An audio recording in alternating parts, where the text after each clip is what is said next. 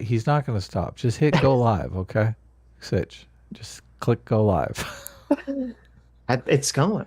It's going. It's hey Okay. now. Are we live? We are live. Yes. Yeah. So continue, Kurt. It's your boy PSA Sitch here with another Sunday show. With I want to hear what Kurt was saying. Why can't I see Adam's picture? Dark Elf. Oh, you want me to bring my picture back up? I will. I mean, Adam's face. Yeah, it's disconcerting. Why would you want to see Adam's face? I'll bring it back up. Because the Sitch only doesn't have a nose. Or there you go. I'm right here. Look, I'm right here.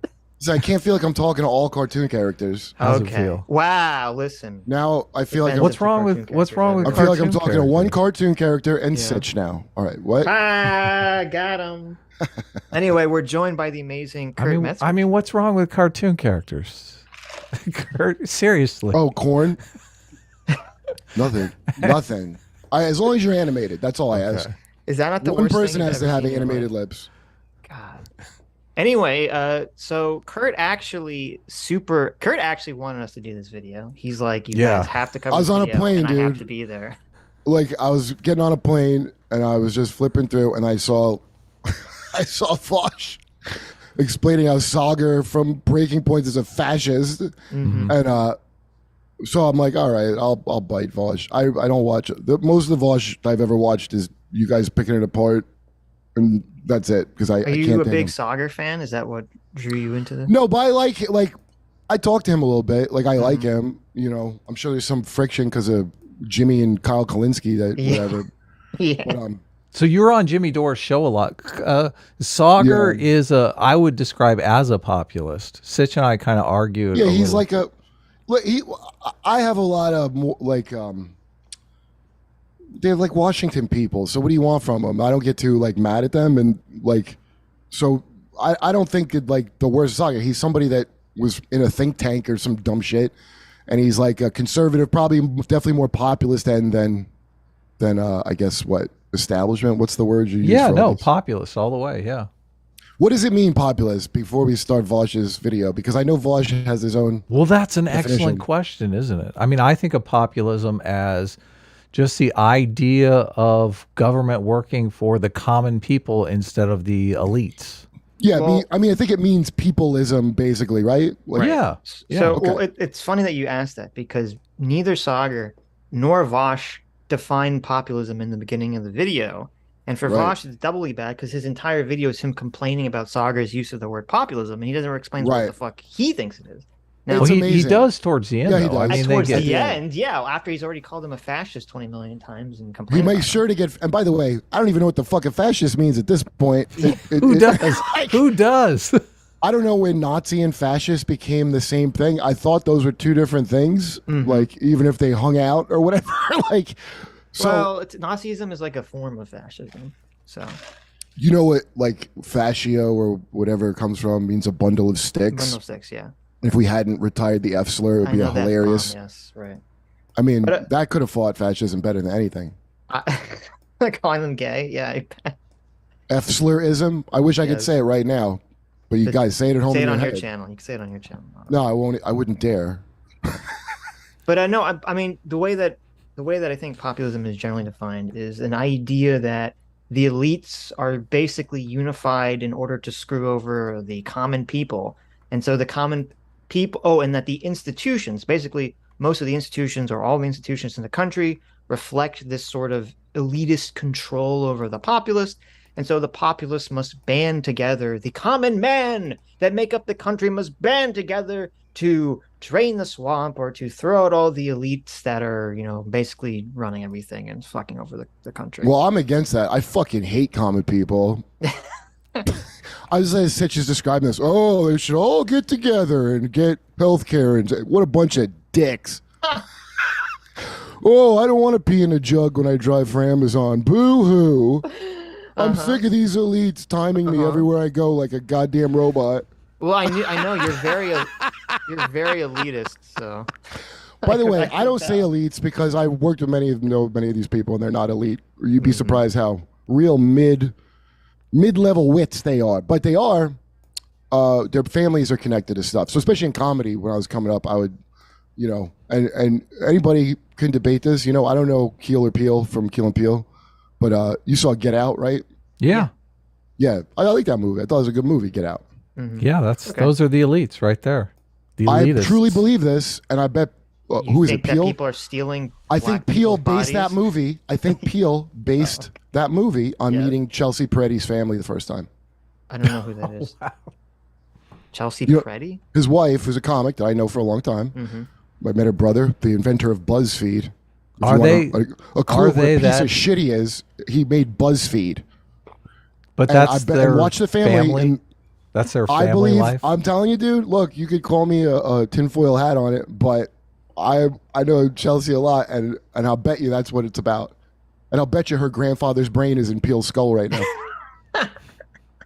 That's why the movie's dropped off. I see. After the first one, he's like, I need to get me some of that. So. She would always be talking how she has like a black boyfriend, but you like never see him again. Right. Makes sense. So should we talk about is Vaush being paid secretly by a super PAC? Yes. Should we just get into the video? No. Dude, Let's probably hear your half the theory. people. Listen, anybody that's pushing like a weird like rah like the other video that I sent you where he's acting like Biden did something about marijuana. Like anybody who's not a liar is going to see Biden senile, right? Anybody who's not just a liar. Describe the video for us. What was this video? Biden passed some bullshit. He like pardoned federal, simple possession of marijuana charges. Really? Yeah, Federally, and so they can't. You should be in arrest favor you? of that, right? That's a good thing. Yeah, I know. It really sounds great too when you read it, when you see the first, part of the headline, and certainly Vaush's video. But if you merely read the whole thing to the fucking bottom, you don't really got to do a deep dive. It actually does nothing for anyone. It's bullshit. It's a thing for the midterms to look like you kind of kept a promise that you didn't keep. Sure. Okay. So it's a so fake. that's something just as basic looking into it, that if Vaush wasn't, so why would he be doing that? And with a dark brand in me, a lot of the people on here get money to do stuff. Why would Vaush be signal boosting this thing that Biden did? That's what you're saying. It's the midterms, dude. You got the midterms are coming. You saw Vaush using a dark Brandon meme, and you said on the cover. Only paid advocates use those memes. It's just, it looks like fucking when I do ads on my podcast or any other thing, and we get talking points. Right. That's the best way I can describe it. You watch like this sounds like you have a point list. And then when, I got to listen to all this stuff on Jimmy's show of these things, like it's like the people all saying the same stuff, like the newscasters were like, a child's birthday is nothing's more important than a child's birthday. Remember that? You ever see that? Yes. Yeah. It's like that. And so I hear the same things pop up over and over. Now, sometimes people are just repeating them like parrots, but I think that's some coordinated like thing. So you and think the it's DNC a common knowledge that it's done. You think the DNC called up Vaush and said, listen, we're really trying to promote this dark Brandon thing because we think it's super cool and it's going to help Biden in the midterms. I said some type of astroturfing campaign, super PAC. The scenario you're laying out seems a little simplistic and like it dumb. was Kamala Harris. Let's be clear here. Yeah, Kamala Harris you're just called up Vaush on the phone. Yeah, it seems like you're being a little dumb about it, but that's what they do. Wait a second. I don't think that they personally. Hey, this is. I don't think so works, either. Adam. But somebody inside the brand, that's the all dark, over the place. Somebody look inside up the dark AstroTurfing, Brandon campaign called up Vaush and said, "Listen, we need you to do us a solid." Who got the gay TikTok kid with the long nails to do the Jen Psaki sketches on TikTok? Whoever that is, it's probably something like that. I feel like Vaush would cover all this stuff on his own. I don't think anyone needs to pay him to do this stuff. Listen, you could be right. I'm just saying, when I watched that, it sounded like almost ad copy, and that's a common thing on all social media or YouTube. That's a very common thing from not just like political parties, like whatever, like remember when Gary and Neurotic and all them Friday Night Tights guys, like their whole smear campaign got orchestrated. That's probably paid for by like Kathleen Kennedy, like for real. Which is crazy to me that she would care what they say, but they care deeply. You're saying Kathleen Kennedy paid for a spear campaign against Nerdrotic, not Nerdrotic. Her group. There's someone that someone who handles the tweets, and it's not like she directly does it. I get it. Yeah, sure. Yeah. She basically comes up with rewriting talking Ripley. points. That's what it's called. Rewriting Ripley, and they made one of those cluster maps. who is she giving the ad copy to attack Gary and Az and those guys? They hire so it's called Rewriting Ripley, right? Do you remember this? Oh, I do. Yeah. So that was a website. Yeah. That they So put it's together. always like hard to see who like runs it, but there's a bunch of low level people that are like, oh, we can help. They hire like people that follow this stuff, and those are their experts. I don't know if you're a Right. big fan of Hillary Clinton's Gutsy. Did you see Gutsy yet? No, what is that? No. Her and Chelsea Clinton driving around the country meeting gutsy women. Oh, that sounds awful. That sounds like something. That sounds like It something I sounds would awful. run from. Yeah. Tim Dillon was Why cracking me must up. I watch that? It's all celebrity women. It's like Lizzo and shit. Like it's that kind of shit. And like, Basically, anyway. elitists. Yeah, Elitist women watch run around Gutsy. talking to other elitist women. Yeah, and Tim Dillon was making me laugh. He's like, yeah, no like nurses or female cops or fire, just celebrities, how it should be. That's Right. my favorite. So we want to do one for pussies with Michael and Michael where they want to meet gutsy women around the United States, and we rent a van. Is it We're really just- called gutsy? That's so. Yeah, gutsy. Yeah. Yeah. It's And- gutsy to be rich and female. Is it? I mean, it seems. Well, do you understand what psychopaths like famous rich females are? They're as bad as males. Males are probably not even as bad. Nice save. No, I mean I know I've watched these people up close. Okay, I've been a joke butler for many years. Yes. This is another Apple TV atrocity too. Just the Oh, same as Dude, there's a Jon reason Stewart all the show. shows suck now. Like all these awful Jon gutsy Stewart. ladies. Yeah. Well, Jon Stewart, he gets like younger kids to tell him what to fucking think. Yeah, exactly. Yeah. Because Sad. he picked Trevor Noah for Daily Show. John did that. I thought it was to like cut the show's face so it could never be pretty again.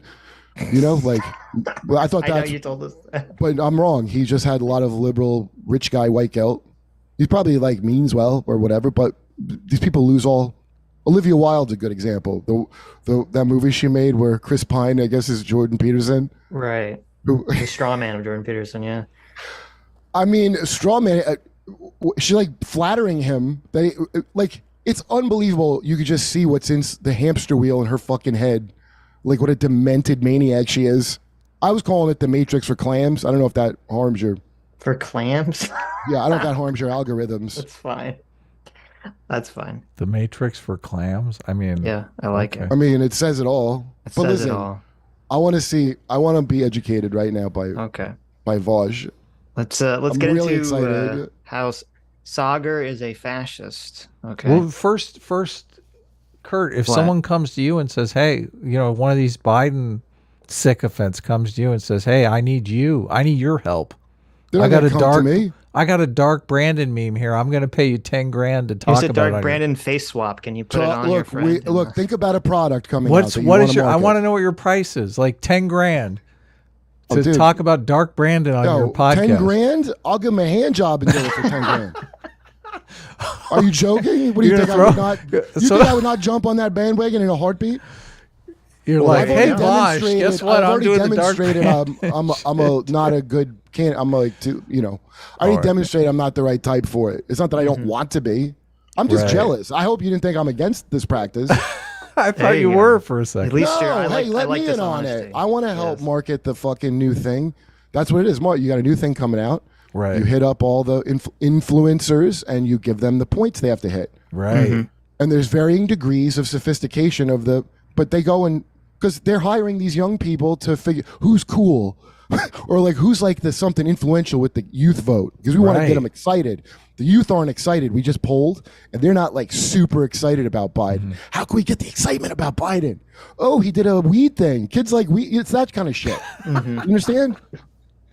Yeah, no, we get it. That's cool. Well, I'm glad you're enthusiastic about it. So I guess let's learn about. No, Vaush I am here. just jealous of him. Let me once again reiterate. I mean, this guy, I'll never have a set of balls like this. Why watch this video, dude? It's hard to contradict yourself just openly. Vaush is very good at that.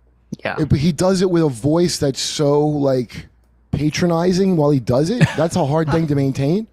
And then he's got like I just That's check in to true. see how his fucking pussy earlobes are doing. Like I like one's almost healed. The other one's still got a band-aid, right? Uh-huh. The other dick hole in his other earlobe. Yes, It's taking a little yes. bit longer to heal.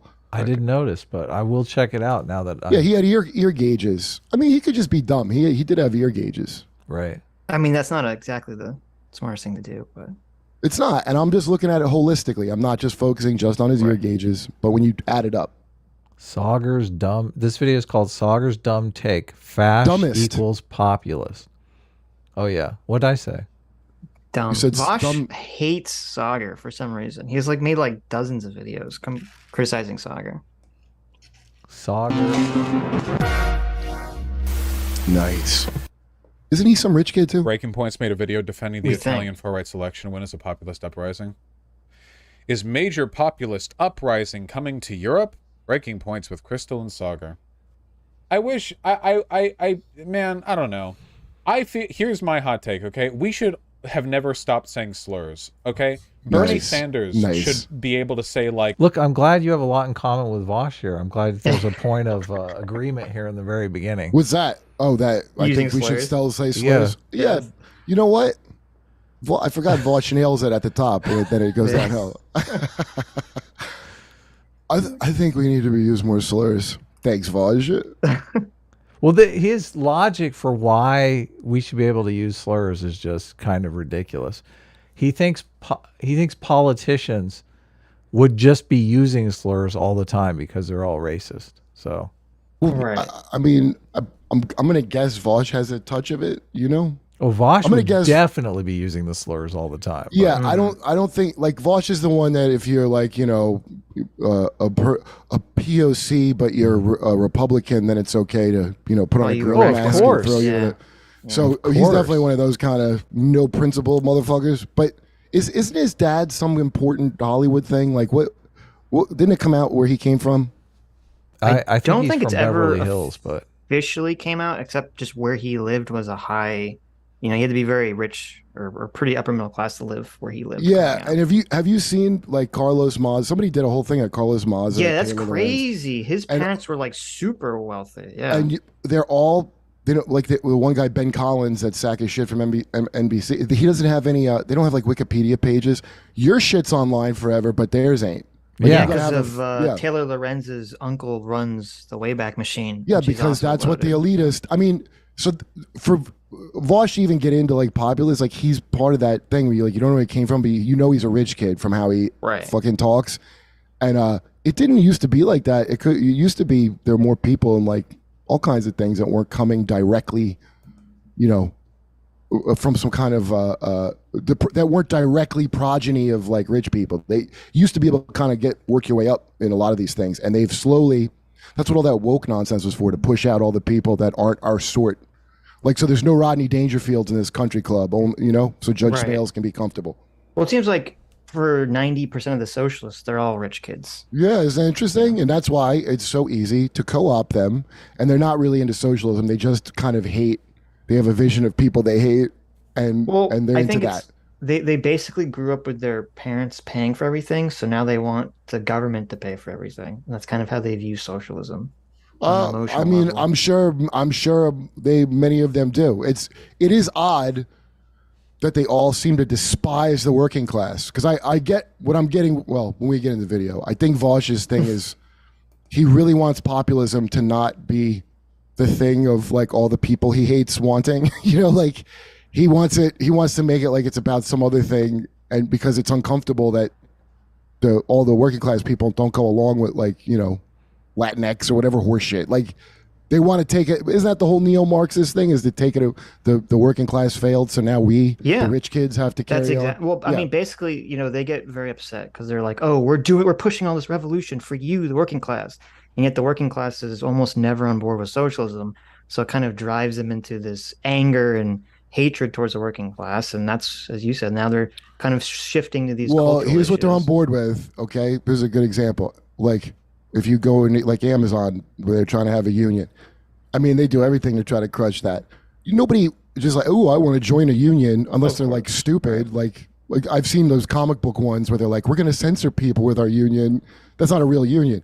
You join a union because you fucking have to. That's why you do that. It ain't like a thing of like your Cenk Uyghurs, let's say, who's like No who Jim, unions. yeah, This guy's the left and progressive. Jimmy, I'm not a union guy. Unions aren't like end all be all good. It's a thing that you maybe have to do if you're getting screwed and you got no other choice. So they always hate that because they're always like, who's the guy with the bow tie that had a socialist thing, and then the people working for him wanted some kind of union. He's like, I don't want that. Nathan Robinson. Or yes. Something? So that's what they all do. They want to run the business and then not like they really like they didn't ever had jobs and stuff. Sure. People with jobs, like I wouldn't go with socialism as like this blanket thing. There's certain things that people do want, right? Like they want, well, healthcare. A lot of people, like, they'd be able to afford it. There's like basic shit, or Social Security, which is socialism. I don't. Old people want that. Not really socialism, but well, I mean, socialism is the abolishment of private property rights. Yeah. Okay, running all look, businesses as collectives. I'm against all these fucking poison terms because they mean jack shit. I just want specific things. Right. But I'm sure like the Vaush class of people think of it as like socialism versus capitalism. Like it's just like these vague terms that you're supposed to get behind. Sure. And then you're cool, right? Like that your status is the big thing. That's what they're into is status. That's Carlos Maza, right? Yeah. He's a status kid. Well, I mean, and, you know, like Hassan or Vaush, none of these socialist streamers who all have editors and people work for them, none of them run their channels like a co-op. None of them have their editors or people that work under them have an equal share of their YouTube or their Twitch channel. Like, it's just all lies. So socialists do view themselves as populists, though. They're just disgruntled because the policy prescriptions that they're offering the populace are not popular. So that's why they. Yes, they're that's all. why Vaush is why all is it bent all out identity? of shape.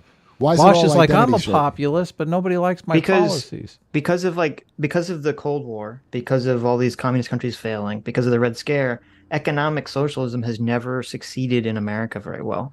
But then, you know, when it came to the 60s, a lot of the socialists realized, hey, we can kind of use this, you know, racial energy and these cultural issues to push socialism in the country. And now that's why that's happening. You know what? Well, I'm asking the wrong question. Why does all, like, people I've known for a while that were, like, in comedy or entertainment, and they really got on board, and they're like, I'm left-wing, and, they, you know, they hate, like, the people that got to plunk down the money to watch the shit they make. They hate them. And they think the they're populists.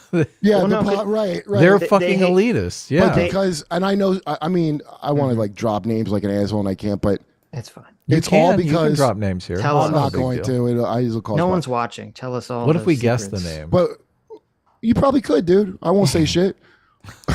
They like it because it's a thing where like I'm still gonna be a rich celebrity one day, so they ain't the kind of left where that's gonna, you know, they'll be on the jet and all that kind of shit. They like the identity because that's the boutique thing. That's like a style to wear, you know, like that's why they get into an aesthetic. So that's why it's so easy to make sure you never have like just basic shit. Like you could either like, hey, well, we should have that piece of shit healthcare that Obama fucking, I mean, that's the thing. Like, oh, this is socialism. Like it's a blowjob to insurance companies, but then you can stretch the definition to mean every little policy.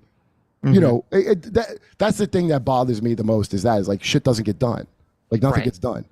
Well, I mean, I think that's why a lot of politicians like it is because they can talk about we have to fight systemic racism and systemic sexism. And that's also broad and vague that you can never fix it or solve it. And so you can talk about fighting it forever and you'll never actually have to produce results. And you can be guilty of it in your own office as you say that shit too. That's another bonus. That's true. That's the classic. All right, we'll see when I get through Vaush. And the rights of the Negro must be protected. Because the problem is that now all the hyper-racist people will just, like, dog whistle and euphemism their way through every political talking point. Whereas if it was like the 1960s, people like the fucking Italy lady would just be screaming the N-word into the microphone. That's all they'd have to say. Wow. All right, Saagar, what are you looking at? Well, something I'm obsessed with is the law. Yeah, we live in a masquerade, right? Because this is all racial politics. That's the thing. Like, all of this right-wing populism. Vaush doesn't believe that racism has gone away. He just thinks everyone is hiding it. He's like, everyone. Well, you know the irony? A bunch of like the people that I see doing that are like real liberal friends of mine that are straight up racist. You're like the progressives are the ones that are the racists. You know, and I don't know. I doubt Vaush hangs out with anybody who's not even if they're a different color than him, they're his sort of people. You know what I mean? Like, I know what you mean. yeah, if you hang out with anybody who's, I lived in like hoods for 20 years, dude. Like, the opinions people have do not match up to the stuff Vaush would promote at all. Yeah. Especially with immigration. Like, you know who's really anti-immigrant? Yeah. A bunch of Mexicans. Yeah. Like a buddy of mine who is, well, I better not say what he was part of, but he explained it to me how they're like, no, we hate them. Like, fuck, like the reason there's a split between North and South Mexican gangs here in California is because the North one hung out with blacks. That's how. That's the truth. I'm telling you, that's why. So you weren't going to tell them they're Latinx now. That was never going to fly. Right. They have no. Which gangs accepted blacks? The North Mexican gangs or the South Mexican gangs? The North. Don't mess it up too. North is 14 and South is 13, right? Like MS 13. I don't know. I like to. I wish I didn't even know as much as I did. I always see the graffiti and I always know. Like, I think 14 is North and 13 is South. So when you see the X3, you're like, oh yeah, that's South gang right there. Yeah. But I wonder if that's because in Southern California they're directly competing with the black gangs, the Bloods and the Crips. And up north, dude, I don't been think wiping out. They've been just like wiping out. You know when they talk about the hate crimes going up? Yeah. I used to have stupid people. Well, since Trump got in, a lot of hate crimes were Mexican attacks on black people. Right. With that kind of shit, like a lot. I don't know that the black gangs have a presence in Northern California though. So I think the Mexican gangs are probably like, yeah, just join us. I think there's a lot that has to do with prison. Because whoever's obviously. in like it could be like the prison politics. Yeah. And like the stuff people that like Hell's Angels, I wouldn't mess with a Hell's Angel or something, right? But there's all the white prison, gangs Hell's in Angels. prison. Yeah. Yeah, Hell's you Angels would be forced in prison. to be. Yeah. But the Hell's Angels are not strong in prison. Like these real hardcore gangs judge it by who runs the prison, you know? Mm-hmm. Like anyway, I'm getting off topic. This is like the weeds again. It's okay.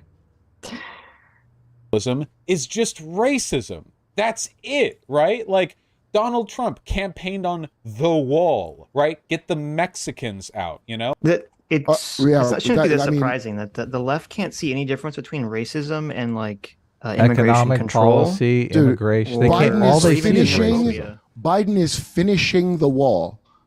Yeah. Biden is finishing the wall. Right. I mean, if Vaush even had a real feeling about it, he wouldn't know that. Mm-hmm. Like, it's unbelievable. And also, all right. One thing I just realized. Here's what Saagar's take was about that who's the Italian lady that got elected? That they're like, yeah, I don't know her name. But so Vaush is like, she's a fascist or a racist or something. And by the way, she's like a milquetoast liberal world order. She's down with all the NATO shit. Like she's not a populist. It's just that mass immigration shit. Now, I know people in America don't like mass immigration, and to them I say, how do you think our pyramid scheme works? I don't know if you've heard of Herbalife, but you got to keep bringing in new people to keep that pyramid propped up, you know? That's just like how it works. So cheap labor is definitely a thing. Yeah. So Vaush, which another reason Mexicans would beat up immigrants that were coming in. That's why Cesar Chavez is known for violence against illegal migrants, because the cheap labor thing. So Vaush's whole reductive thing is, but whatever. There's a whole bunch of details to it, right? That Vaush he doesn't care about none of them. It's just that they're racist. All he talks about is racism. Like that's his evaluation for everything. You know, it's really an asteroid could be coming at the Earth, and Vaush would blame racism. Like, well, that's he just also his does thing. the dog whistle thing. Like, I love the that's just a dog whistle. Of course. You know, a sound only a dog can hear, by the way. So that means you're a racist, Vaush, if you're hearing the thing. I'm not. I'm not a racist, so I can't hear secret racist whistles. Yeah. That's his whole it's his whole thing is that assume the thing about him, the way he is, you assume everybody is like that. And then like accuse him of it. That's like a great system. Yeah, he's just projecting. Saagar has that doesn't seem like a very white name. And Saagar doesn't really look like a white guy to me. So I don't what is Vaush exactly saying here? Because Saagar was saying that this lady's a populist in Italy. Right. And Vaush knows, and I believe he proves that she is by going to the Wikipedia, case closed. He goes on Wikipedia to prove his point. I just play it. I'm going to keep it. So basically, I think what's happening in this video is that Vaush is a left-wing populist, which is socialism, and he gets very upset that anyone on the right could be considered a populist as well. Right. He's not a left-wing populist. He's a dipshit. Well, he identifies as one, you know. Oh, possibly okay, actually yes, as one or that's not. true. Fair enough. Vaush So- is an elitist, though. That's He is. painfully obvious. elitist. Yeah. He's elitist. Right. They always okay. Go ahead. That's protect from Black Lives Matter invading the suburbs and critical race theory in the schools. And this fucking Mussolini bitch, Mussolini V2, all her shit, she's praising fucking Nazi collaborators. She praised Mussolini, who's like the Nazi collaborator, and then she's praising like members of the Nazi party. She joined the We Love Mussolini post-World War II party. Like, but like, you know that in her head, Is any of that just- true, Sitch? So I did some modicum of research on this lady. Most of the contentious things are that when she was 19, when she's 19, she's when she joined the fascist party Right. in Italy. Okay. And the party I think that she's in now, you know, had roots in being like, you know, the neo-fascistic party. Though obviously now they don't advocate for fascism and they denounced Mussolini to some extent, all these other things. Most of the things that I saw that were criticizing her were throwing it at her past associations. I couldn't Right. find anything recent that she believed Yeah, it's in. campaign or said that she horseshit. did. It's just So. like built like. I'm sure she's not any kind of real popular. She's a milk toast, whatever. Like when remember Boris Johnson. Well, Well, Sauger's argument though is that if you make things hard enough on the middle class and the population, they are going to unironically start electing fascist leaders, right? I think that's Which what is we're a fair worried. point from Saagar, by the way. Yeah. Right. Well, we're worried about that too. We talk about that all the time. Like the woke backlash is people going to the voting booths and unironically voting in, you know, authoritarian candidates. Who's like who? I not that I'm saying you're wrong. I just like who Who would be off an the top of your authoritarian head. candidate? Yeah, like I don't America? think we Or- have any running in America, but this is what they're afraid of in Europe. I mean, Look, they're this- so authoritarian. Like every single thing of censorship that we have going on now, where this used to make me furious when I have friends going, well, it's not censorship if it's not the government and a corporation does it. That's the free. You ever hear that Right. stupid shit? Right. They all would parrot it. I'm sure they all were losing their shit when Elon Musk was going to buy Twitter, right? And then all of a sudden, a company can't do whatever it wants. They're just not doing what I want.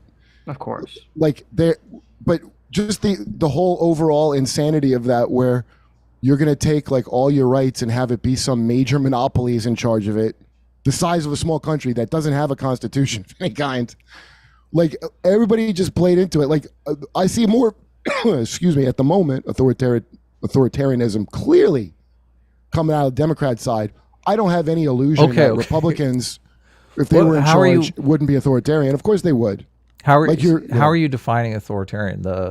Like obviously, if Trump runs in 2024, the left is going to paint him as Hitler or Mussolini or an authoritarian, and they're going to use January 6th to say this guy tried to foist a coup on the United States, and therefore, Yeah. No, it was an insurrection. We almost had a guy with a helmet with horns on it almost became the president that day. I mean, there's better examples of kind of shady shit from January 6th than the guy with the horns, but Dude, there's a ton of them. Also, when BLM, that Vaush brings up, when they went to Washington, the National Guard was guarding all the buildings so they couldn't get in there. Putin You don't is, have them there for the crazy people who, by the way, weren't even armed. That's the Putin thing is they an wanted example. to happen. Putin you is know? an example of an authoritarian leader, but Putin wasn't elected. Well, don't look into it too much more. I want you to stay beautiful and gold, Pony Boy, and just, you know, I want you to not look into all the shit that your fucking hero Zelensky did while the Civil War they've been having for years. So, but you're saying Don't look into you're it. saying Zelensky No, is they're corrupt, but they're authoritarian. trying. Hey, they're corrupt. Are but you they're saying trying. Zelensky is an authoritarian leader? Oh, he was well before. well before this popped off. You Okay, didn't so know that? there's your example of an authoritarian leader. What is authoritarian? About Authoritarian. Zelensky? But listen, I don't want to even throw too much shade at him because that's what we have as Well, authoritarian. I'm just trying to get your example. Wait, of we what have is we have authoritarian. yeah, he's saying you haven't Biden. noticed He's it? saying Biden is an authoritarian. Oh, how? When they do the misinformation, disinformation, fucking bullshit, and coordinate with these fucking companies, which Biden White House actively did with all of them. Remember the Hunter Biden story? Well, Yeah, but wait. I'm thinking The of laptop, authority. they fucking covered it up.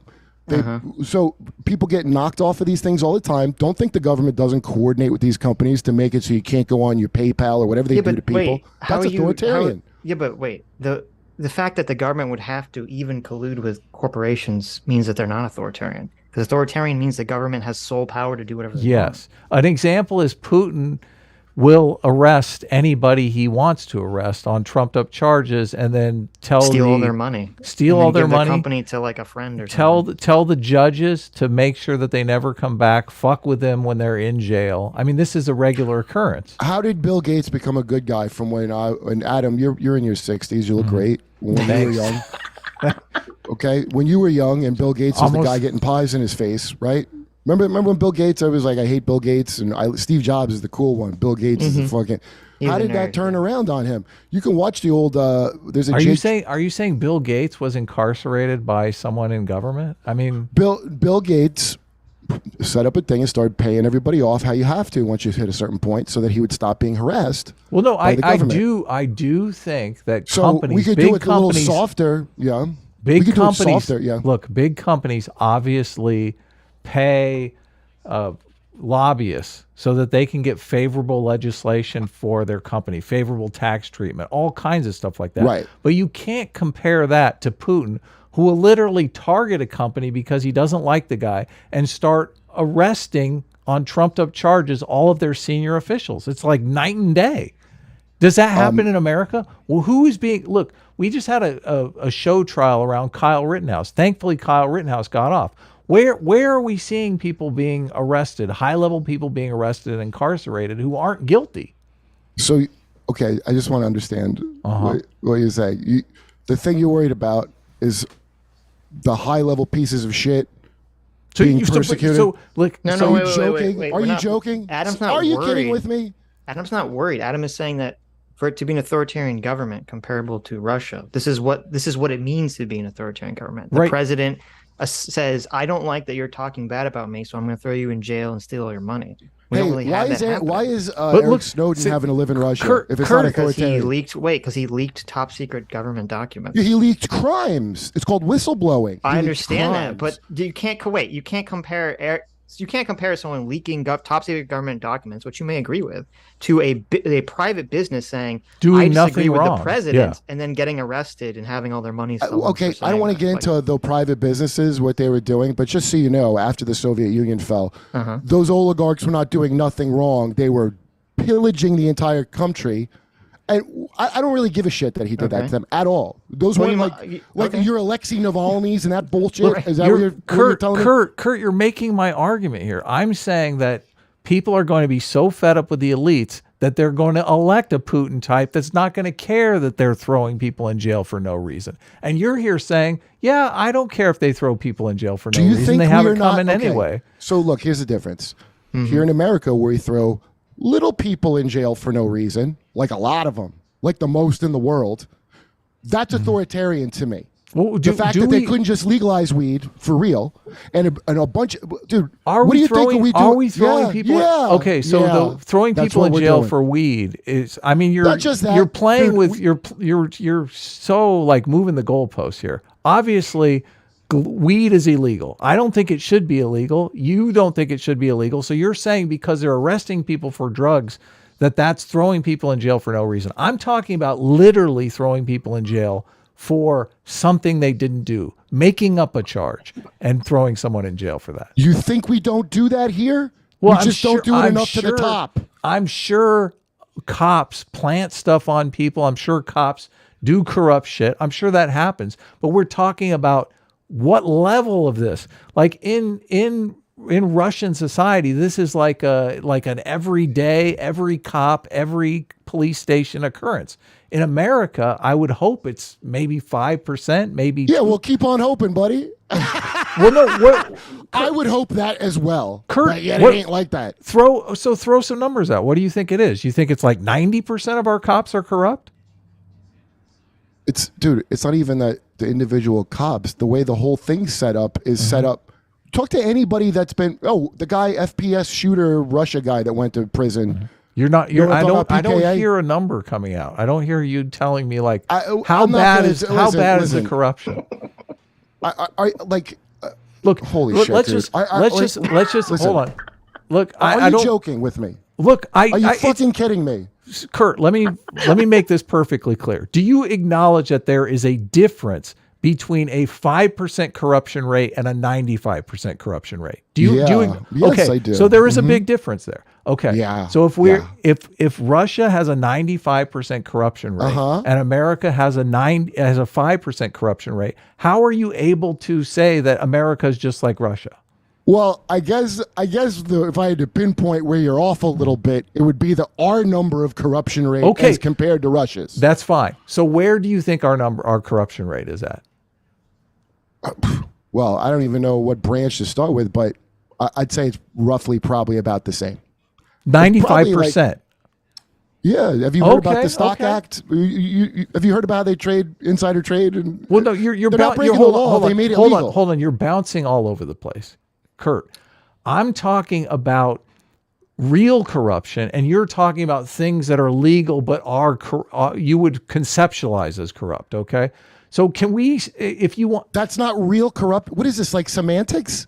It's not well, corruption. you're kind of the one playing the semantic game here. I'm talking about there is no law, and you're talking about a situation where you think the law should be changed. I'm talking about a situation where the motherfuckers wrote the law so they could get away with it. That's like way worse than no law. They literally make the law and nobody think I read them all. Nobody reads them. Then when you go back and look at it, you realize you got fucked.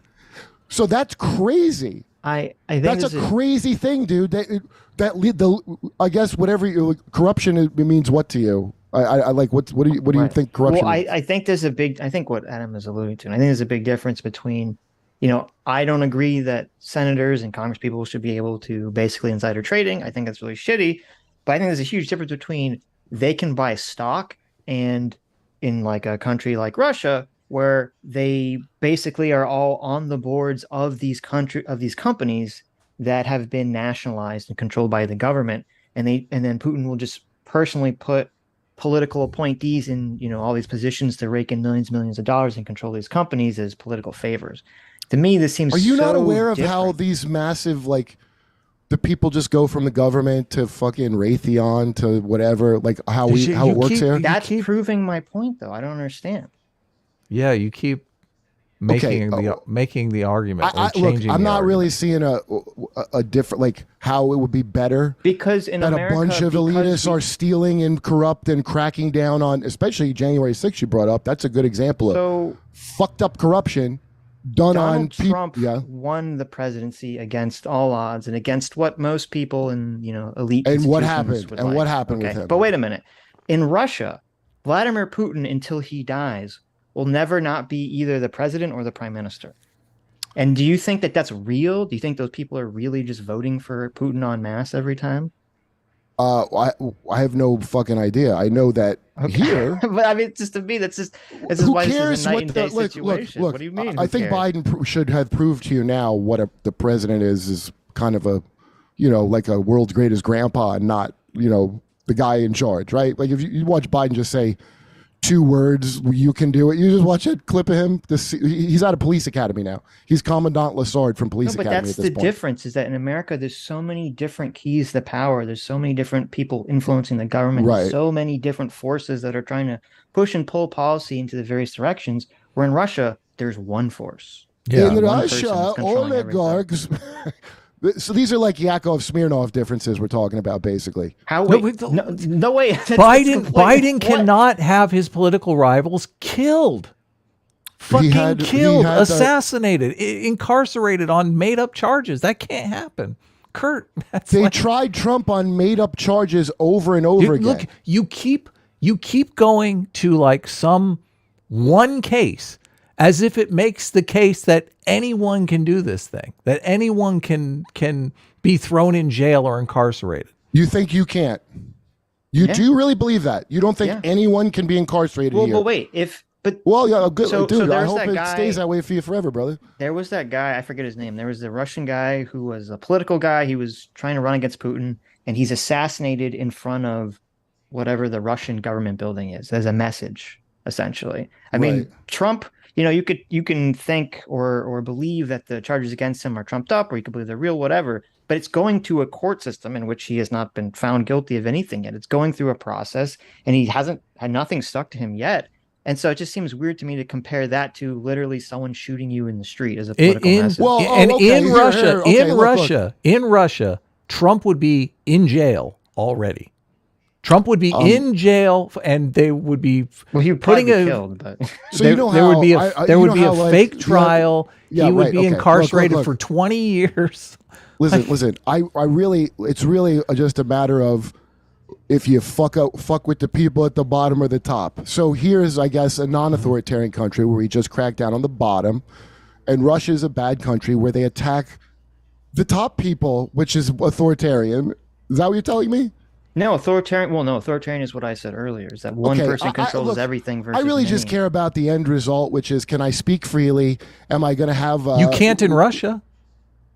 Can I hear? Yeah, I You can't can. speak. You cannot speak freely. we couldn't in Russia. have. Wait, we couldn't have this conversation in Russia Yes, of course. if we were not. Russian about the Russian government. Okay, I don't know how long you've been on YouTube, but people have literally an entire separate language for topics so that they don't get demonetized. This is but you know that, right? This is a Do you thing. think? Wait, do you think there's a scalable difference between being demonetized and going to jail forever? Yeah. Well, I guess with jail, you're getting like 3 hot meals or whatever a day. So there's a difference between people trying to put your ass on the street so you fucking die. Jail this is better. I love Kurt. That's awesome. Jail what is are you supposed to do jail if you is got- actually better than being demonetized. It's not just demonetized, dude. People try to make sure you can never earn a living again. No, I I know, understand. we Cancel just- we culture It's like is China awful. shit. You ever hear We what China talked about does? on- That's what we got. We got the China system. We- It's a little more freelance. I guess that's better. Well, no, It's the not- difference is that we have in this. We talked about Nick Rekieta, who he's got his channel back somehow, but was What? he got his third How? strike. He had those people, the Keffels people, try to get him disbarred, but he Yeah. wasn't disbarred. Okay, which he might have been in an authoritarian country. And it seems like the difference is that we have right now private citizens and the media doing a lot of terrible shit, which we don't like.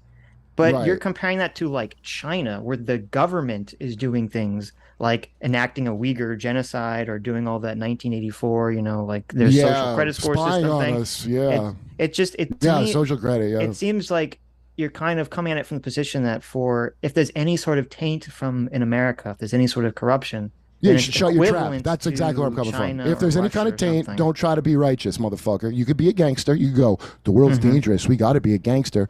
But then don't come. I'm not. I don't mean. And I know you were an Eagle Scout, and thank you for your service. Thank you. But I don't want to hear any moral rah-rah shit from anything America. If we're gangsters, we're gangsters. Then fine. But then I don't want to hear, how do we fight evil? I don't want to hear that dumb shit. Both things aren't true. You Well, I think understand? I By the way, think we the way assassinated that a bunch of people. You ever hear of Fred Hampton? I think the way Here's that the crime that you get killed for. And the only reason Trump wasn't killed is because they wouldn't be able to get away with it. I guess that's a little better. Yeah, That's the only reason you they don't wouldn't have do to. it. You can get away with anything in Russia, but that's the reason that we got off on this sidetrack, I believe, because I was kind of reading something when you guys went off on this tangent, was that I thought we were asking you what was your definition of authoritarianism, and it was strange to us that you were calling America an authoritarian country. And so it's not that we're saying rah America's the best. We're just saying, well, it's not an authoritarian country. Okay, well, hey, I guess agree to disagree. It seems to me having the largest prison population in the world, more than what is your Russia, that definition seems a of little bad. authoritarian? Hey, you know who else in prisons? Uyghurs in a concentration camp unjustly? We do. Did you know that? Well, Yeah. how do you know Would that you our rather- prison wait, would you population rather isn't be large in- because we're just not killing them off, and in Russia they're just killing them off? Dude, the reason we got all the migrants, by the way, is because we fucked their countries up so we can take their fucking resources. In fact, all of our adventures are about that. They ain't about democracy or spreading fucking whatever. They're about, as the shit dwindles down, who's going to control it. So all the fucking things, I don't even, just skip to the what pipeline's going where, and that's the cause of it. All the other shit is for like chumps. You know, people that think Hulk Hogan took vitamins and he prayed to get big. By the way, stick with that. I don't want to disabuse you of it. No, it's just it's you keep making this like one-to-one comparisons. Like, I'm assuming you would prefer to be in an American prison than be in a Uyghur concentration camp. I don't really know anything about them, and I don't know why I'd be one. American prison, you must not know shit about prison here. I guess I would go regionally, but in American prison, like, you know, there's certain regions you might be okay. By the way, the reason weed isn't legalized, which Biden promised to do, is because the lobbies, the private prison lobby, the police union, the prison guards union, whoever makes beer, the pharmaceutical companies, all of them lobby to make sure it's illegal. Remember Kamala Harris wouldn't free a bunch of prisoners she was ordered to free? And she said it would disrupt our prison. It would disrupt our prison labor system. Because I don't know if you know this slavery is still legal if you're a prisoner. Did you know that? Kirk, we still have slavery here. Do you know that? You keep pointing out things that are just not. Yeah, because they don't touch your life specifically, so you don't give a shit. I get right, it. But we just to separate out, just so we can understand what we're talking about. We're trying to separate out apples and apples and oranges, and you just keep throwing out just random stuff that's like not even close to the same ballpark. Okay, look, like I'm assuming. Your definition. Look, hold on, these people that are in prison. Yeah. Are you saying that these people are in prison on made up charges? That these people were innocent people, they were going to work, they were doing their jobs, and police came and shook them down and threw them in jail on made up charges? Okay, is that what you're saying? Number one, that depends where you live. All the time shit like that happens. Okay, so then they are. Then you got to sign a plea because you got money to get a good lawyer to fight the case. So these people aren't in jail for breaking and entering or assault or beating people up or stealing, selling drugs or they're in jail. They're in jail because they were law-abiding citizens that one of their neighbors, wanted their job or whatever, and they were standing in the way, so they threw them in jail. I get your point. So here's what's stupid about it. Okay. I'm not saying all the people are innocent or all the people are guilty. That would be moronic. So that's a dumb way to come at it, right? Right. So just tell, is it so most I'm just saying people? A shocking amount of people. You watch goddamn documentaries about it all the fucking time. A shocking amount. And if you ever live someplace broke and you got to be touched by the legal system, you'll find out real fucking quick that it ain't really better than a lot of bad places you heard about. So if you've never been touched by it, you can think it's fine. Go ahead. I think what's happening is that there's a lot of bad shit that goes on in America. I think you've personally experienced and know people that have experienced a lot of the bad shit. I've never been in prison. I know a lot of people. That's what I'm saying. And you know a lot of people that have experienced a lot of the bad. And even if you are bad, let's say you're a criminal. So, but wait, let me finish. And so, because of that, when you hear people sort of praise America, it rubs you the wrong way. No, it doesn't rub me the wrong way in any way, shape, or form. It rubs me the wrong way when people demonize another. Let him finish. Come on. That's not true. What he just said. Okay. What he said is not true. It bothers me when people praise America. No, that's not true. It bothers me when people act like some other madman in another country is so much worse, and America is a little bit better. So, if you've never experienced living in those countries and being in those situations and talking to those people, why are you assuming that the experiences that you've had and that you've talked to other people are the same? How do you know it's not better? Am I in the Vaush show right now? None of these things are my premise. Well, tell us your premise. Wait. The premise was, the whole point of this conversation, this little sidetrack argument, was that you were comparing America to Russia in terms of an authoritarian scale. That is your premise. And so you are making this comparison that the bad things people experience in America are the same as the bad things people are experiencing in China or Russia. No, I said here it's more on people on the bottom. And I guess there it's more the people on the top. No, it's the people on the bottom too. It's on everyone. Yeah, it's the people on the bottom too. What are you talking about? All the people they had protesters that went out to protest the war, and they all got thrown in fucking jail. You think those are fat cats in Russia? You know what? You just turned me right around. At least here in America, the fat cats are okay. At least They're here, not, the fat I cats know are it's not better. okay in Russia. Unless That's they're what a he's member, saying. That's what unless he's they're a saying. member of the Putin. I party. just said, at least in America, so they're crushing everybody, but here they just crush the bottom. So wow, awesome.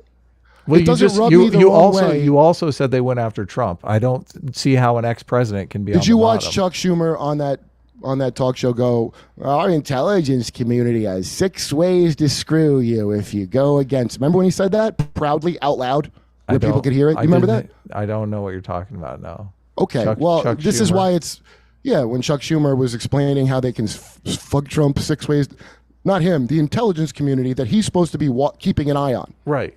Yeah, They can. look, Why are they able to do that? Fuck you 6 ways to Sunday. That's weird. Kurt, Aren't they under the president? we're trying to establish, and I asked you in the very beginning. I said, listen, there's obviously a scale of corruption here, and you keep trying to raise the scale of corruption in America to the level of corruption in Russia. That's what's I'm not going trying to on raise here. anything. I notice, like I said, to people that ain't on top, what happens to them, and I give a little bit more of a shit about it than I do like an oligarch in Russia. Is there like an objective way that we could compare the two in your eyes? Dude, I don't even listen. I don't give a shit about any of that. I'm all about Jordan Peterson. 12 steps to life. America, make your own fucking bed for you flap your gums about anywhere else. I think it applies to American foreign policy, the 12 rules to life of Jordan Peterson. But that's my basic philosophy. There you go. So make your own bed before you talk about Uyghurs. Free your own Uyghurs before you talk about someone else's Uyghurs. Ain't it simple? It's a simple thing. All that's going to happen is the argument is going to move then to whether or not America has had their bed made. And Sitch and I are going to be arguing that the bed is at least 3/4 made, and you're going to be arguing that the bed is a fucking mess and it's worse than Russia. Well, yeah, that's because you have it. Well, you keep throwing in little shit. I didn't say worse than Russia. I said in no position to talk about. You did say equal to Russia, though. In no position to be righteous about whatever any fucking country's doing. I'm not being righteous, though. I mean, I'm trying to establish that there is a level of corruption in America. Listen, I don't want to hear one mobster act like they're better than another mobster. Do you understand? I'm not going to condemn another thing where the guilty shit's happening right here in front of me. That just seems a little bit, I don't know, hypocritical. We're just trying to establish, like, what is that shit? Like, in some sort of objective manner. The thing about Russia is that there is no. I mean, for certain people, they're above the law. I do agree that our legal system is not perfectly fair in America, but I don't think Bill Gates is above the law. I think if Bill Gates murdered his wife or murdered his secretary, I think he would be incarcerated, and we would all. That's why they would commit trial. Suicide. I don't know what Melinda's got. It must be juicy on him. They'd commit suicide. That's what happens. You commit suicide. You don't get murdered. But in Russia, you shoot yourself twice in the head. But like in Russia, if Bill Gates is one of Putin's loyal people and he kills his wife, nobody's going to do anything. Mm-hmm. Listen, I don't give a fuck about Russia or anything that happens there at all. I don't understand why I'm supposed to feel like he's Thanos. I feel like when I was a kid, we had better cartoon villains. Like Saddam Hussein was a classic. Guy was awesome. The Big Lebowski, Hot Shots. Gaddafi, guy was a lot of fun. We used to have better wrestling villains than we do now. We can pick whatever authoritarian. Like the whole reason we're on the side quest is about authoritarianism. So it is. Well, wait a minute. So I don't know what you were defining it as. I define it as when they're cracking down on your free speech and your right to do things, and you commit 20 felonies just by living every day that you don't even know you committed. That's how I would define it myself. So I don't really give a shit if Putin rounded up. You think Russian oligarchs weren't bigger pieces of shit than Putin? Trust me, I believe they were. But I don't care. I don't live in fucking Russia. What do I give a shit what they do in Russia? You're saying that before people complain about Russia or China, they should fix America, or is the issue that in terms that's of one doing part of it. policy, I mean, you don't have to fix it. But I mean, like in terms of actually, U.S. has policy that's affecting Russia and China, that the U.S. should basically become isolationist until they fix their own problem. So the only two choices are we have an empire and we are number one and rule the world, or complete isolationism. That's the only choices. It's not possible no. not I'm to. asking you what you were saying, because you were saying that you didn't like. You that just people gave me are two moralizing. choices: isolationism or the empire. Just now, you just gave me two choices. I don't choose either of those. That's not what I know. That's not what I said. I said just said I'm if you have to- no, yeah. no. Listen, I said I'm asking you what is bothering you. Is it that people like us? I'll tell you or what's in the bothering government- me. Wait. Let me just give you the two things. Okay. Yeah. I'm asking you what is bothering you. Is it that people on the internet, people in the government are just verbally complaining and moralizing about actions that Russia and China are doing, and you're saying they should just shut up about it until America has kind of fixed its own okay. problems? Or do you think, or are you talking about more about like you don't think America should be involved in policy that's affected those countries unless till we've fixed what's Okay, going I'm on? not saying either of those things. One, Okay. the people in government, like in the State Department and all them people, like they're not just naive suckers. They're fucking liars. It's a bunch of the same people from Iraq and Afghanistan didn't lose their jobs for some reason. I don't know why. That you were tweeting about. You're like, what if you? What I guess whatever they call the deep state. I don't use that term for anything because it's just the people that have been there the whole time, fucking up, that never lose their fucking job. Oddly, because it's been a debacle the last 20 or so years. I don't know how you would argue otherwise. It didn't help anybody. We don't even have all the numbers of who we murdered there. So I'd like us to stop blowing people up all the time. I guess, like, China when they go to Africa, and it's debt slavery when they do it, right? But they don't go, we're going to topple your leader with a color revolution. You can just do whatever you want. So you they want like that better. So they you like want that only better. you want I- the conversation only to be aimed at how we can fix America. We shouldn't be talking about foreign policy. I want or the anything. money that you would pay in taxes that they would just by the boatload shovel to fucking Ukraine. I mean, mostly it's to our own weapons companies. It's kind of just laundered through Ukraine. But that money should be probably spent fixing the disasters all around the country. I don't know if you heard about them, but we're basically Brazil or sinking fast. About Brazil level. We were like a banana republic is what we are. That's what we are. Okay. So again, what I'm just trying to figure out is it what bothers you more? Is it people talking about other countries, or is it the policy, like the money that's going to other countries? Like, Well, I are we guess allowed both to of talk those- about Russia being bad on this channel? Is that like allowed? Are you allowed? I'm not an authoritarian. Well, without like having an argument every time. we Yeah, say, like, Russia exactly. sucks, I guess. I don't even remember how we got on the topic about. Oh, it was about authoritarianism. Yes. This whole video is Dude. about authoritarianism. That's why it's relevant. Dude, it's so demented here that like even the supposed left of America, they're all for crackdowns on your speech. I mean, people that the bullshit they've gone through. They coordinate with these companies. I don't think that's in dispute, is it? That's pretty well known to make sure you can't talk, because the very idea of you being allowed to talk is going to fuck with whatever they're trying to get done. And they're kind of, as soon as people start losing grip on power, then you get crackdowns, right? That's why Putin probably does that shit. That's why we do it here. Why we have to pretend the Right. president just stutters Well, there's no and isn't, Swiss cheese brain. I just the right wing doesn't have a monopoly on authoritarian tendencies. I mean, there's left and right wing authoritarians. Whoever we have in office, you're going to see authoritarian shit. Whoever we have, you're going to see whoever's these big companies who basically own the fucking government. They're going to decide, and you're never going to get to punch out. Your whole life you're going to spend reflecting the company that you work at, and that's like what all the canceling and all that. It's almost like sanctions. Like sanctions are our form of canceling around the world, right? Like when we canceled Cuba back in the day, and they've found a way to make it on you, the individual citizen. It just seems authoritarian to me. Yes, I must say. Okay. Should Shall we we- continue? yeah, well, I guess people want us to watch. We made the it at video, 1 but- minute and 40 seconds.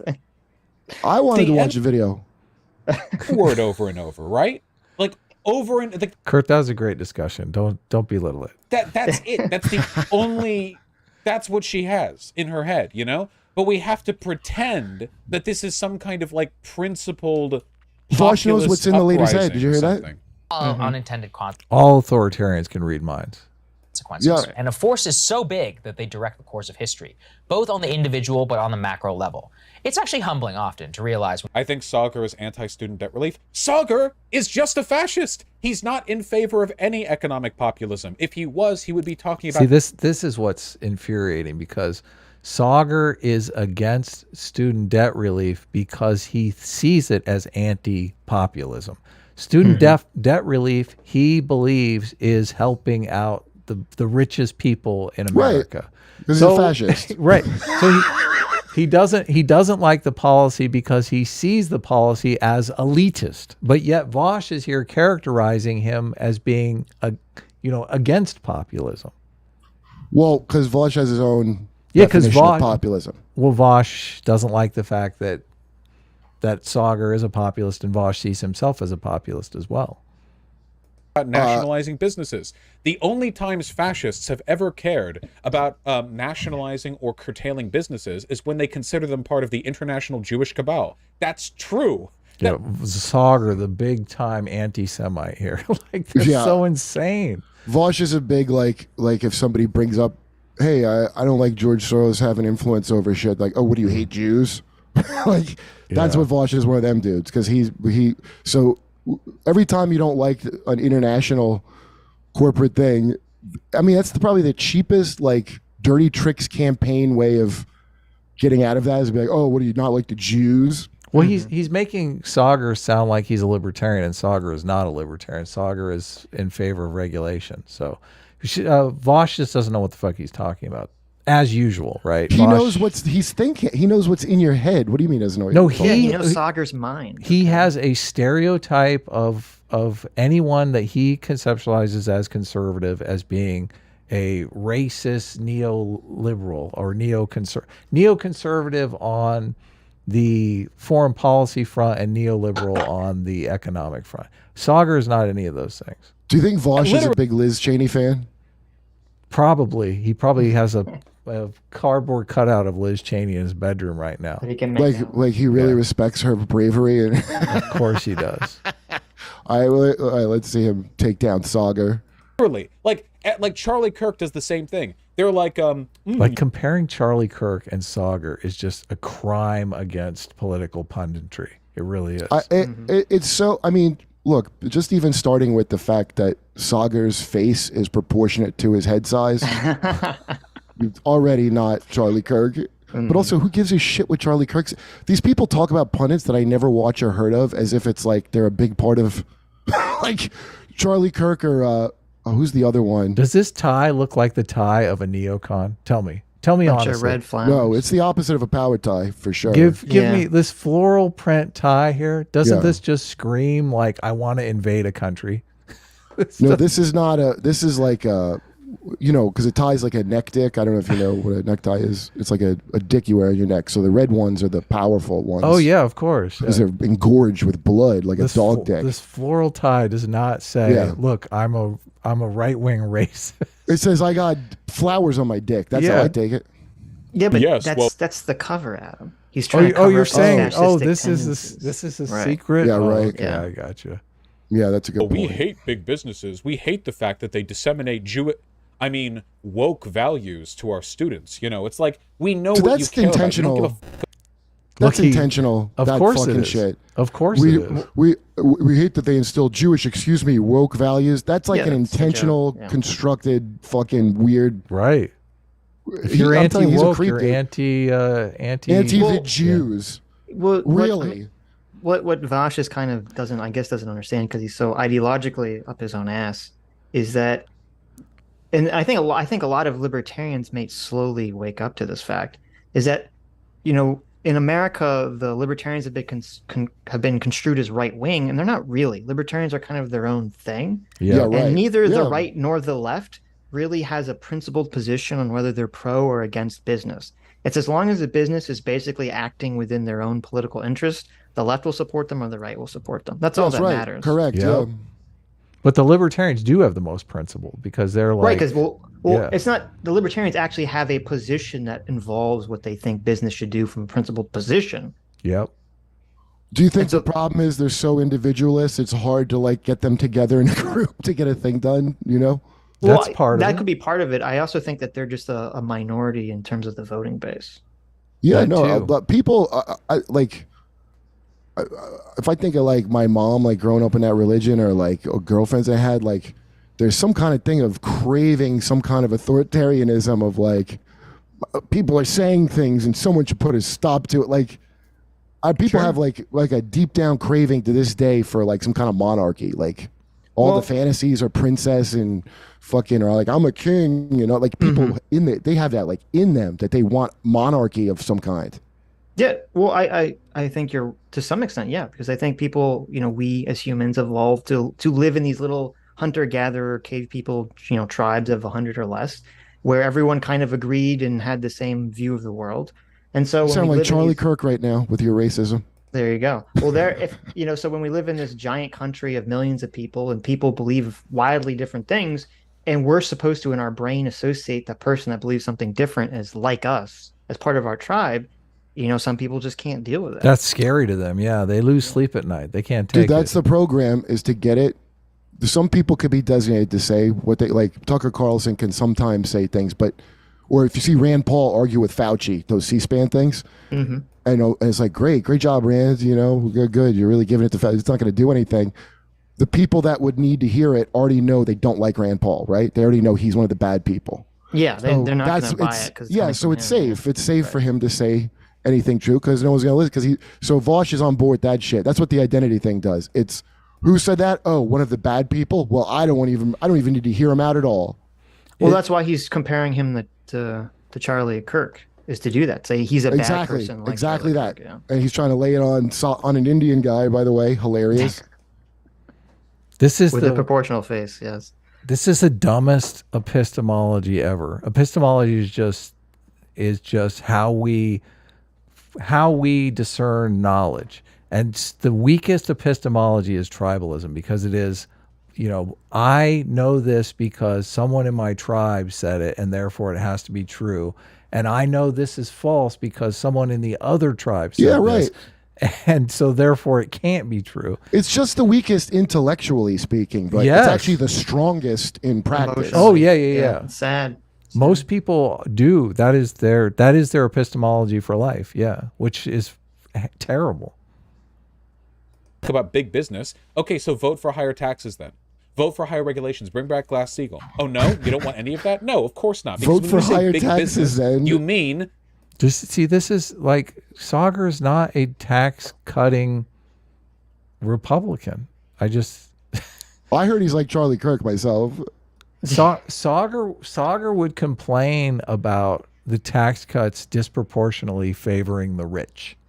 Like, he would be in favor of tax cuts for middle class and lower income people. So Vaush just doesn't know what he's talking about. And in fairness to somebody who's like, fuck taxes, it's not like they do a great job with your tax money. I mean, there's an argument like, oh, just raise taxes, that'll fix it. And I'm sure they'll spend it for, like, all right, sorry, we'll never get through this. International jewelry. That's what you mean. It's not subtle.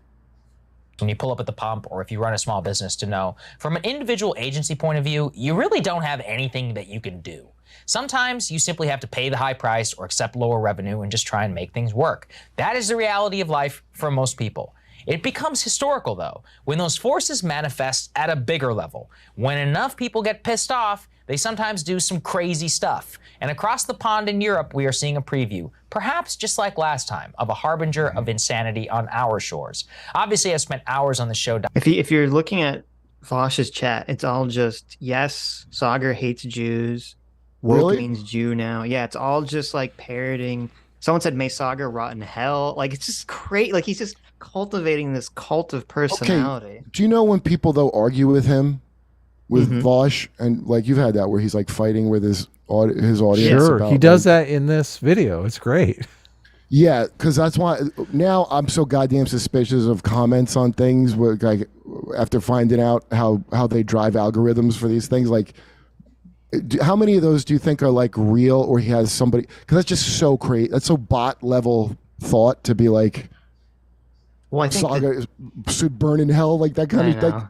I think the dark truth is that most people are bots in terms of how they think. Yeah, as you said, different. The most persuasive way, even though it's the intellectual laziest of tactic, is tribalism, and so that's all that's happening in the chat right now. Yeah, that's how you run the prison, man. All right. diving into the European energy crisis. But what I want to underscore for folks in the back, here in the East Coast of the US, it's already getting cold, which means it's been getting. Yeah, Saagar Enjeti is against canceling student debt. Imagine pretending to be like an economic populist. Okay, let's get this. Why is canceling student debt without dealing with the corrupt college behemoth such a dumb idea? If you cancel 10K, the amount of outstanding debt will return in today's levels in just 4 years. And Saagar's right. That's a major thing that has to be dealt with that won't be dealt with. Also, it's weird of Vaush to even bring that up. Saagar, because this is Vaush is judging him for talking about that Italian lady that Vaush is, she's a racist and he's a racist. Mm-hmm. And Saagar's making a point about the European energy crisis coming, and people might get real mad that they're going to be freezing and all this money's going off to foreign adventures, And so Vaush doesn't even pick up on that at all. He's still yammering on about this college thing. So he's completely lost track of why Saagar was even saying why this lady got elected, and just all his energy is focused on Saagar. Now it's just about making Saagar a fascist. It's nothing with his argument. Mm-hmm. Well, it does feel very like he's just playing to his audience, because if you were to ask me, is a politician fascist or not? I mean, canceling student debt has literally nothing to do with fascism in any reality. I don't even know how you could conceive of that. But I'm sure Vaush's audience is made up of college students who went to college and got useless degrees in gender studies and critical race studies and all this other nonsense. So they're like desperate for this student debt relief. So this is just basically like, look, here's the thing that you want, and he doesn't want you to have it. He's a fascist. Right. Yeah. Yeah. It's probably that. It seems like that simple and dumb. It does. Saagar, though, is... this argument that he's even brought up here is Saagar making a populist argument that we need to fix the colleges so they're not stealing people blind. Yeah. It's a populist argument, is it not? Shut up, fascist. If you engage with it, if you engage the actual argument, don't blather fascism and you hate the Jew. Where the Jew thing's coming from, I don't even get. That's catering to his audience. His audience wants to believe everyone's a Nazi, and Nazis hate Jews, obviously. So that's a connection there. Yeah. When you play, he brings up a tweet here, and like I said, there are plenty of populists that are against canceling student debt because they're like, this is a giveaway to the rich. Yeah, right. To the elite. In addition to never talking about meaningfully curtailing business, you're also like, mass debt cancellation for desperate, fucking impoverished, indebted people who have a ball and chain shackled to their ankle at the beginning of their lives that they'll never get rid of. That they agree. And they have a college degree. You don't do it. It's not super rich, by the way. People took out a lot of loans. Germany's natural gas demand over the weekend rose above both 2021. What was that, Kurt? It's not like this, if you're really rich elite, you probably didn't take out student loans. You probably were fine. It's like middle class, right, who are like, this is my ticket to the next class level. That's who's fucked. Yeah. Right. Get rid of. You don't do it. Colder in Europe for weeks now. Germany's natural gas demand over the weekend rose above both 2021 and 2020 levels as a result of colder than expected weather. That comes as Germany faces the historical natural gas shortage with its cutoff from Russia. Oh yeah, here. Student debt debate. What the fuck? Do you see that? This is where I fucking started messaging you, because I'm like, am I seeing this? Saagar's literally talking about something completely different here, and he's pulling in this student debt debate like it's at all relevant, and he's completely mischaracterizing Saagar's position. Keep in mind, without getting to a thing, Vaush is a big Ukraine guy, and Germany's freezing. This has been a thing for a while. We didn't want them getting natural gas from Russia, which they've been getting for a while. So he knows he makes all these Ukraine videos, so he can't engage with what Saagar's saying at all. He can't. So, dude, when he gets to the point where he goes, Italy sided with the Nazis in the war, for God's sakes, like Ukraine did as well, he can't mention that thing. So he's got to make it about everything but this thing Saagar's talking about. Because that gas shortage, people are going to freeze and get fucking mad about it. They don't care. They're going to be like, well, I want NATO to be okay, but also I'm freezing. Right. And he's full on board Vaush Limbaugh over here is fully on board with all that shit. So he's got to find a way to demonize Saagar without without like getting involved in any of this. I actually think he'd love it. Actually, I love Vaush. USSR sided with the Nazis in World War II. Ukraine wasn't before even Hitler broke Stalin's heart. but Ukraine had to get him out of his office. He was depressed for 2 weeks. I know. Ukraine wasn't a man. sovereign nation though during World War II. So I don't think it's fair to say that today's Ukrainian society. No, certainly not the celebrated Azov battalion. All right, go ahead, play. Well, they might have. Marshall, yeah. Time for the Imperatius, you're not getting me. Don't be annoying. Russia and energy prices skyrocketing to unheard of levels on the continent. All over Germany, there are tales of businesses or households facing historic energy bills. A recent one featured on German public radio told the story of a family in Brandenburg whose monthly bill was increased to 1,500 euros a month from a previous 143 euros. Wow. The reality is sinking in. It's like across the 2,500 continent, American, right? And ramifications are becoming clear. In London, financial analyst Bill Blaine What does this have to do? That's like a tenfold increase. Is this video on the Italy bitch or not? is writing in a now Do you see viral it? column. Do you see quote, what he's doing? He's like, what This does winter, this have to people do with are anything? He's like, what does this have to he's do trying with to anything? dodge it. That's wild. All right. You think he's trying to dodge the Ukraine stuff? That's what Saagar's talking. This whole the whole natural gas thing is directly related to the sanctions. Right, but you think Vaush is trying to dodge it? Dude, he makes it just comes up my feed. I don't even watch him. Whatever arguments I had with you guys about it, you're not always going on and on about the fucking conflict in your videos. Vaush makes a lot of videos about it. About Vaush is a guy Ukraine? who goes, tell me if you think this is a good argument. Vaush goes, Julian Assange being freed. He goes, no, that's good they're putting him in prison because it makes all the right people mad. That's a horrible that's Vaush's argument. position for everything, though. Yeah, like he really is the perfect tool if you want to. Okay, good. That's the authoritarian position too. Right. Authoritarianism is the law doesn't apply to me and mine. The law applies to you. You know what? That's a great way to put it. Yeah. Okay, play. I want going to see to die Vaush. of cold. Vaush, As go the to price of Wikipedia. energy becomes higher, the cost will fall disproportionately amongst the poorest in society. Look at that. Oh, that sounded like populism to me. Right. The little people are getting fucked by these high gas prices. Well, Why if you would had Saagar drilled, say that? I thought he hated the little people. if you had drilled dick holes in your earlobes, you would hear things differently too, Adam. Well, I'm glad I didn't.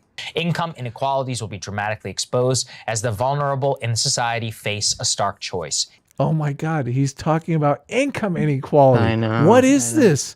Who is this? I think Vaush will get out of this one. My boy Look, Vaush. he's trying to get out of it. He's like, oh shit, I agree with Saagar. Well, no, I he's just- like, listen, if I don't move and I say nothing, it's like a T-Rex. It just won't see me. Keep walking. All right, wait. The audience won't notice. He's doing the camouflage thing. Yes, he's trying Think What's fast, it? Vaush. What does the chat say?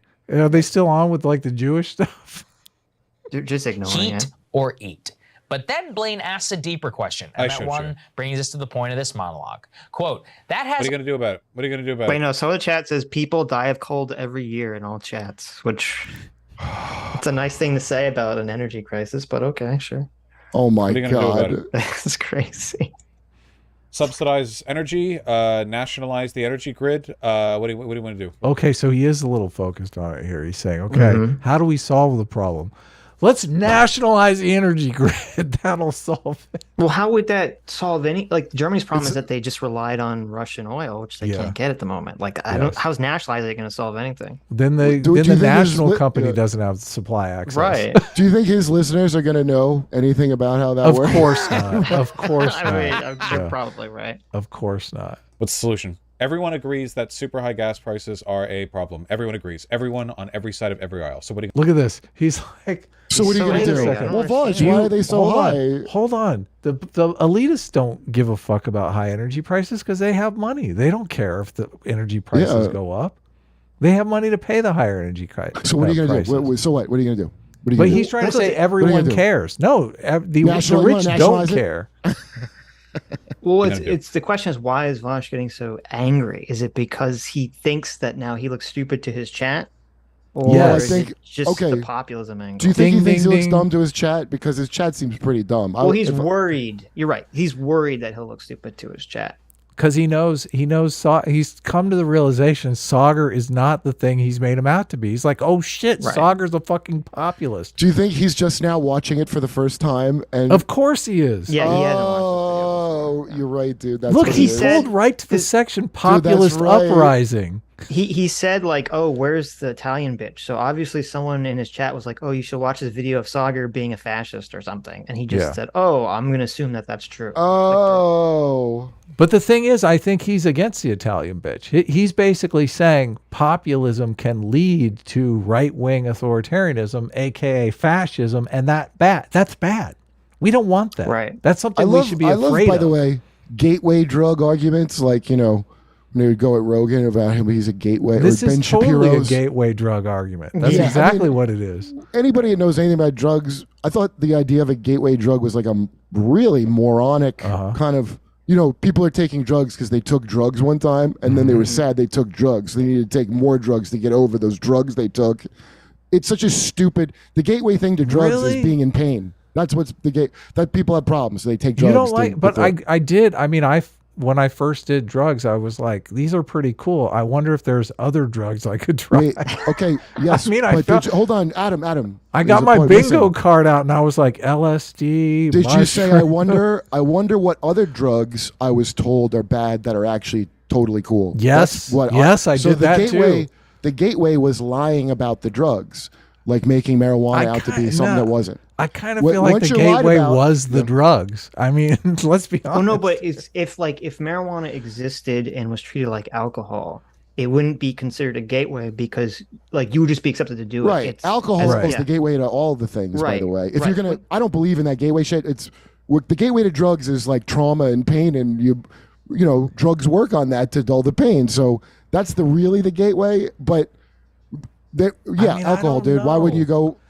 Do I you, think, does anyone start like day one crystal meth? Day one, I'm shooting up heroin. Like some people, dude. I mean, I feel some like that I know does people- happen. I know people from the most fucked up backgrounds where they were doing that shit as kids because their parents introduced it to, like all kinds of shit you Right, cannot right. believe. You can't do anything in Southern California now because it's like all these people are dropping dead from fentanyl.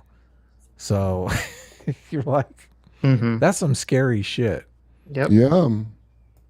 All kinds of social consequences. Can you imagine how those in France will react ahead of the French elections in April? What about the prospects for riots as fuel prices hit the poorest communities and ethnic groups in the UK? Blame Yeah, Vaush, don't you like riots when things get out of, don't you like the workers rising up, Vaush? Why perk up a bit here? Yeah, He's- what is he's got to really think this through because that French thing she should be on board with. Yeah, what happens when fuel prices get out of control, Vaush? Shouldn't people riot in the streets and burn gas stations down? Aren't you promoting that on your channel every other week? Or in like Denmark where they're blasting shit on their capital Look, because the farmers are getting run out of business for like these like environmental fake things. So somebody can buy up all the farms and they make it like about climate. It's not. Vaush has been advocating for a populist uprising for like 3 years now. He Why means a did he? po- yeah. Why did he think he could turn to a segment called populist uprising and not get this kind of shit? and Vaush continues is- that beyond Yeah. Oh, On sorry, the I- tragedy of the acute crisis in the winter is the broader social implication across the entire European continent. And I'm beginning to wonder if the energy crisis precipitated by the Russian invasion of Ukraine and the now locked-in policy by the West of its sanctions regime, if Europe is not unintentionally spurring a mass populist uprising for the years to come. Right. What a phenomenal, gigantic, huge, massive, big IQ take. Russia invades Ukraine, therefore the energy costs skyrocketing as a product of that invasion are Europe gunning for populist. Oh my god. What do you want to do about it? What? Great job, Vaush. You really, wow, Vaush. This is like Vaush's take, though. That's what I don't understand. Why is he Well, belittling it as a I'll tell you why. pea brain take? This is a take. You see this tactic a lot on. I don't know if the right's ever done it. I see it from the left a lot, specifically with Jordan Peterson, where they'll say, "Oh, Jordan Peterson's a Nazi. Jordan Peterson wants to kill 10% of the population." Blah blah blah blah blah. And then, you say, well, that's not true. Jordan Peterson talks about income inequality. He says it's very dangerous all the time. He He's says very it leads to Canadian. societies yeah, exactly. Says this leads to societies being unstable, blah, blah, blah, blah, blah. And their response to all that is, yeah, but what economic policies are Jordan Peterson prescribing? If he's not actually prescribing, some kind of economic policy to fix all these problems, then he really is a secret fascist. Yeah. And so that's kind of what right. Vaush doing. He's like, well, you're not. What do you say? What are you prescribing? Yeah, you don't Right. get to pick. Look, the only identity you get to pick is going to be your gender, and then what your politics. Like you're like, hey, I'm leftist. I'm a something. We'll tell you what you are. Vaush will let you know what you are. You don't get to say. That's They're gonna pretty take that away? authoritarian. Pick out any gender you want from the box, honey, but you don't. We'll tell you what party you're in, depending on how we feel at the time. That's how it works. Yeah. It's true and sad and authoritarian. I don't like it. There should be a bunch of right wingers that just say, well, we identify as socialists now, just to annoy, just to annoy the bread too. Like Saagar. Saagar's leading the way as a fascist, identifying as a populist. Right. First, let's start in Sweden, which actually is about to enter NATO. Yes, the recent populist uprising in Sweden, which right here, the headline literally says, campaigning on issues like immigration, religion, crime, and the cost of environmental rules, the Sweden Democrats, a party with neo-Nazi roots, grew its support. So let's hear how that's populist or whatever. You're seeing a pushback against But see, this is what's so weird is that Vaush just doesn't know what populism is. Because if you read that, like, immigration is one of the biggest issues historically to ever be associated with right-wing populism, like from its origin point. Yep. Like I'm pretty sure, Also like the left-wing. original, yeah, but I'm pretty sure that the original populist movement in America was founded almost primarily on immigration issues. Well, they turned it into a race thing. It used to be the wealthy elites wanted high immigration because they wanted to keep job wages down. Wait, who's the guy? Clarence Darrow? Who's the guy that he ran for? It's not Clarence Darrow. I know who you're talking about. They made a movie, Reap the Whirlwind, and the guy was a Democrat, and the Cowardly Lion character. So the newspapers back then, same as they are now, it was a bunch of like poor white and black farmers getting together, and that's around the time they started pushing. Don't you have white loyalty? Like all the elites at the time, the identity was like, hey, we're all white here, aren't we? Because you can't have all the races getting together and fucking with their money. So that's why the paper, in fact, I think populism was invented by the papers at the time to like, or I could be wrong about that, but I thought it was actually invented as like a term of derision. I think it was, yeah, I think you're right. It says right here in the article, the party was founded in 1988 and has roots in the neo-Nazi movement. So it has. I think Vaush doesn't also, it's realize. the New York Times. The New York Times, right? I would not trust a single thing they said about it. But Saagar is the one that's bringing this up, and I think he's bringing it up to say this is bad. And Vaush is making the argument that Saagar is in favor of this, which is completely opposite. Saagar, just do the right thing and say those people are bad, and they're the bad people. I think he does. I think he will. The Euro consensus. The right-wing party there bagged a historic victory in the latest election the last couple of weeks with a similar uprising against the Euro liberal consensus. So notice the language being used here. Going against consensus does not mean you're populist, okay? If I go to a Starbucks and I shit into my hand and smear it across the face of the barista, I'm going against the consensus. I'm actually being a daredevil. I'm a martyr. Look, he does do that, by the way. That is a thing he does. He does not know what a fucking populist is. Okay. What does he mean if he does that? You think he's ever done maverick. But that does. Done what? Wiped his shit in a fucking barista's face at Starbucks. That's his fantasy. Yeah, that's the only way he can come. Someone sent us a meme, Adam. I sent it to you. I don't know if I want to bring it up, but no, it's what Saagar means. It, I think, if you were being even remotely charitable, you'd understand this. He's not saying that populism means you go against consensus. He's saying that populism is rooted in going against the establishment, going against the institutions that exist, and going. If the institutional narrative in a European country is like, we have to, raise gas prices and we just all have to accept it, and the common people go against it, then you could definitely say that's a populist formation. Of course. Yeah, that's what Saagar's saying. What's this meme you sent me? It's like Vaush shitting It's the bed. It's Vaush being stationary. Is this him hiding? This is, you don't remember that scene? I don't know what movie this is from. Well, we'll bring it up and we'll see if... It's up. This is... Joe the Mig made this. Thank you, the Mig. This is Vaush being stationary so his audience, will walk past it but not notice when he's wrong, when he's proven wrong by Saagar. So you don't remember what movie this is from? No. What is It's it? from Jurassic Park. It's where he's on the toilet. The guy's on the toilet. Yeah. And the Velociraptors come by, and he's like, No, it's the T-Rex. "Oh, okay." Anyway, Just the big you. Velociraptor. Thank you. The big Vilma Raptor. What? Velociraptor. Velociraptor. Velociraptor. Okay. Doesn't mean it's a populist shit, okay? That doesn't mean that I'm doing a populism right there. Look, but he doesn't explain what populism is. I know. He's just trying to say what Saagar is saying is populism, Vaush. He's saying people can't afford the massive increase in energy prices, and therefore they're going to go out in the streets and George Floyd all over the place. Oh, how so is that not a fucking populism? So what do you want to do? So what do you want to do? What do you want to do? What do we do? They're going to break shit until the gas prices come down, until the elites step in and make some fucking changes. Well, if you want to help Italy get rid of student debt, I think that's pretty clear. Well, the reason that they would, exactly. The reason that they would elect some far right authoritarian is because that authoritarian would say, "Listen, I will break heads until the price of gasoline goes down," and they're like, "Okay, I like that idea." Right. Yeah. On immigration, religion, crime, and environmentalism. The Sweden far-right party promised to loosen environmental regulations to lower the cost of energy prices and made it a centerpiece of their campaign right alongside its social crusade. The signs were also clear in Italy last. So wait, so how is that populist? Again, so right now, Saagar is literally just saying populism is when the far right wins. He's literally not saying that. Wow, the far... Yeah, he's saying... Literally, he used literally. Populism is advocating for policies to help the populace, the lower to middle classes. Well, it's more than that, though. It's an idea that all the institutions are basically controlled by the elites, and they're all out to get you, right? Essentially, yeah. And I don't think they're out to get you. I think it's depraved indifference more than they're out to get you.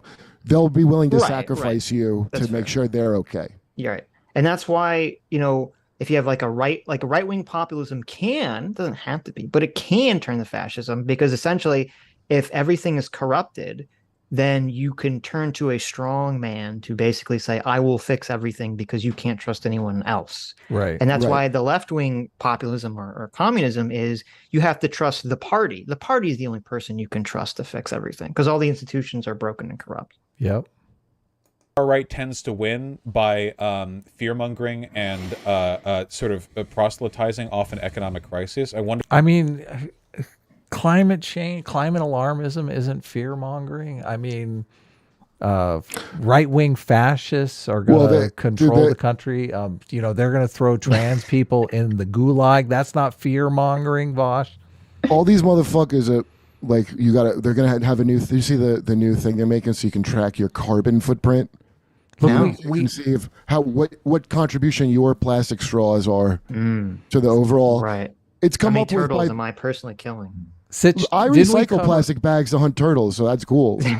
Sitch, didn't we cover a video where Vaush himself said you have to scare people to the polls? It's the only thing you can do. Remember, he was talking about. He did say that, yeah. And he did also say that the right wing is going to start rounding up trans people and putting them in camps in a couple of years. So. But here he's saying all the right knows how to do is fearmonger. Bitch, all you do is fearmonger. Well, the way they look at it is that basically, and I've talked to people in the left wing bubble, and it's like, as long as whatever fear that they're talking about they think is real, they don't consider it fear mongering. They say, well, that's just real. That's just dude, Reefer Madness, that Reefer Madness movie, it's like the same as the Pied Piper strategy. They've never abandoned that strategy of Reefer Madness. And you were just talking about gateway drugs. This ties into that.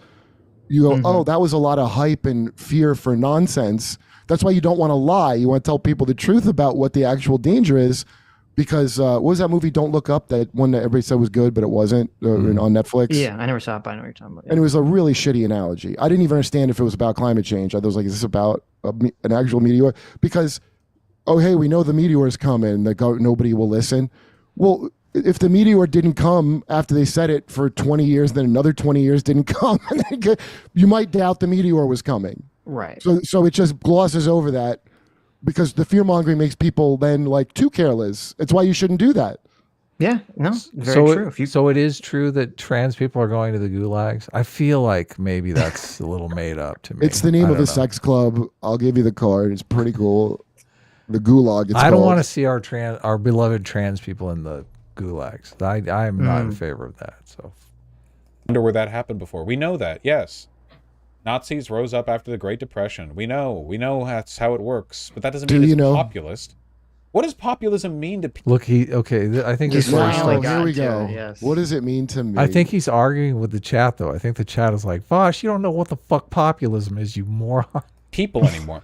When I think of populism, what I think of is political organizing and activity outside of institutional sort of mediums. It's about democracy. It's about civic participation. It's about grassroots organizing. But a lot of these... Okay, here's my question. Does Vaush actually believe that, or is that just bullshit that he just But that's how these people won from the things he just said.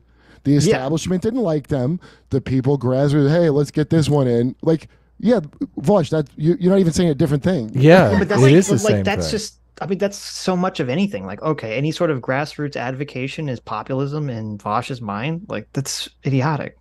It's that simplistic. But how is it not democratic if it was a fair election? Getting in the streets and protesting is populism. That's totally populism. Vaush doesn't want to admit, I think this is what's happening. He doesn't want to admit that all those things that he talked about, all those grassroots movements, could naturally like occur in a right-wing version of reality. Yes, and do occur many times. He thinks that if everyone is, I'm assuming he thinks that, all the right-wing movements are just astroturf created by evil right-wing elites who sort of like manipulate everyone into being racist or something. That is part of the stereotype. Yeah, the stereotype is Republicans are rich, racist, pro-business assholes. Well, probably because, I mean, I don't want to even assume Vaush remembers anything from more than that long, but when the Tea Party, that was like, it started out as an astroturf kind of thing, that's what they kind of reference when they say that, you know what I mean? And also, I'm sure both sides do all kinds of, remember sometimes they don't get off the ground, like who's those Lincoln Republicans, that fucking scumbag Log cabin Republicans. No, not Log Cabin. Lincoln Republicans. Oh, I don't. The Lincoln Project they're like an anti-Trump The Lincoln thing. Project, yeah, and they would send fake guys with tiki torches, you know, to the AstroTurf marketing fucking thing. Right. That's Kelly Ann Conway's husband that started the Lincoln Project. Ew, really? Yeah. Wait, what? She's married to some big anti-Trumper, which is part of the weirdness of her situation. Oh my god! But you know Kelly Ann Conway? I don't know like personally. No, always on. I know the she news and is. Stuff. Yeah. Yeah, no, I know she is. Yeah.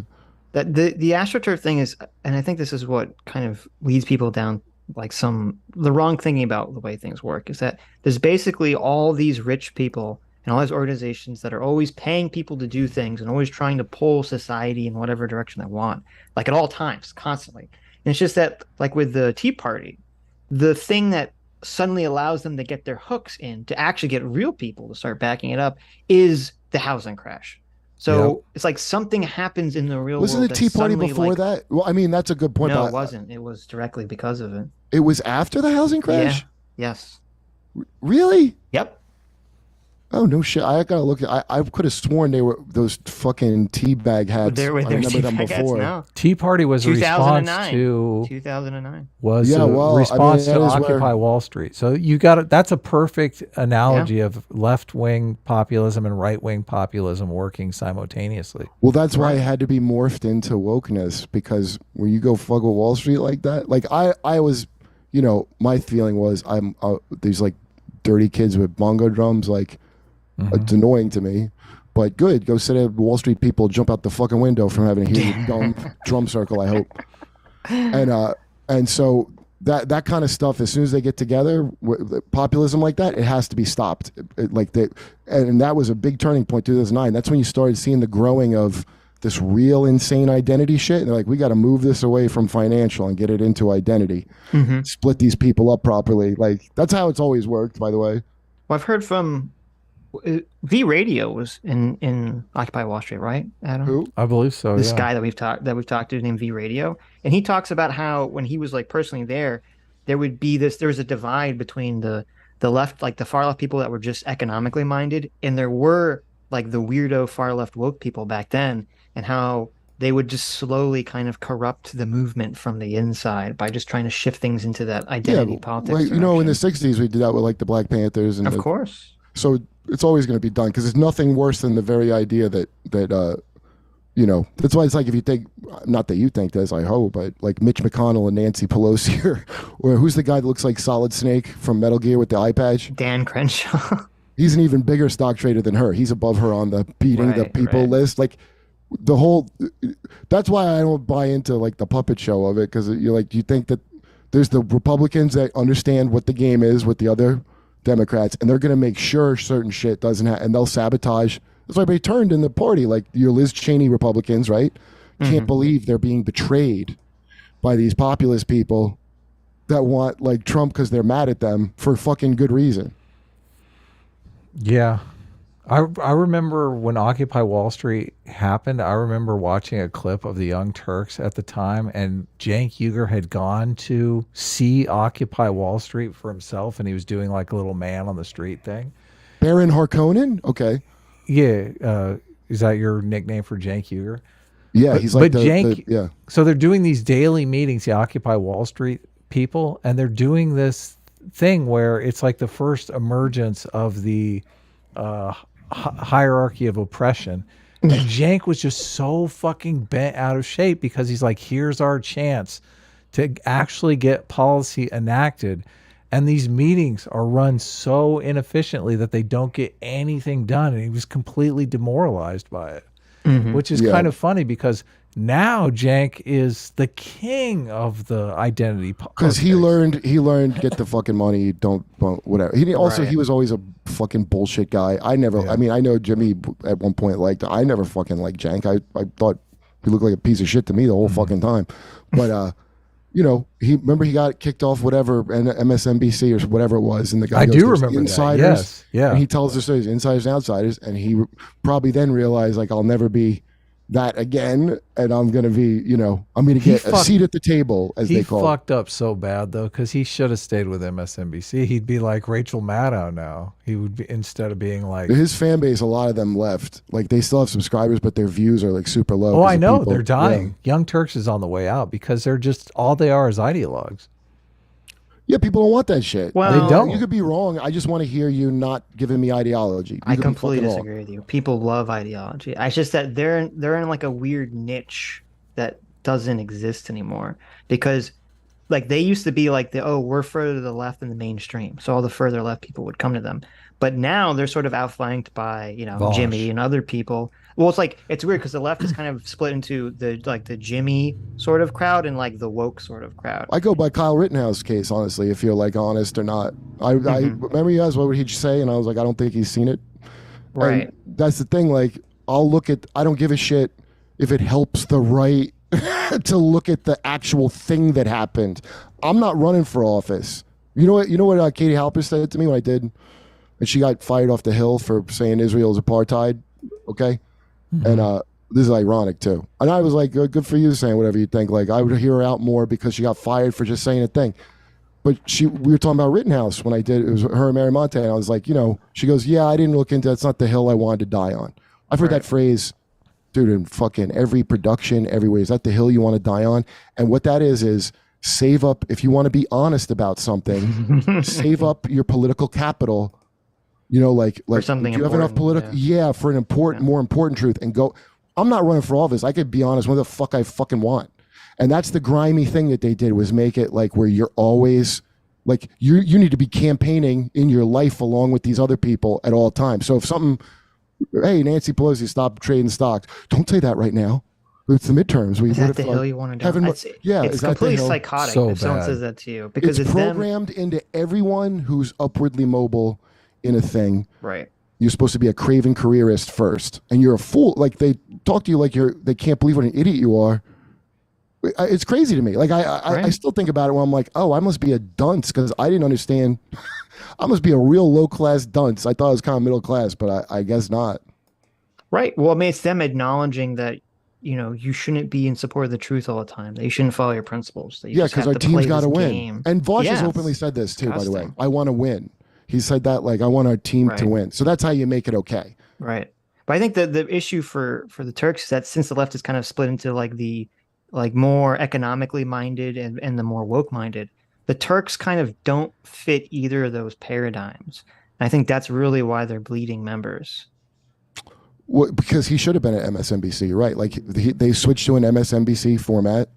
I like when Anna broke down because of Roe v. Wade. That was hilarious. Where she was like, "Fuck," because they were attacking Jimmy for saying this shit. They always say the same shit as him later, and then she had to walk it back the next day. like I Hey, was what did just, she say that she walked back? I'm done with the Democrats. They're like, they Oh, right, Yeah, right, that was they promised to crazy. sign that into law for the last fucking 2 or 3 Right. Democrats. I'm It's always done. a lie. I'm done. Because you know why? They would it's a valuable thing to Yeah, why would they ever? motivated vote. Yeah. And they didn't do anything for anybody. So what do they got except holding that over your head? Then they lost it. So now the Republican base that is over the top about it are, I guess, energized. It's insane to me to worry about that at this moment. And then the Democrats are asking for money the next day. Oh my God, did you hear about Roe v. Wade? We got to send us some money. like Yeah, a we're TV going to somehow preacher. do anything. Like, how is the money going to help them do anything? Unless they get like unless the Democrats win so big that they have a veto-proof majority. And then nothing's it still gonna won't happen because it's still useful to get money for. Well, I think if the Democrats magically got a veto-proof majority and they didn't do anything about abortion, I think they would lose forever. I think they'd have to. It'd be so blatant at that point. Yeah, People it just would be. fucking lose their minds. I want to believe that's true, but I'll bet you it would be quite the opposite. But I would Maybe. hope that would be the I don't case. know. It would be. I'm curious to see because the Democrats, they passed that gay marriage law and the Republicans have still been sitting on it. And I'm kind of curious as to where that's going to go because that's like the Republicans should really get that issue off the table. I think politically. I think they must know it's a loser of a thing to even get into now. I mean, they You must. would think, yeah. I don't know. You should read Salty Triscuit's super chat. I want to. Well, I can't. I got Salty two screens up. Triscuits. Salty Triscuit for $5. As the KGB agent raised his pistol to my forehead, I accepted my fate. At least I didn't get canceled on Twitter, I thought. I mean, it's exciting prose, I guess. Wait, I want to hear Vaush's definition of populism Yes. further because he expands on it. I think that was supposed to trigger you more than that, Kurt. Anyway, Kurt Thanks handled for it me. thank you Yes. for the salty Salty Triscuit. Thank you. Triscuits, That's pretty funny. I didn't understand it, but He's was it for me? basically saying that when the KGB disappears you in the middle of the night, you can at least know, as you're going to your deathbed that you didn't get canceled on Twitter, which I guess what threw me off is that there's no such thing as that anymore. getting canceled on Twitter? No, the KGB. Oh, Oh, well, okay. whatever the I equivalent just is did. now. I didn't. Yeah. Gotcha. What is it? It has a different name now, but I don't know what Yeah. it's called. Russian services or something. Yeah. SBMN or something. I don't know. Anyway. Far right parties don't do fucking grassroots organizing. Bernie did. Bernie was a real populist. He ran like a populist. He was an independent who ran as a Trump, a lot of people said they would vote for either Bernie or Trump. I mean, Trump was definitely Yes. doing Right. the populist thing. Yeah, you don't how think all can them he- people were nervous about that? And I knew Bernie would never. How could I he knew not? Bernie was a punk the whole time. By the way, I wasn't fooled by it. How's this fool a political commentator and he doesn't remember all that? Right. Well, just I Democrats. mean, you just basic history of the Nazi movement and the Italian movement was it was completely populist grassroots. movement. It was Yes. completely a populist, anti-establishment, anti-elitist movement that people supported. You mean chuds? Yeah, exactly. Those chuds, those evil chuds. So he had That's a shot actually in that's hell, interesting. That and he had more. I'm glad you brought up the chuds thing because do they think do they honestly think chuds are like paid operatives? No, they paid think elitist chuds aren't even operatives or human something? beings. They think they're not even human Do beings. they think that they're not like middle to lower class people? They I think thought they're they all did. Oh, I elite? hope they're lower. I hope they're lower class and they're white. Good. Like, remember Louis' joke about white trash? Yes. It's like they're just poor people, and they're like, "Good. I hope he dies." Like, that's what it is. If you could tell Vaush that all the energy prices were only being raised on the chuds, he'd be like, "Oh, great! This Yes, is he would. exactly what we wanted." Yep. Well, and it's just, they always talk about, the flyover country in the middle of America being red. It's like, does Vosh think that those are all where all the rich people live? Like, I don't understand what his worldview is He regarding probably this. It makes never no goes sense. there. He probably never goes there. If you go Right. travel anywhere, you find out you can't even just say a place is red or what. I mean, I guess you look at who the last of them fucking chumps who vote and go by that. But a lot of people have a lot of different opinions wherever you Of fucking course. go. It's just Right. very convenient to lay that shit on them. He doesn't even think of his political rivals as having an economic class. They're just like the others. They're Those just are the racists. racist Look, if you could read minds, homophobes. Yeah. I'm just one of these guys that can't read people's minds, so I get fooled, I guess, by their dog whistles. My fucking luckily you have earlobe holes don't Vosh. pick up their secret thoughts. Lucky That's you have the Vaush trick. to interpret for you, though. Bernie did. Bernie was a real populist. He ran like a populist. He was an independent who ran as a Democrat, so he had a shot in hell, and he had more just hand over donations than like anyone else, and he had fewer corporate backers than anyone else. That's populism. The people wanted him, not the corporate backers, not the elites who chose him. But then these far right ghouls are all like, I mean, By the way, Bernie, people that used to work for him and believed in him, yeah. he had these couple advisors that are like Clinton Democrat pieces of shit, and Bernie completely sold out to all that stuff. He completely did. The people that worked for him were very disappointed. Now, I wouldn't have been a sucker who worked for him because I don't see how. And so now Bernie's a guy. If you how did he end up, Vosh? He ended up saying, "Vote for Clinton. You have to." My favorite, the fear-based voting. Yeah, he'll suck. Biden will suck, but if you don't get him, it's going to be so much worse. Right. And then you ask how it's worse because Biden, I don't know what you could even point to that he did that made it better on any level. Again, if the wall bothered you, they don't bring it up anymore. They were bothered by it before. Biden's finishing the wall. like that's so absurdly comical. I don't blame Vaush for doing this. He's smart. Well, it's just it's like he forgot what politics was 6 years ago, because when Trump was, I guess, because when Trump ran, I mean, when Trump was in the primary, all of the establishment right wing was vehemently against Trump. Yes, they all right. hated him, and they only went on board with Trump when he won the primary. Then obviously they all changed their tune because they won the election, and so like that. How is that not a populist movement? All the establishment was against Trump, and he still won. Yeah, I don't think populist even is necessarily good or bad. It's just populist, like right. So It's that's why you got to neutral, not fuck the people over to keep them in a good headspace, so they don't do the bad kind. Right. Exactly. long-term institutionalized politicians. Their dads were like Nazi collaborators in the previous regime. They're like friends with. Okay, so okay, assuming this is even true, assuming that there's some right-wing politician in Italy or Germany that's parent was a Nazi collaborator or something.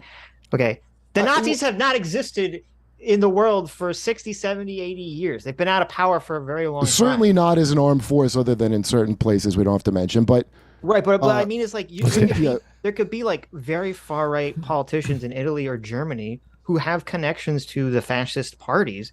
But if that doesn't mean that they're not populist. It's like they could be completely out of power this whole time. The Democrats were the party of the Klan at one point. I mean, yes, right, exactly. Officially, I don't mean like the racist policies they pretend they're not racist now, obviously, but they officially. I mean, you could say that about any fucking party. This is what I'm talking about. Like, if Vaush thought for 2 seconds, you could easily say that about. I mean, Biden signed that crime bill that Vaush should be against. I don't believe the one I wrote the damn bill, which I don't believe him that he wrote it, by the way. And he was all proud of it. And then when it came to like, oh no, they're locking up all the black and brown people, like Vaush should know all this shit. Well, and I think he doesn't really believe all this because him and a lot of people on the left, their big position is, you can just teach everyone to not be racist. You can just teach everyone to basically do whatever you want. And so you wouldn't have that worldview if you didn't think that the populace had all these, racist things taught to them and all this, sexism isms taught to them that they're all following.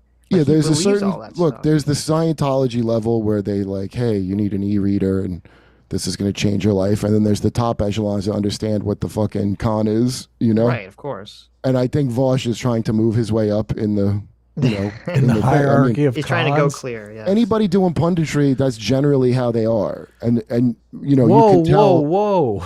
Not everyone, right? We don't do. I thought you guys were a comedy show. We're a comedy show. Oh, yeah. Yeah. Exactly.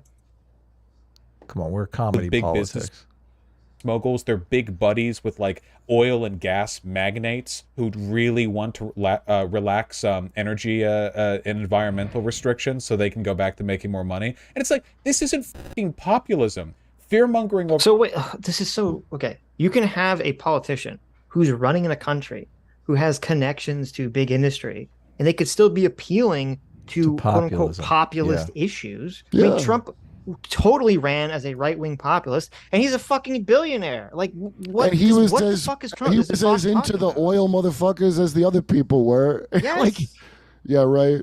Like Vaush is just so terrified that people on the right could be associated as populist, a label that he wants to reserve only for people on the left. Like I that's honestly- just driving everything in these Do documents. you think he thinks? I mean, I'm sure people in the comments that are these bot people, like, do they think like you're going to eventually defeat? Like, there won't even be a right. Like, if you Yes. hate the right, like, is that what how they think shit works? That Yes. Like, Yeah. yeah, they'll just be It's one delusional. thing. It's so crazy. Like, all right, sorry. I think that's a good question, and I think you're right that a lot of people on the left think that they can educate people forever out of being right wingers at Yeah. some point in the future. They don't understand the purpose of right wingers at all because they have this super bad stereotype that right wingers are just racist, greedy pieces of shit. That's the stereotype they have, which, I don't like racist, greedy pieces of shit. Fuck those people. But it's not like a 1-for-1 comparison on conservatives. It's just he's like, all right. Well, let me hear the rest of his wonderful words. Actually, over economic crisis doesn't make it populism. You're no more of the people than any of the institutionally hegemonic liberals you're replacing. You're just a worse iterant of the basic trends inherent to, or the antagonisms of, liberal capitalism. Last night, social discontent spurred Discontent, I never misspeak, he did. He just spoke 5 seconds ago. What the fuck was that? I win.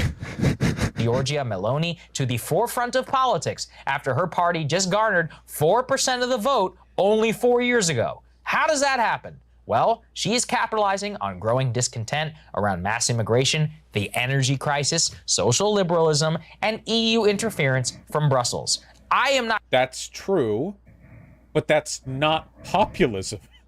See, he's not. This isn't even remotely. He might as well be saying like, well, but she is wearing a beige blouse and is 5'5". Well, if capitalizing on populist discontent isn't populism, like the I don't think populace Saagar's wants advocating things. for this chick, right? He's not like saying he thinks she's good. He's just No. He's saying saying it's a people. warning. He's doing the opposite. I think. Yeah, he's saying it's bad. Yeah. I just forgot because Vaush is how he's saying it. I'm like, is Saagar like saying she's good, and I don't realize? Wait, Vaush is hypnotic. Populism rising. Like, it's completely disconnected. But he's trying to say that the fascist lady is not appealing to, not running a populist campaign. He's just wrong. He's completely wrong. Well, All what's- populism is appealing to the needs and wants of the large majority. Well, what Saagar's position is that there's this lady who has this rhetoric, and it wasn't very popular. Right. And she only got 4% of the vote. But now, because of the energy situation and because of the immigration situation, suddenly her rhetoric is becoming popular with people. Yep. That's all I said. And that could definitely be Well, populism all if her Vaush is rhetoric is saying, anti-elite. all Vaush is saying is anti-institutions. that's not populism. Populism is a different thing that Vaush likes. Yeah. Yes, that he has a monopoly on populism, essentially. Populism is when left-wing socialists get up and speak about the downtrodden and dispossessed, and everybody responds. In his Oh, I mind, thought it that's was what when- populism is. I thought it was when Hasanabi wears a "Don't Be Racist" shirt with a chain and a fucking Turkish No. the Populism- hottest in Turkish fashion. Populism is when Hassan wears a $1,000 white gold chain and a $200 shirt that says "Eat the Rich." Okay, Yeah, and that's populism. and also paints his fingernails black. Yes. That's also, yes. Not going to sit here and claim that her rise Vaush, is this guy a fascist? Yes. Saagar Enjeti is a fascist. has all to do with What a dick. I tried to find, because he has a bunch of videos and I was just kind of scrubbing through them. I couldn't find one that was like Vaush explaining why he thinks Saagar is a fascist. Because he's right He wing. just says All it. right wingers are fascist in Vaush's mind. I guess this is just, it's crazy. And he's really not the most rightiest right of Look, right. you can be either. Bob Dole, No, and not you're even. in Vaush's mind, you're a fascist. Like the most milquetoast Republican you can think of. Vaush sees as a fascist. I mean, it's hard for me to imagine. I don't know. I don't listen to Saagar regularly. It's hard for me to imagine that Saagar is talking about how like the American people must rise up and reclaim this blood and soil of the American empire that has been lost to its people, and that we're selling it all out and being infiltrated by immigrants that are in degeneration, that's tearing our country apart. I haven't really heard You have Saagar to say read that. you have to like look into his mind, so that's probably. Oh, okay, you're right. I remember. Oh, that's why he has Saagar- the flower tie. It's Yeah. all the blood and soil, the bloody flower. Yeah, do you see that? Yeah, Yeah, dog- it'll make that's the sense dog now. whistle right there. Saagar talks about business regulation and stuff, and everyone gets mad at him. Like that's Saagar. Saagar's like he's basically a centrist, Right. I mean, that's basically a fascist. Yeah, according to Vaush. Yeah. energy prices per se. Italy, after all, has always been a mess, especially since its inception as a state.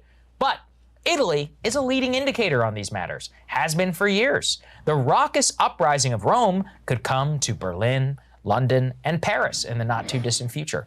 In the Czech Republic, we're seeing interesting signs too. The far-right Freedom and Direct Democracy Party, for the first time, is Far-right Freedom and Democracy Party. What on God? Is that like National Socialism, where the words mean the opposites of what they mean? What? The Freedom Party of Australia. You can just call anything, I guess. that's true. National That's true, Vaush. Conservative Right-wing populist political party in Austria. I know, he does that led all by the time. Norbert Hofer. So first of all, I don't know how he brought up the Freedom Party of Austria when he was talking about the Czech. Mhm. But okay, but that comes up. But he just goes right over it, because the literal first line is a right-wing populist. It's Well, like, if you that's the first his line. Wikipedia Oh, page. it does. Look at that. Oh, holy shit! I didn't even see that. It's the very first line. He just kind of like skims over it. Vaush doesn't know what populism means. No, well, he gave his definition, and you're like, that's not what populism. They even do is. fight about it. He fights with his chat in this video, so it's got to. Hopefully, it's coming up soon. So Yeah. Third largest of 5 parties. Ideology, pan-Germanism. Ooh, ideological basis in pan-Germanism. Okay. he's like, Okay. "Oh, look, I found a racism, guys." So he skipped the line where it just straight up says it's a populist thing. It's like and the then third word. He just skipped over that, and then he went right. It's history. Its ideology is based in pan. I mean, I really don't give a shit what the fuck. Like the old, what are they doing? I don't Yeah. care about the thing. Like, what do they actually do? Mm-hmm. National liberalism, anti-clericalism, while retaining a classical liberal minority faction. I'm out social party, social welfare, privatization. Economically, it supports regulated liberalism with privatization and low taxes. So populist. So Look, he didn't even find Wait. it. Wait. Why he thinks that? Okay, populism. You can have an economically liberal society and be populist. Like that has nothing to do with He doesn't populism. understand these countries are like different. You know, people think Africa is a country. He's Yeah. like looking at it like can't. everybody in their own country, you know, national borders that are populist, they probably have a different thing that the people of that country are into. Well, but I mean, even like there's and lots of yeah. right wing, like there's some right wing populists in America that are like the neo reactionaries who want the government to control everything, and there's some that are very libertarian that want business, want the government out of everyone's business. Like, of course, you can have Well, because liberal you can't assign them economic all. Yeah, policies. you can't assign them all to a gang. Like the whole thing is you Right, go exactly. by issue, and Yes. and what's the Well, he's kind of what he described populism as, but for some reason doesn't think it is that now. When Yeah, exactly. Why did he point to low taxes? Do you think the populist message is high taxes? Do you think that's what people want? Vaush thinks populism is socialism. Populism is not high taxes. I guarantee you, nobody likes taxes. Like, No. Populist. Did I say Australian? Oh, well, I never misspeak, so. Combined with support for the welfare state, welfare states, national conservative right, national and far right. Traditionally, He skipped it again. It says the present FPO has variously been described as a right-wing populist. oh, he did. Skipped it again. Yeah. part Like, of and it's national it's Wikipedia. Is he like doing- it's a hyperlink. He could click on it to see how Wikipedia defines right-wing populist. Is he doing this on purpose, though? I mean, He is has to be. He has to be doing, because the article that he's covering with Bloomberg, it's all about how they're mad that they're throwing all their fucking money at Ukraine, and he's a big Ukraine guy. He can't bring that up at all. So that's right in the article of what's making them mad. The sanctions that we did, which were idiotic. It didn't. Russia's gas prices went way down, and they're getting fucked. And Trump, you can see old videos of Trump. Trump is also like, hey, we got to stop them getting this fuel. Trump's on board, same thing as Biden is. Wasn't a different guy with it. So they've been talking about this forever. You can see the video of Condoleezza Rice talking about how we got to make sure they don't get this gas from Russia. I think Rick Perry from Texas got into the natural gas business and started calling it like liquid freedom. Like, because we're going to free them from it. Yeah, like freedom juice, because we want to sell our gas. Anyway, these are all things Vaush could click a link or do whatever and look up. He's already committed on one front, so he just needs to do this identity assassination. And now what I like is it's getting tripped up by the idiotic Wikipedia entry that he picked out. Like, what a way to live, Vaush. Like, you have to constantly fly by the seat of your ass, editing out information as you go. Sitch, remember I told you about the January 6th text messages that were all decoded? You know who was all up in Trump's chief of staff's DMs on January 6th? Oh, yeah. Who? Rick Perry. Really? Rick Perry's big time, yeah. What was he saying? For overturning the election. Wait. He was in favor of them Yes. overturning the election? Yes. In Interesting. favor of the plot to overturn the election. Yeah. Well, he was. I mean, wasn't he in Trump's cabinet for? Yeah, I think he was period of energy time? secretary. Yeah. Okay. I don't know if he was energy secretary. Trump really when it drained that happened. swamp, huh? Yeah, I know, right? What are you Great talking? job, swamp draining. Come on, you're gonna make our MAGA fans unhappy, Kurt. Why you gotta be such I have a... nothing, but I want it to work out for them, and I don't want to ruin Christmas. And I want. I I just- want. I'm only I playing. can understand it. I'm I only- have more sympathy for them than I do for any Biden support. I'll tell you that. But like, Look, our MAGA ain't fans no help hate coming, us honey. anyway, Just so you know, Yes. ain't no help coming. Please, I appreciate Kurt triggering the MAGA fans. Okay, We have a lot of hate watchers, but they do stick with us because we're fun to beat up on. So that's true. They're not trying to get me fired from things, so I just go by that. There you got what that. other lefties can they listen to that aren't complete morons? I mean, fucking Vaush is like how can people who unironically Well, you have to get listens over to the thing Vaush? of I want to be known as a righty or a lefty. So if your angle is identity, and then you just got to go by that. If you Sure. actually like give a shit about any of this stuff, and you're like, I just want to see what the I'm not Dottie Sandusky and all that shit. Which it's one thing I fucking hate is that Tucker Carlson, like. If Tucker tells the truth, then he told the truth. I don't give a shit if I'm supposed to hate him. Like, maybe he sucks on every other thing, but this one thing was true. I'll hear it out. But you're supposed to hate him. You're supposed to go, he's the most dangerous thing there is. You're supposed to just out of hand dismiss people like that. And as soon as I hear that, I know somebody's full of shit. As soon as I hear that. Yeah. If you're dismissing people based on who they are, you're kind of a moron. Obviously, you have to listen to their positions. I mean, there are some people. I mean, well, there are if some people that if you just know, are, like once you're morons. watching a Vaush and realize he's fucking with you, you're probably going to doubt him. But it doesn't mean he never says anything true, although I haven't heard him do it yet in this video. Not yet, yeah. He's skipped over populism twice, once with a hyperlink. So National Conservative. It's Czechia, not Austria. It said Austria at the top. Oh, am I looking at the wrong Freedom Party? Oh, my apologies. Okay. okay, it's gone now, and he never finds it. No, he brings up another. I did think it was kind of odd that Czechia would be pan-Germanist. Wait, It's the what Czech is the? Republic, Oh, not here it Chechnya. is. Okay, the Freedom and Direct Democracy Party. He's actually There we covering go. up that other article with this shit, so you Well, can't. let's go through it again. Described as a right-wing or far-right in the political spectrum. Oh, did you hear that? He goes to the second paragraph. He skips the first line that says, is a right-wing populist political party. Yep. He skipped it In again. the Czech Republic. Yep.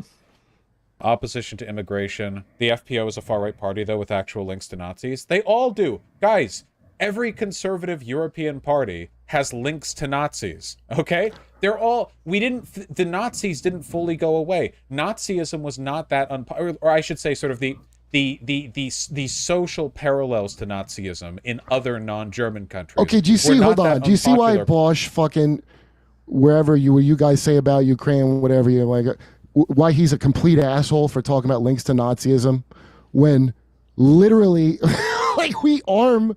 That's who Azov is. Okay, that's what they are, and Vaush is throwing Nazi around like that. He should know about that, shouldn't he? Shouldn't Vaush know about it? The thing, but he don't talk about that at all. He wants to call people that aren't Nazis Nazis. That's his big fucking game. Like, he knows nothing about any of them. But dude, look at him covering up that part where they're saying they're mad because why are we being saddled with supporting Ukraine? All these people are mad that they have to support NATO shit. They're all mad about it, and he don't want to address it all because he's for the war machine. Are you saying that Vaush supports Nazis because he's for Ukraine? I'm saying he should at least be aware of the amount. If you're this, remember Talia Lavin? Remember that chick that got kicked out of NYU for accusing an ICE guy of being a Nazi and it wasn't? How do the Azov people feel about taking orders from a Jewish president? I'm curious about that. Do they care? Well, listen, here's where I'll direct you to, because you could look it up if you wanted, because we did a hilarious story where Jon Stewart hung a medal on a fucking Azov Nazi and he had to cover his Nazi tattoo so Jon Stewart wouldn't see at Disney World with Mickey Mouse behind him. Really? Well, Jon Stewart's a fucking moron now, so I'm glad he's doing it. Yes, Jon Stewart should have known that. Listen, this is not controversial news. 2 years ago, if you have any memory, I didn't get this from Jimmy. I remember the New York Times, and I remember Talia Lavin went undercover, like, to catfish Nazis on a Nazi dating app, and she wrote a whole book about it. Do you remember this crazy fat chick that she got fired? How do you know that Zelensky didn't do like a Daryl Davis though, and like get them all to renounce their Nazi robes or whatever? And now they're fighting for Israel. Well, I guess Adam. Well, I'm just asking. Come on here. I guess if I had to figure out why I know that, when I heard that they're Nazis as of, I heard it 3 or 4 years ago because New York Times all of them were complaining. They call them the celebrated as of now. So I already knew they were. And I guess when I heard that, I didn't go, thanks from Putin. I don't even want to know any more about it. I looked into it. That's how you figure that out. But look, you saying that is not as bad because you're still a WWE fan. So God bless you. You ain't calling Saagar a Nazi. Okay. Of course. But someone like this, for a guy who's like a fucking Nazi hunter over here, like Vaush, he should know more about it than any of us. He should be knowing that all the weapons we send, like, by the way, 70% of them just disappeared to we don't know where.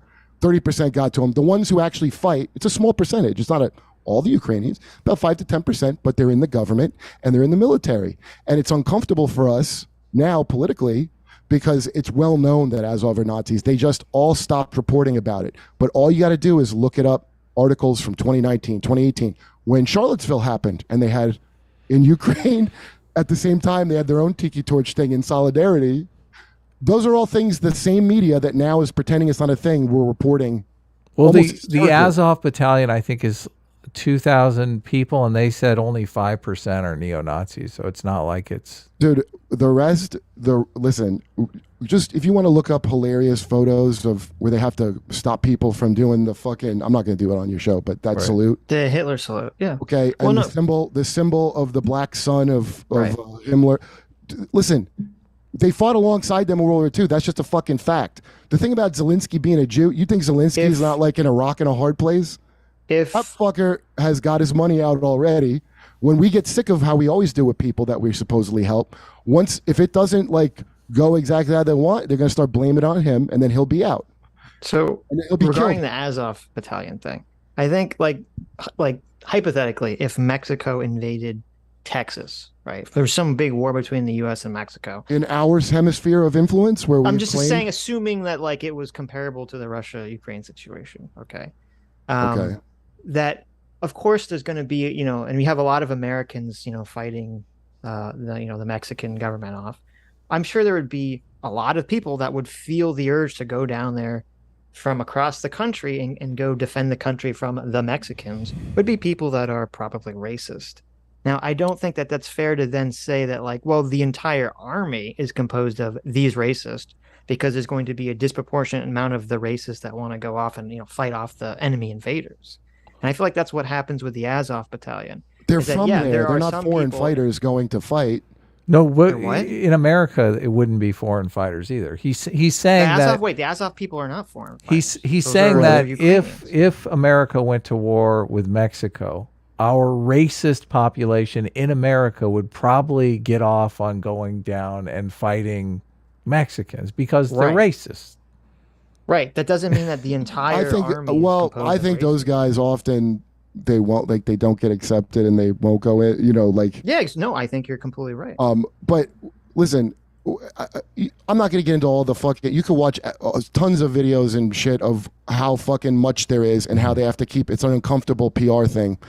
The Jon Stewart thing is peak though. That thing of him putting the medal on the guy's neck and the guy's got a red sleeve hiding his Nazi tattoo is one of the funny. Well, like, that is hilarious. Sure. It is yeah, like totally that's one of the hilarious. funniest things I've ever. But Vaush, Nazi Hunter Vaush should know about that.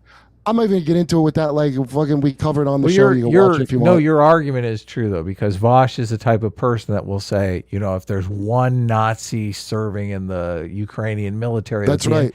The entire Ukrainian military Noah is said that. Nazis. Yeah. Trevor Noah said that about the trucker protests, where there was one guy showed up with a Nazi flag, Right. Exactly. and But- who, by the way, was probably not even a real Nazi, sent to make them. And then Trevor goes, "If there's even one flag at your it's a Nazi protest." Right. Same breath, Right. fucking Ukraine, because it's just what's the establishment thing that you're supposed to say. But Vaush, At least with Vaush Iraq. is not doing that because he's in favor of the Russia-Ukraine.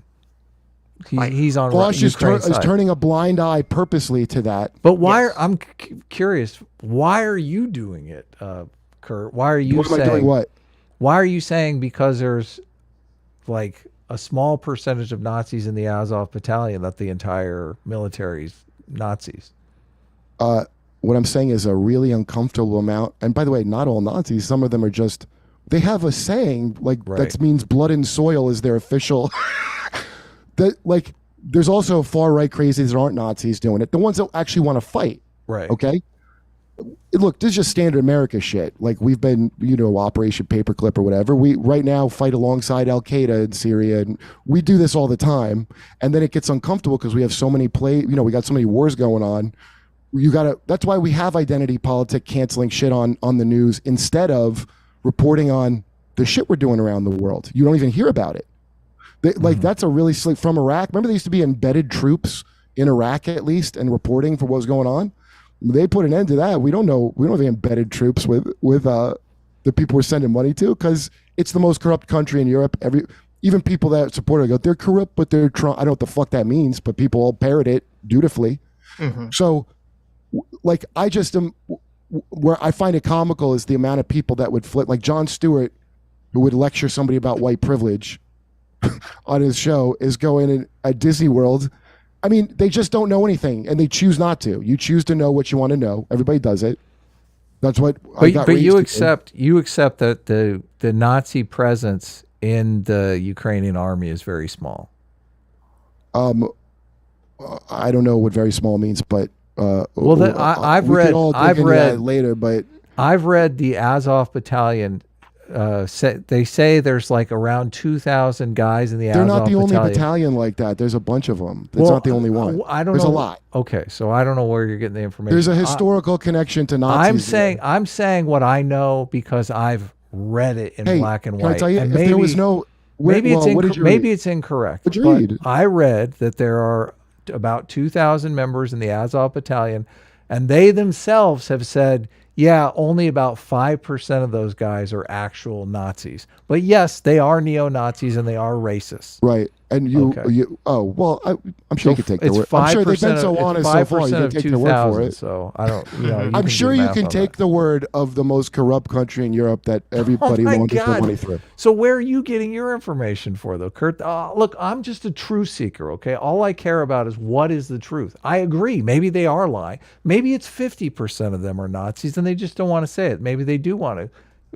Pad If there were numbers. none, listen, let's say there were no Nazis there, I'd be like, stop sending them all their fucking money. If there were no Nazis there, it would still be a bunch of lies and bullshit, even without the Nazi part. Okay, that's this whole separate thing. That's I'm just 100. pointing out That's what Vaush- 100. That's 100 Nazis. If those numbers are correct from what I read, that's 100 Nazis. So Listen, man, if obviously, you want it, look, that's if more you want, Nazis I'll than send I'm you all the comfortable links. Here, I'll send you all the links that aren't Jimmy or Aaron Mate or whoever. I'll send you all the links to all the reporting that was done for years about this. But you're that saying now is suddenly not talked about. I'll be happy to. I'll say you're this. saying Yeah? you're saying as a foreign policy prescription, we shouldn't send any money to any country that has any Nazis in their What I'm military. saying is it should have been exactly at the outset where it's going to end up anyway. Okay, which is some it's a kind no of Nazi thing. policy. I like it. No, it's good. They had a civil war going for a long time. It's not, and that why would you have a civil war in your country unless your country has half the people like one thing and half the other? So to be some peace. I mean, according to Tim Pool, we're in a civil war. Well, I mean, they were. You know what this well, is? they were in a dude? civil war because Russia annexed part of the We country. have the thing in lieu of that. It started funding rebellion. So This is look in lieu of civil war. What we have are like so the forest because the neoliberal shit is collapsing, the whole pyramid scheme. So that's why you see the scramble to censor, and our foreign adventures are taking up all the money. And like at least with Iraq, when that happened, I knew people that were tying a yellow ribbon around their fucking tree. So that was at least manufactured consent, as they call it. That at least they manufactured the consent for that. They didn't even bother with this shit. They just report it like, how you've always given a shit about Ukraine? And I do.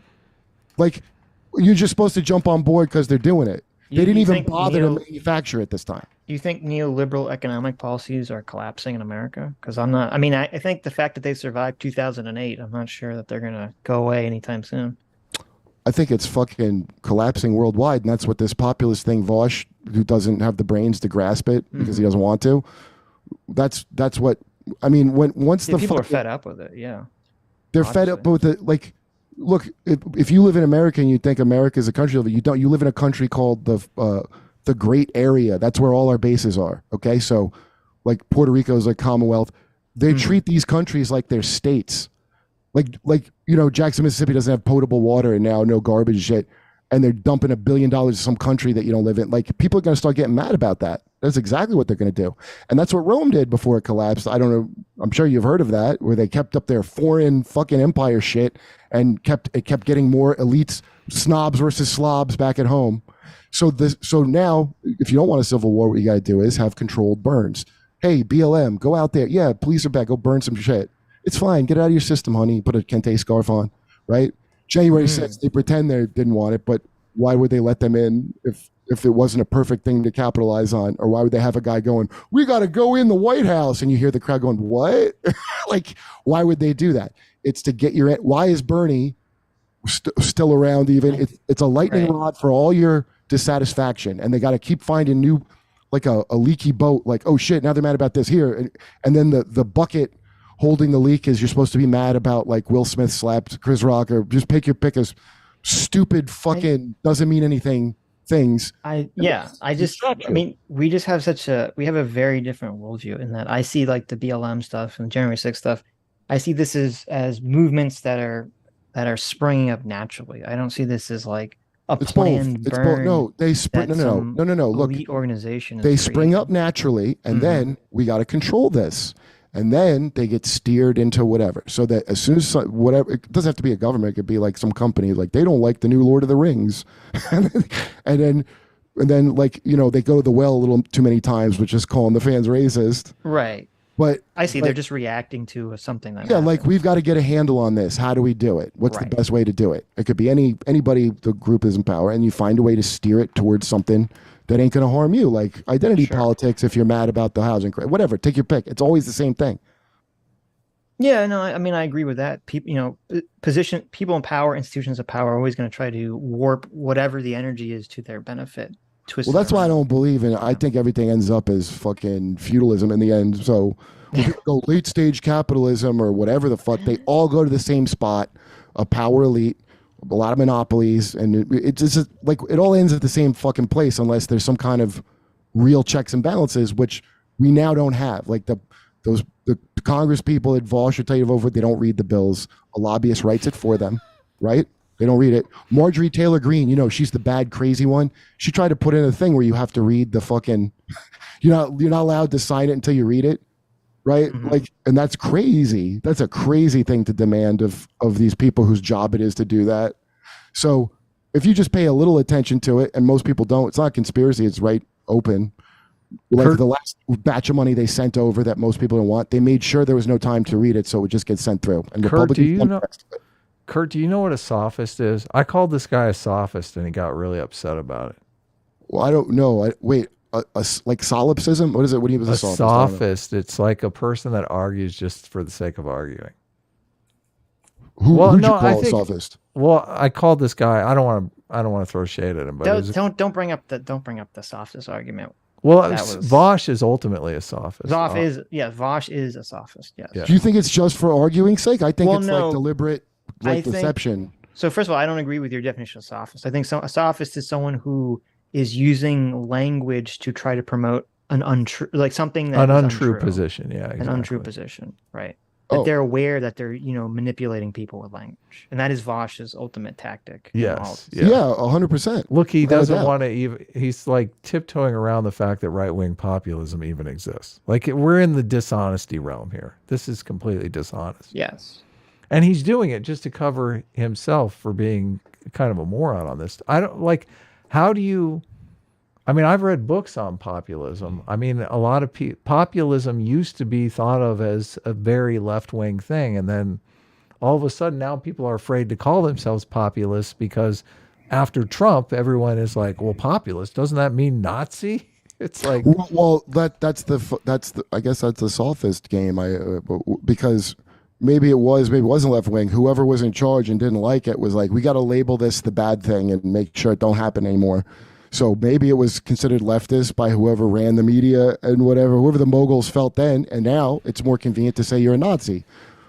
I just love the wrinkle of these same big corporations that really push this around as much as they can, or like just people like Vaush that now they've got to be for like how is Vaush a commie who's for the military industrial complex? He's for it.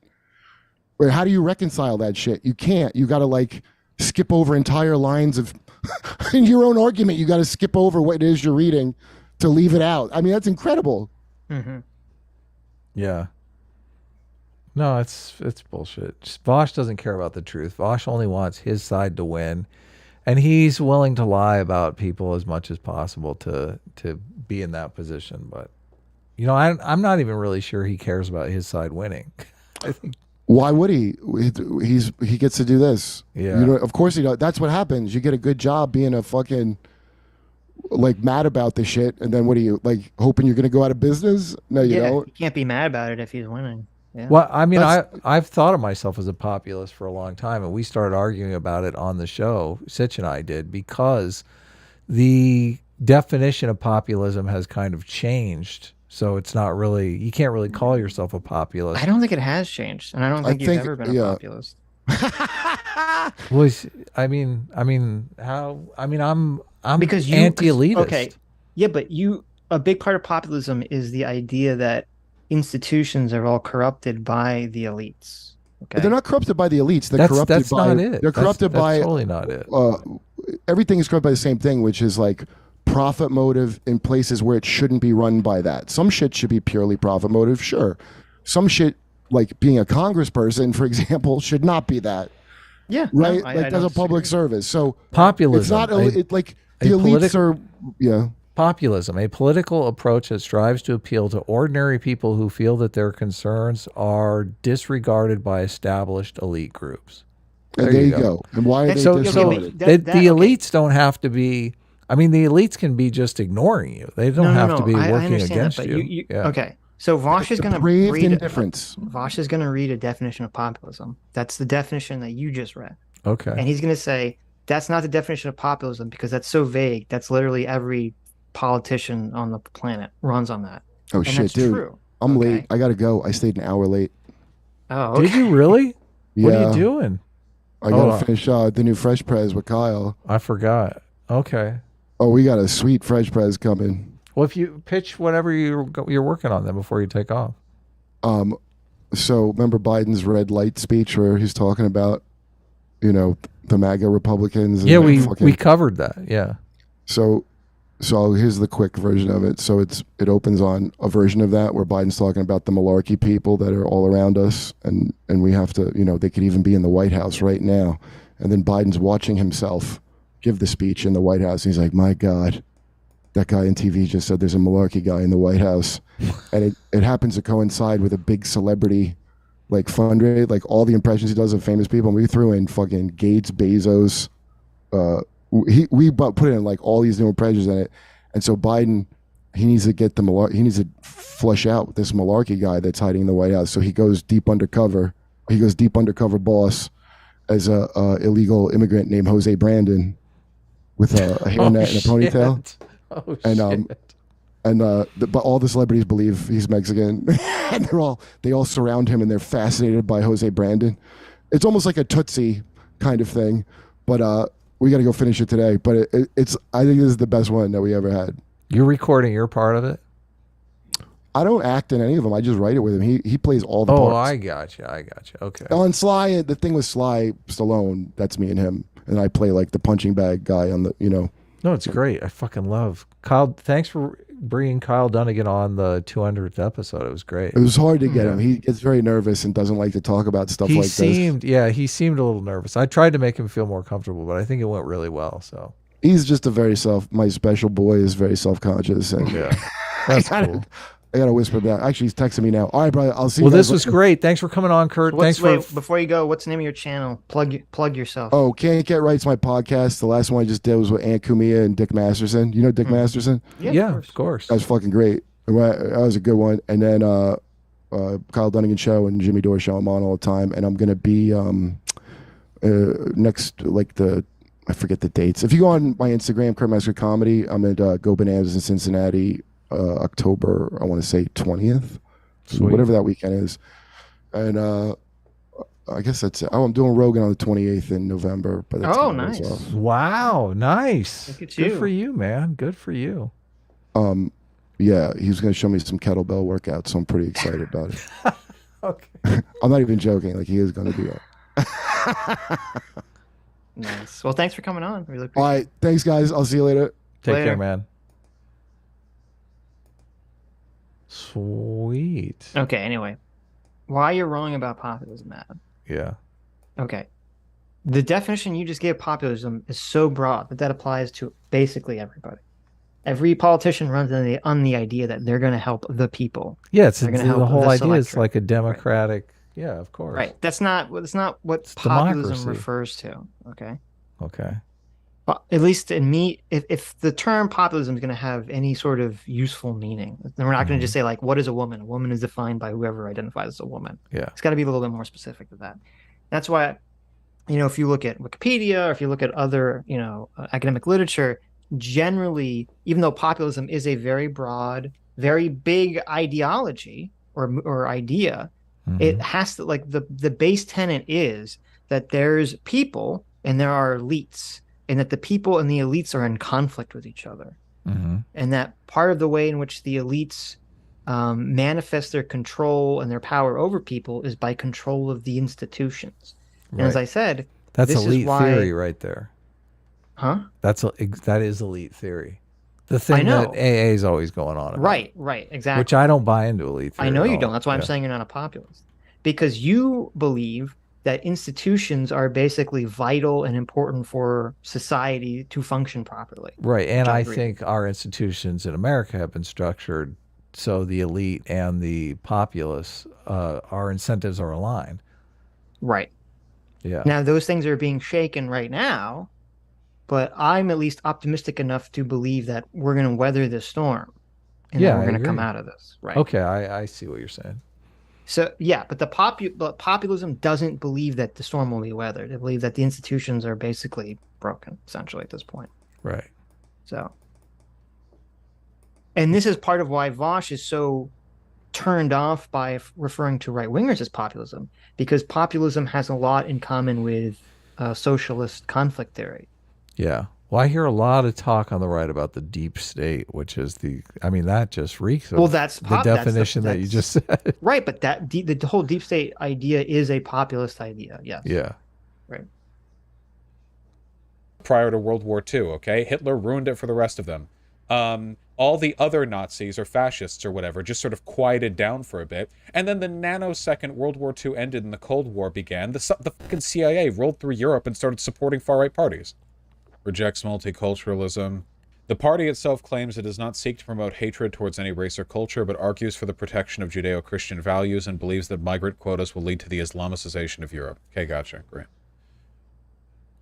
Coming in second in the latest round of political polls. That puts them ahead of the ruling coalition in charge. The party's rise is almost single-handedly because of social discontent around energy prices and around the government's policy in Ukraine. Slovakia, too, seeing discontent. Recent protests in the country's capital around energy prices and a weird position. It's both a NATO and EU state, but half of its population does not believe that Russia actually attacked Ukraine, and they mainline Kremlin propaganda. In fact, polls in the country indicate that the former USSR country, that more Slovaks actually trust Russians than Americans, and the main opposition is taking notice. They are blasting the government's EU support, lobbying against Russian sanctions. The signs are everywhere. 3 days ago, thousands of people. So, Notice that? How if the population just mainlines Russian propaganda, the Democratic politicians just go with it. Oh, we might as well cater to what they believe, right? right. I was a little distracted because people in Vaush's chat are saying "shut up, Saagar," Sogger, and some of them are putting an emoji where the O is, and it just, maybe this is being unfair, but I really feel like the way they're saying "shut up, Saagar" in all caps repeatedly feels like they're trying to say "shut up, N-word." Really? This does it. I mean, am I the only one when someone says "shut up"? Saagar, and they keep repeating it, and then they kind of like blot out with an emoji the O, so you just see the GGER. Someone said Saagar what? Like like this is where it comes out that these people have no principles whatsoever. Of course not. Where Vaush earlier said, "I wish we could use slurs again." Now he's saying that because he's like, well, because then the right wingers would all expose themselves. But that if we were in a world where people could use slurs, half of Vaush's chat would be calling Saagar, a raccoon or some kind of derivation of the N-word or something. Of course, yeah. Well, they openly call they have all sorts of slurs for right wing or for black Republicans, black Of course, conservatives. right. Yeah, right. And obviously remember the whole Gusano arc with Hassan trying to say that was an okay thing to call Destiny. yeah, of course. Did you see that clip of at TwitchCon? Someone asked Hassan, oh God, what did they ask him about? Oh, they asked him if he would fight what's his name? I didn't know. Someone finally confronted him about fighting, getting in the. Who's the guy that wanted to fight him? God, the guy is so I'm funny. totally blanking. Yeah. Sam Hyde. Sam Hyde, yeah. Someone finally confronted him. Yes, you didn't see that? There's like a kid who's like, I don't know, he looks like he's like a foot or a foot and a half shorter than Hassan, because I think Hassan's pretty tall.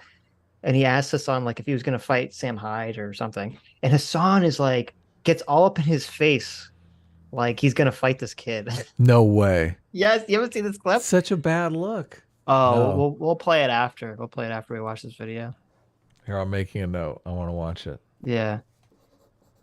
People in Brussels took the streets to protest high energy prices. In France, right now, the support amongst the population for, quote, unconditional sanctions against Russia now stands nationally at only 40%. It dropped 6% in a single month. In Germany, less than half of those in the former Soviet eastern part of the country even support sanctions in the first place. Do you know what Saagar's position is on the Ukraine-Russia war?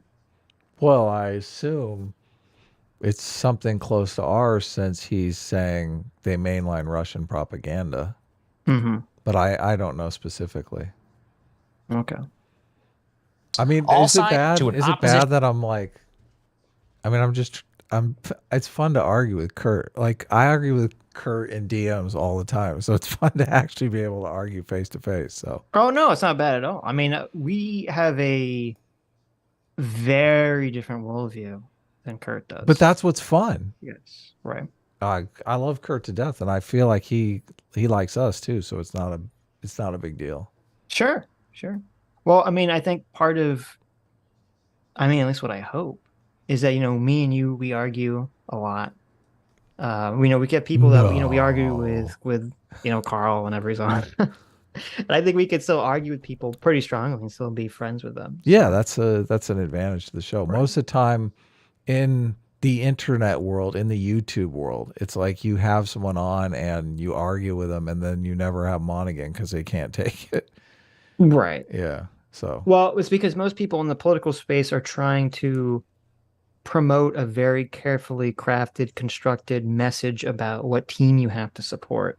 right. Yeah. And we're so not. if- We're just right. like, yeah. And if you're really like hyper concerned, like I have to get these people to vote this way or to believe this thing, then yeah, you can't really have someone on who's supposed to be quote unquote on your side who you're arguing with because it confuses the message for the audience. Correct. Yeah. But I see Kurt when he goes on Jimmy Dore a lot and they don't disagree on anything. Mhm. And it's a little boring to me, to be honest with you. It's just like, I can't imagine if this show was like that. If we were just like, yeah, agree on everything. There right? you go. You should tell Kurt that next time. Kurt, I want you to go argue with Jimmy Dore. Okay? Well, I think it would be fun. It would be. Yeah. I mean, we should get, hopefully, I mean, Kurt can probably get us Jimmy Dore on the show sometime. Maybe Jimmy Dore will come argue with us. I don't Right. know how good that would be for us, but I mean, It would be fun. I don't know what I we'd think- argue about anymore, but I think There was- Jimmy is open to that though, because Jimmy has some right-wing guy on all the time. Mhm. I don't know who that guy is. I can't remember his name. They probably know it in the chat. But Well, it's weird because like the battle lines are so weird nowadays because you can have Jimmy who's clearly on the left, but he can find more common cause with like a right-wing person who's kind of anti-establishment than he right, would with a left-wing person who's kind of pro-establishment. right, yeah, I mean, that was sort of what was weird. I was kind of curious, and I guess it didn't really come up with Kurt. I was going to ask him, but I forgot, and he left. When he was watching this video and he wanted to cover it with us, is that I assume Kurt considers himself a populist, hmm but I don't know. And I was wondering if that was why this video kind of triggered him. yeah. I think Jimmy Dore would think of himself as a populist too. But Right.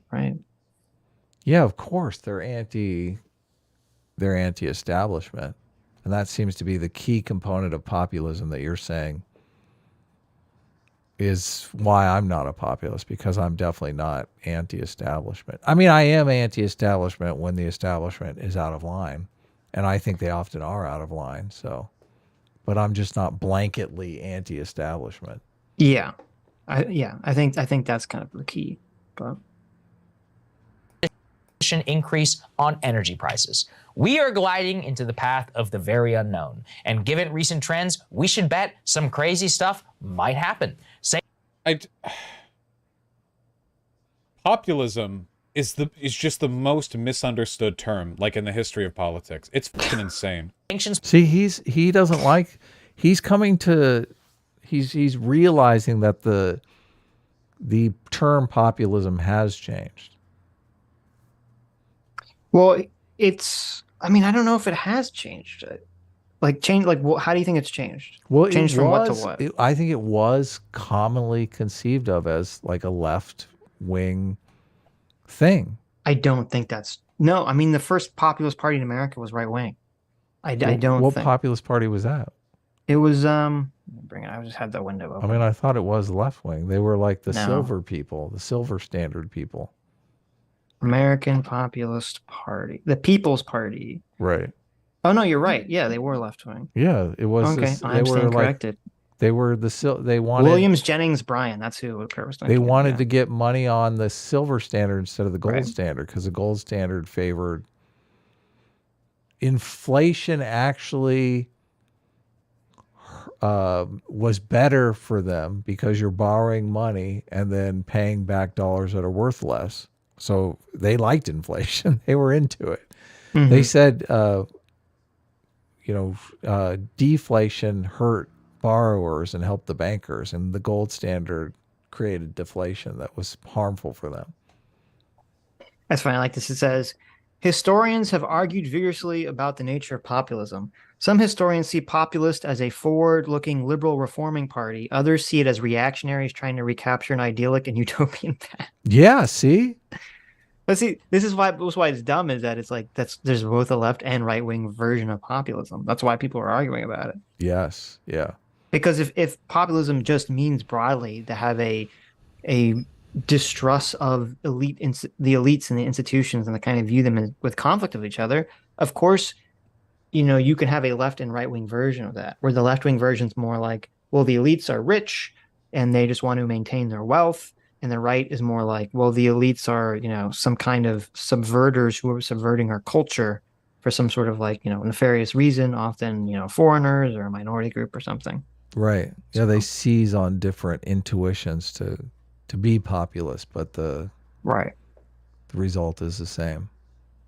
Policy at this point is not going to change. Putin's recent mobilization guarantees that. And that means we now get to watch a massive transformation on the continent. One thing is certain: it won't be the same again. And the effects of the sanctions policy, which almost no one actual thought went into, it's going to have major ramifications for years to come. I think that's all I can really take away. I don't know what's going to happen, but Vaush, I have a feeling you're not using the common definition of populism, i.e. a political approach that strives to appeal to ordinary people who feel their concerns are disregarded by established elite groups. Okay, the problem that I have with that definition is that literally everybody feels like their concerns are being... Wait, let me go back. So someone in his chat calls Vaush out correctly for using some wacky definition of populism that doesn't make any sense. And so this is the problem, he reads the super broad general one. And then he says, well, that definition is too broad, so my made up one that I've just constructed here off of nothing that only applies to left wingers is the real definition. Right. People who feel their... I think that's all I can really take away. I don't know what's going to happen, but Vaush, I have a feeling you're not using the common definition of populism, i.e. a political approach that strives to appeal to ordinary people who feel their concerns are disregarded by established elite groups. Okay, the problem that I have with that definition is that literally everybody feels like their concerns are being disregarded by established elite groups. And if we use that term for populism, that means like everyone ever was a populist. Every leader has campaigned on, the last guys weren't doing what you wanted them to do, but I will. Like, when I think of populism, like in terms of how it seems to be used, like in a more specific or meaningful sense, it's about like the actual like mechanisms to power, what real interests are being represented, right? The reduction of populism down to just like making people feel like they're not being listened to by their leaders is so broad that it becomes meaningless. And in addition, it kind of like stamps out real populists, doesn't it? What about people who actually are willing to listen to your concerns when the established elite groups aren't, The term as... So, okay, I understand where I was getting confused about. So the People's Party, which was officially, I believe at the time, known as the Populist Party, was in 1890. But I was thinking of before that, in the 1850s, was the Know Nothing Party in America. Mm-hmm. And even though they didn't, like, they weren't called the Populist Party, like they're looked back historically as being, I believe, the first populist party in America, or one of the first populist parties in America. And what was the policy they were after? They were very highly concerned about immigration, and they were nativist. Okay. And they were big in the temperance movement after that was going around. So they were very read a like book on populism. So the Know Nothing Party does ring a bell. Yeah. Right. So maybe it was right wing. Well, no, that's the thing, is that there's left wing and right wing populism. And they just, they both exist. They both kind of do, somewhat similar things, somewhat different things. Yeah. So yeah, the Know Nothings were primarily opposed to immigration and Catholics. Interesting. So there you go. They didn't like them Catholic. They formed urban gangs that harassed immigrants and spread political propaganda. There you go. Right. Ouch.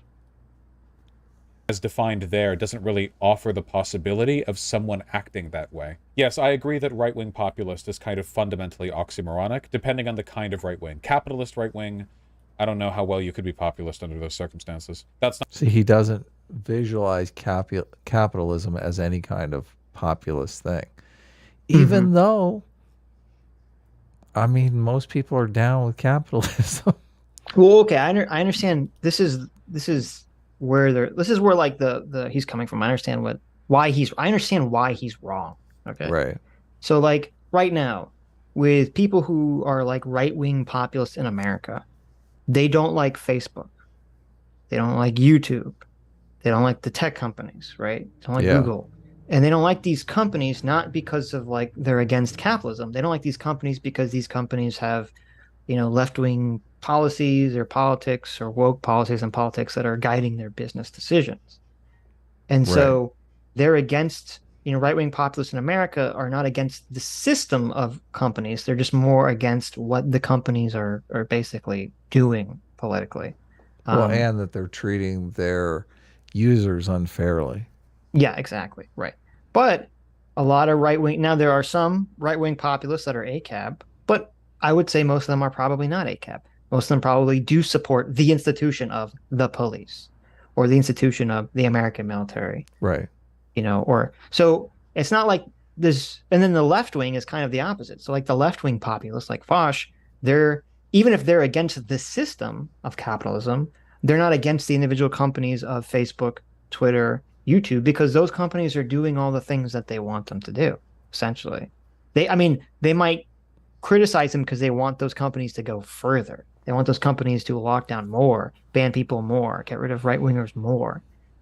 But they're still kind of softly supporting Twitter. They're softly supporting a lot of the mainstream media, but they're very anti the cops. They're very anti the American military. So it's not like most populists are not like flatly against all institutions. Like they kind of pick and choose what institutions they believe are like being controlled by the elites, that are being, manipulated, that are the ones that are the corrupt institutions. Yeah.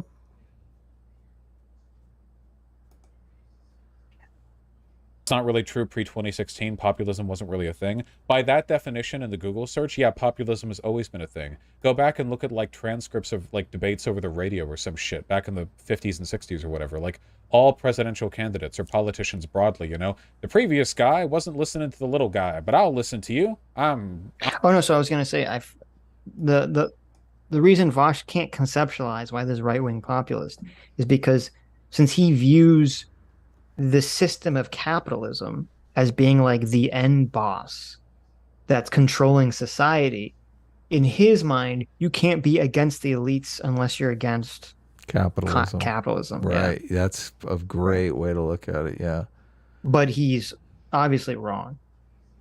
But this also gets into, the communists always like to pretend that the Nazis and the Italian fascists were like these very big privatization, let the markets do everything, political parties. That's not the case. They were national socialists. Yeah. I know. It's a complete lie. Russia is still running today over state capitalism. I mean, they don't have a free market at all. Right.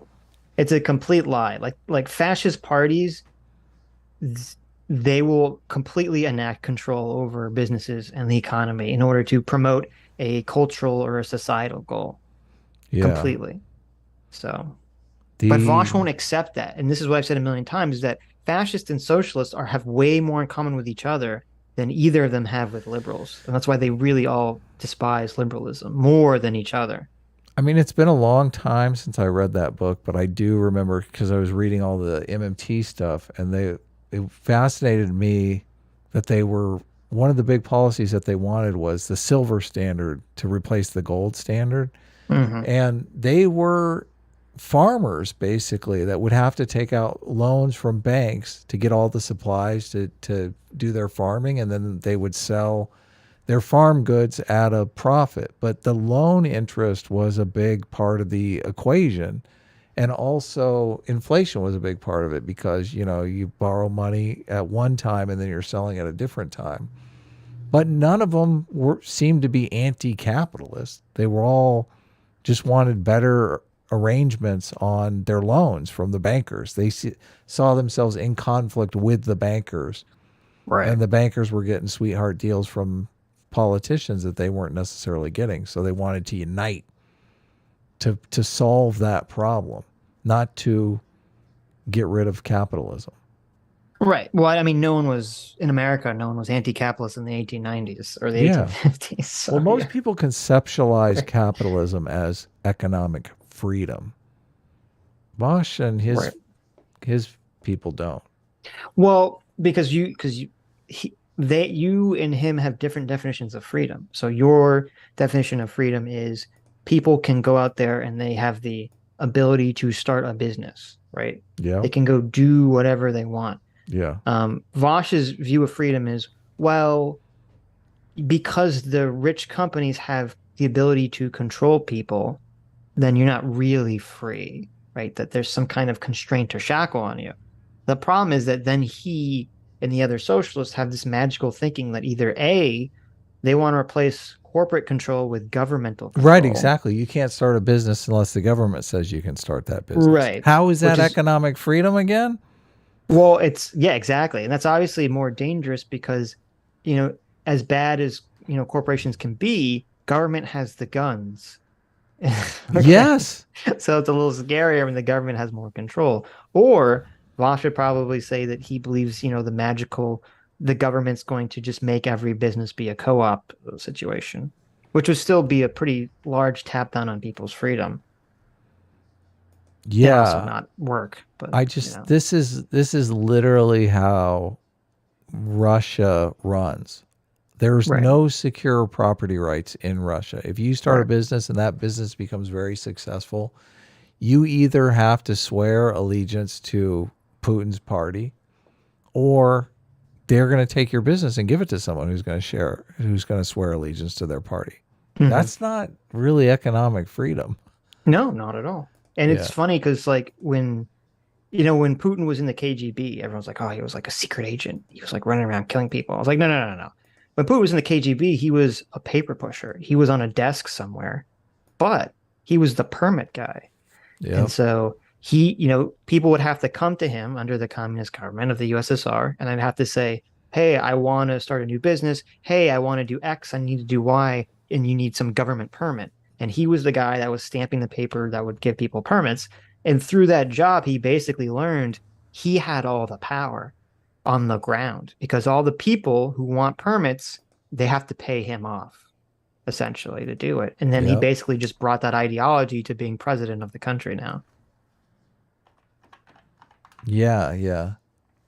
This confrontation that took place between, Mikhail Kordovsky, I think it is. I told you that, like, he had a confrontation with Putin. Evidently, it was televised. We have to track it down and see if we can watch it. Bill Lamberson, yeehaw! Like that. If by populism, like, we mean, if this is what we mean by populism, leftist movements by definition appeal to populist interests, which is what I mean when I'm using sort of the Google definition, but leftist movements also have a tendency to be genuinely populist because they don't act within pre-existing systems of power, i.e. capital. Yeah, like Huey. Yeah, so Vaush, of course, because he's one of these wackadoodle socialists, he doesn't think that you can be on the left unless you're a socialist. So therefore, like, he wants to define, he wants to, it's so annoying. And I don't really see the right do this to the extent. So this might be like a purely left-wing thing. But it seems like the left is far more interested in winning arguments by redefining words and using this sort of like word games.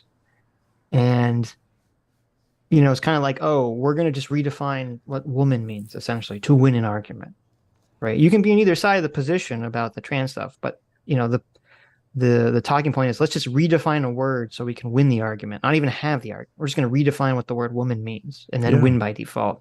And it's sort of like that's what they're doing now. That's what they're trying to do now. People like Vaush, with like the term left and right in America. It's like, no, left just means socialist, period. We just win this argument by redefining a word in a specific way. It's a fucking loser's game. I can't believe if you're having an argument over the definition of words, I lose all respect for you. Like I want to Well, have what do you mean? arguments. You and Kurt spent like 30 minutes having an argument about the definition of the word authoritarian. Well, I was trying to get to the substance of that though. Like Right. the word stuff was getting in the way, and that was very frustrating because I wanted to get to the substance, which is, what level of corruption do you surpass before you start realizing, okay, I live in an authoritarian state? Because you can't get corruption down to zero. That's crazy. Right. So, people will play this game where it's like, if I can point to any level of corruption, the entire system is corrupt. And I don't think it's fair. Mm-hmm. Like you can't get to zero corruption. Like there's always going to be some level of corruption. I agree. Sure. I mean, the Vaushes of the world do the same exact thing with racism. It's like, if I can point to any level of racism, then, the whole system's corrupt. It's like, no, you can't. Right. You can't have a substantive debate about where we're at with racial equality if you're going to play that game. You just can't. No. Yeah. No. Yeah, you're right. I mean, I think if you're trying to figure out what is authoritarian, I think corruption is kind of a sidetrack, because the amount of corruption that exists in a society, I don't think necessarily has anything to do with whether a country is authoritarian or not. An authoritarian country can have lots of corruption or very little corruption.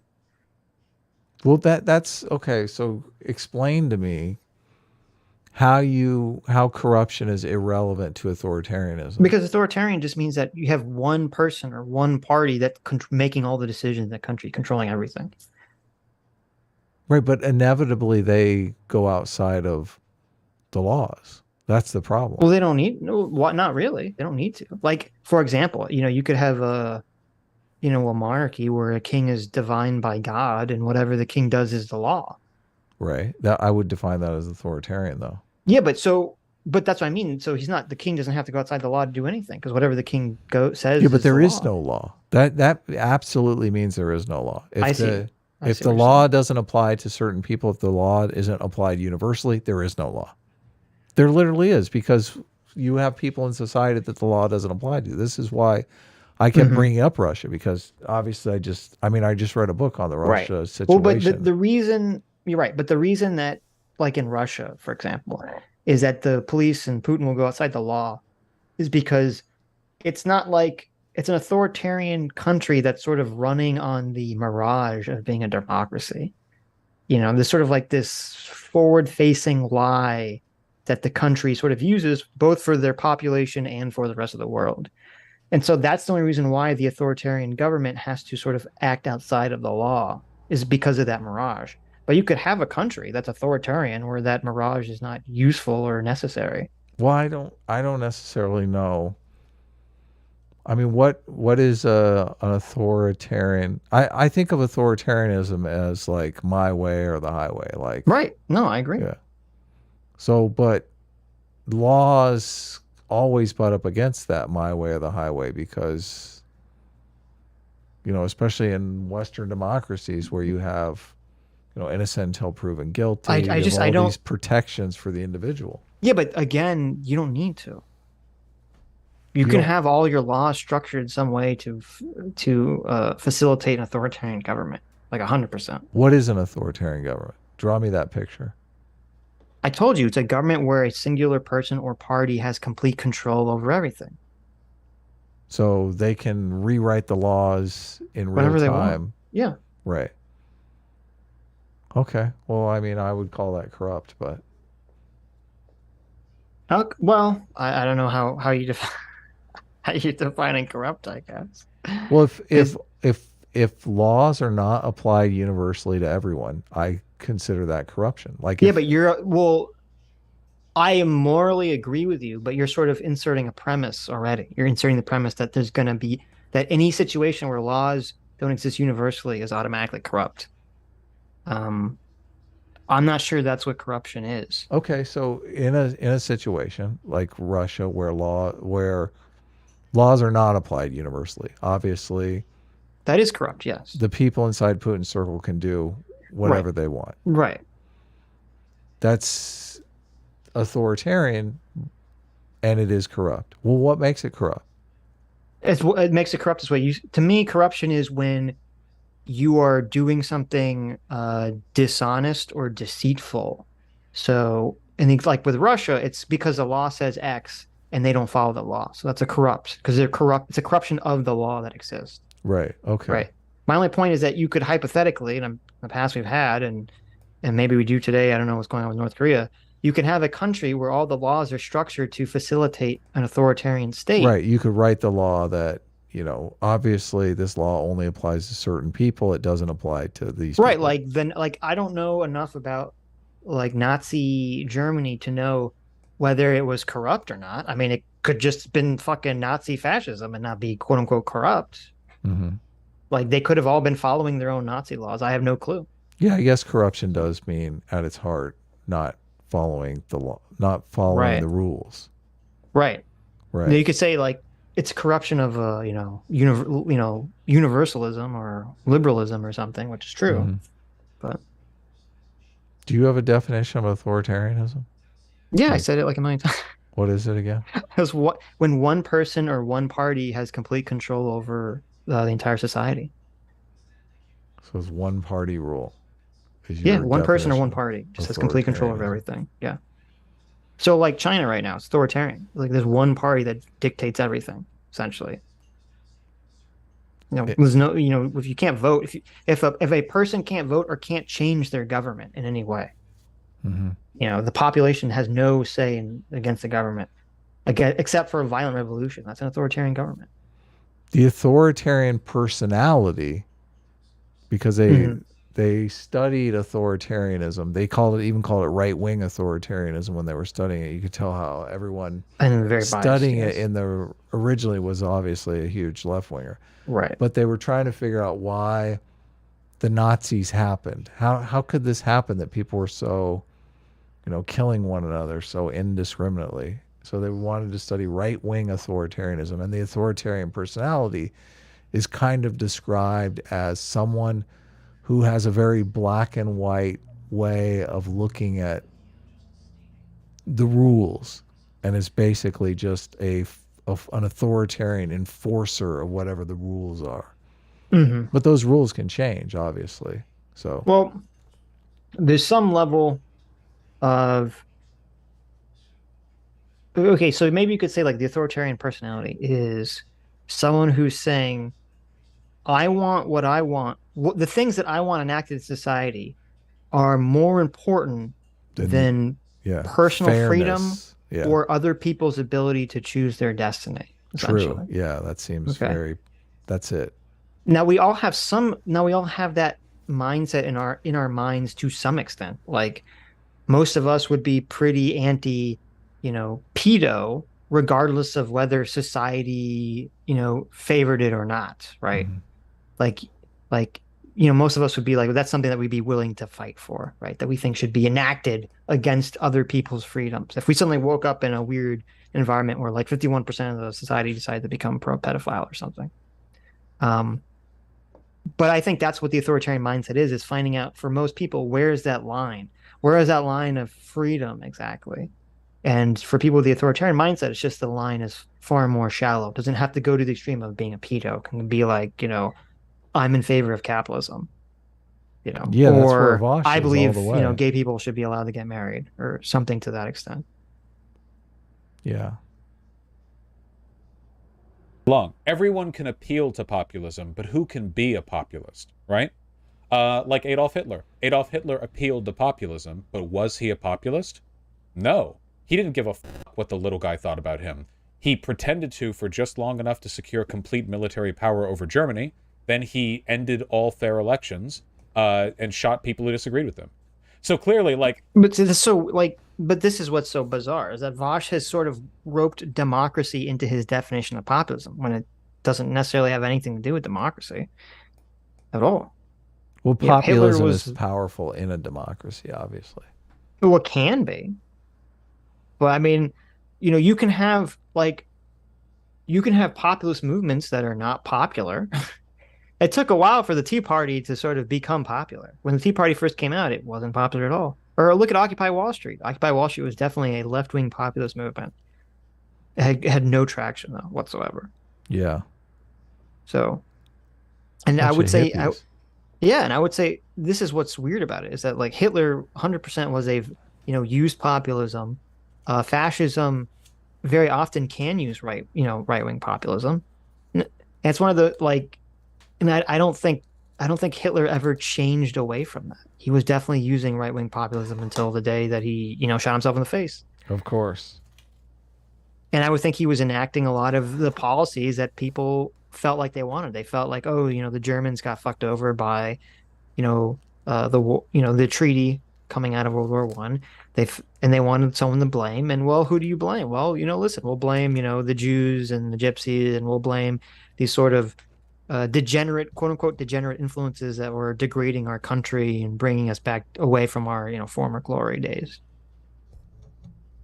The populism there was just like a smokescreen. It was an appeal to populism. But real populism is a thing. Here's the EU energy giant's profits for the year. This guy has no idea what he's talking about. Vaush does this all the time. Never forget. Where it's like that side is just a bunch of lying grifters, and our side is obviously honest and true. As if he doesn't have lying grifters on his side, pretending that they care about certain things, just to gain power and then totally dropping them. Inflation is not so much about the cost of producing and distributing goods as it is the prices companies feel they can get away with charging you, with inflation being a pretext. Or to put it another way, like when gas prices rise at the pump, it's not like that's not a proportional rise in the cost of producing and manufacturing and distributing the gasoline. That's a rise in what the gas companies think they can get away with, given people's perceptions of what it should cost at the moment. Or to put it a third way, what about the diamond industry, right? Diamond. It's annoying because like this is so. Oh my God, I hate the inflation talk because it's just like the left says the reason we have inflation is because all the gas companies are just overcharging everyone. Greedy pieces of shit. Right. Greedy gas companies, greedy corporations just overcharging everyone. And then the right just says, well, no, we have inflation because we gave people stimulus checks and printed a bunch of money out. And it's like, can't they both be right? I don't know. I'm sure to some extent there's some truth to both of these things that have an effect too. But I mean, at some point they raise gas to the point where people are just like, I can't pay it. I'm riding a bike. Right. But the problem with the narrative, and listen, I would be totally morally inclined to believe that they're just the evil gas companies are just raising the prices because they're evil. Right. I would love to believe that was true. Well, I'd love to believe that was true. In business, though, you do raise the price until demand drops off. That's like, of course, a regular thing. And gas prices change all the time. So I'm assuming they know exactly where demand drops off. Right. But what I'm saying is like, I would love for that to be true, because if it was true that it's just evil, greedy gas companies, that would be the easiest fix in the world. Okay. Because you just have to pass a law that says, you can't do that. We're forcing it to be under some fixing? price. You just have to have some price fixing thing. Sitch, okay. Holy cow. But I'm saying I don't think it is true. I don't think that is the reason, because gas prices, they shot up and then they went down and then they're going up again. Now they're going down. Like they're all over the place. Like it's not like this steady thing where just, the gas companies just decided that they're going to rip everyone off and then just stay that way. I just don't think it's so simple and so clear. I've never seen anyone on the left make a persuasive argument really diving into the numbers to explain, no.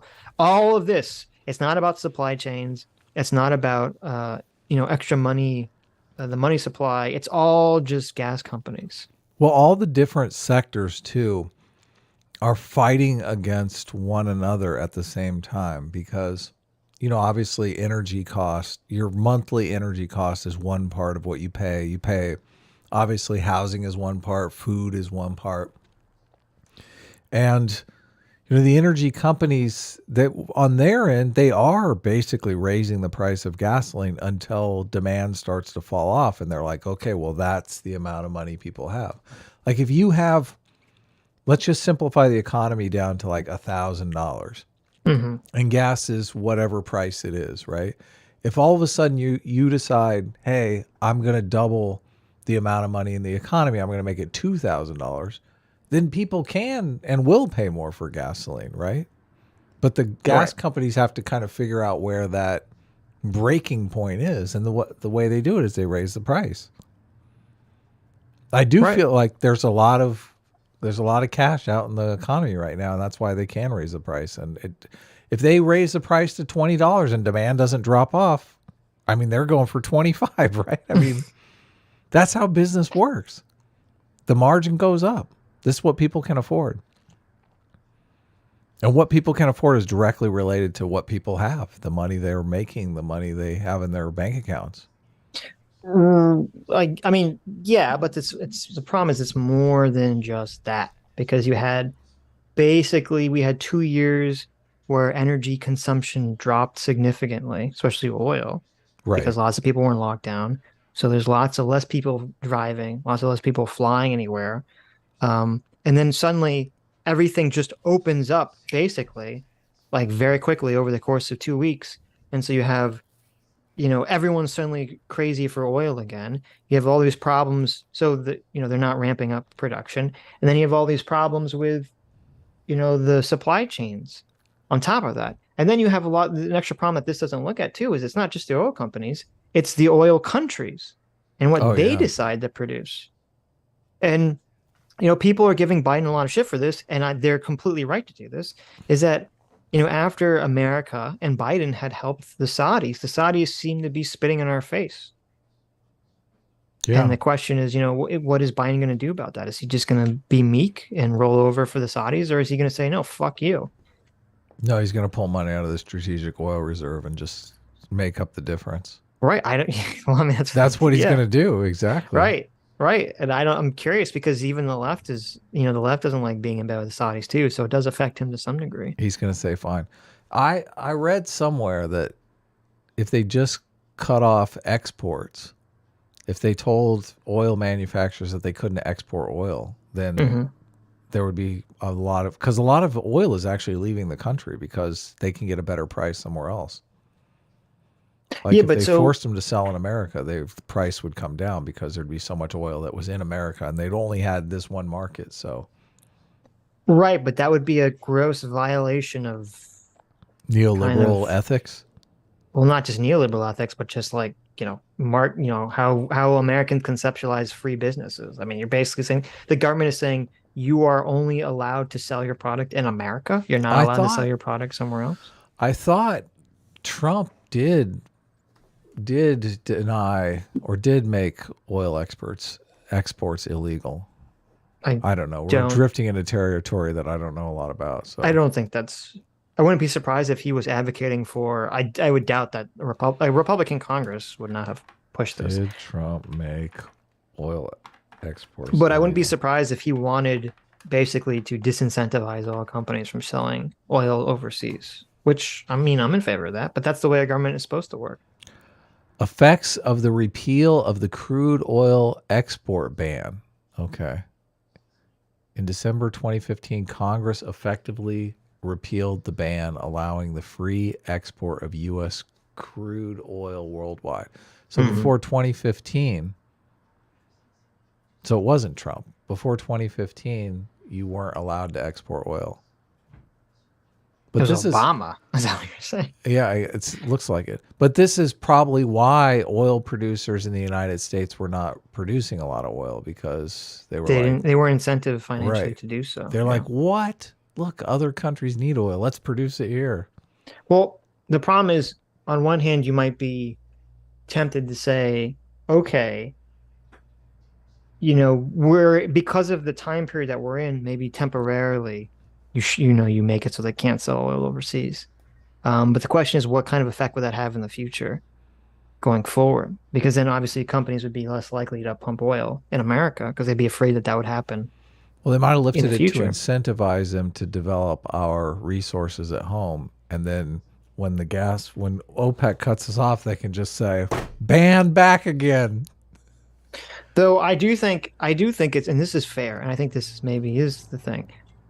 If a company takes natural resources out of American land, and then they sell them overseas, and say it's a resource that we don't have like a surplus of, okay, like oil. I do think that those companies engaging in those transactions should be heavily taxed because they're taking, let's say, private company taking natural resources out of America and selling them somewhere else. Or Stephen Michael Davis right now. Look at this. You've got Sitch the tariff. The oil No, I'm just tariff saying czar. It just makes sense because then you're saying, well, if they take the natural resources out of the ground in America and sell them back to Americans, providing a service for Americans, okay, there you go. Don't tax that heavily. But if they're taking American natural resources and they're just selling them overseas, that's our stuff. That's our shit. Yeah, exactly. That's that our literally. natural resources. I don't know if a bunch of paper money is the wealth of nations, but I know barrels of oil are the wealth of nations. Yeah, exactly. So I do think that something can be done to disincentivize that, or at least to make up the difference. Tax it heavily and say, okay, if we're going to do this, we're going to take a big chunk out of it. How big is? I got a better idea. Instead of charging a bunch of taxes, why doesn't the Strategic Oil Reserve just buy the oil from them? So they always have a bid. How much oil will that thing take? Why should we, the American people, have to pay some exorbitant price to a private company to take our own natural resources away from us? Well, they wouldn't be. They'd be putting it in America. It'd be in the Strategic Oil Reserve. No, but I'm saying staying in America. Yeah, but what you're saying is, why doesn't the Strategic Reserve buy the money instead of them selling it overseas? But that means that the Strategic Reserve is going to have to be buying it at the price that it would be sold overseas. Right. Yeah. So yeah, but that's already an up cost then. That's the whole reason they're shipping it overseas is because they can get more money than they could domestically. Right. I hate to see our stuff go out of the country. I'm telling you. Made in America should stay in America. I just made that up, but it sounded pretty That's pretty good. I like that. You should run on that. Made in America, stay in America. That's like such a great right-wing populist slogan. I'm an isolationist now. Right. Where's Kurt?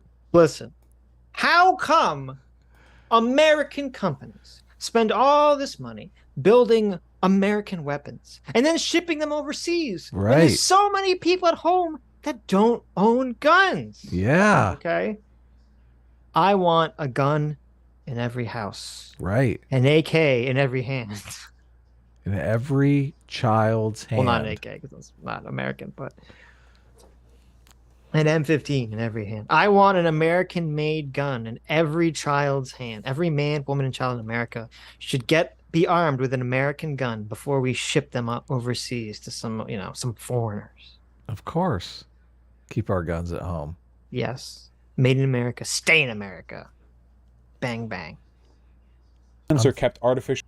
I'm thinking about sending money to Ukraine just to piss Kurt off. I'm going to send him like $1,000 or something. Make sure you send it directly to the Azov battalion. I'm going to send it to Zelensky.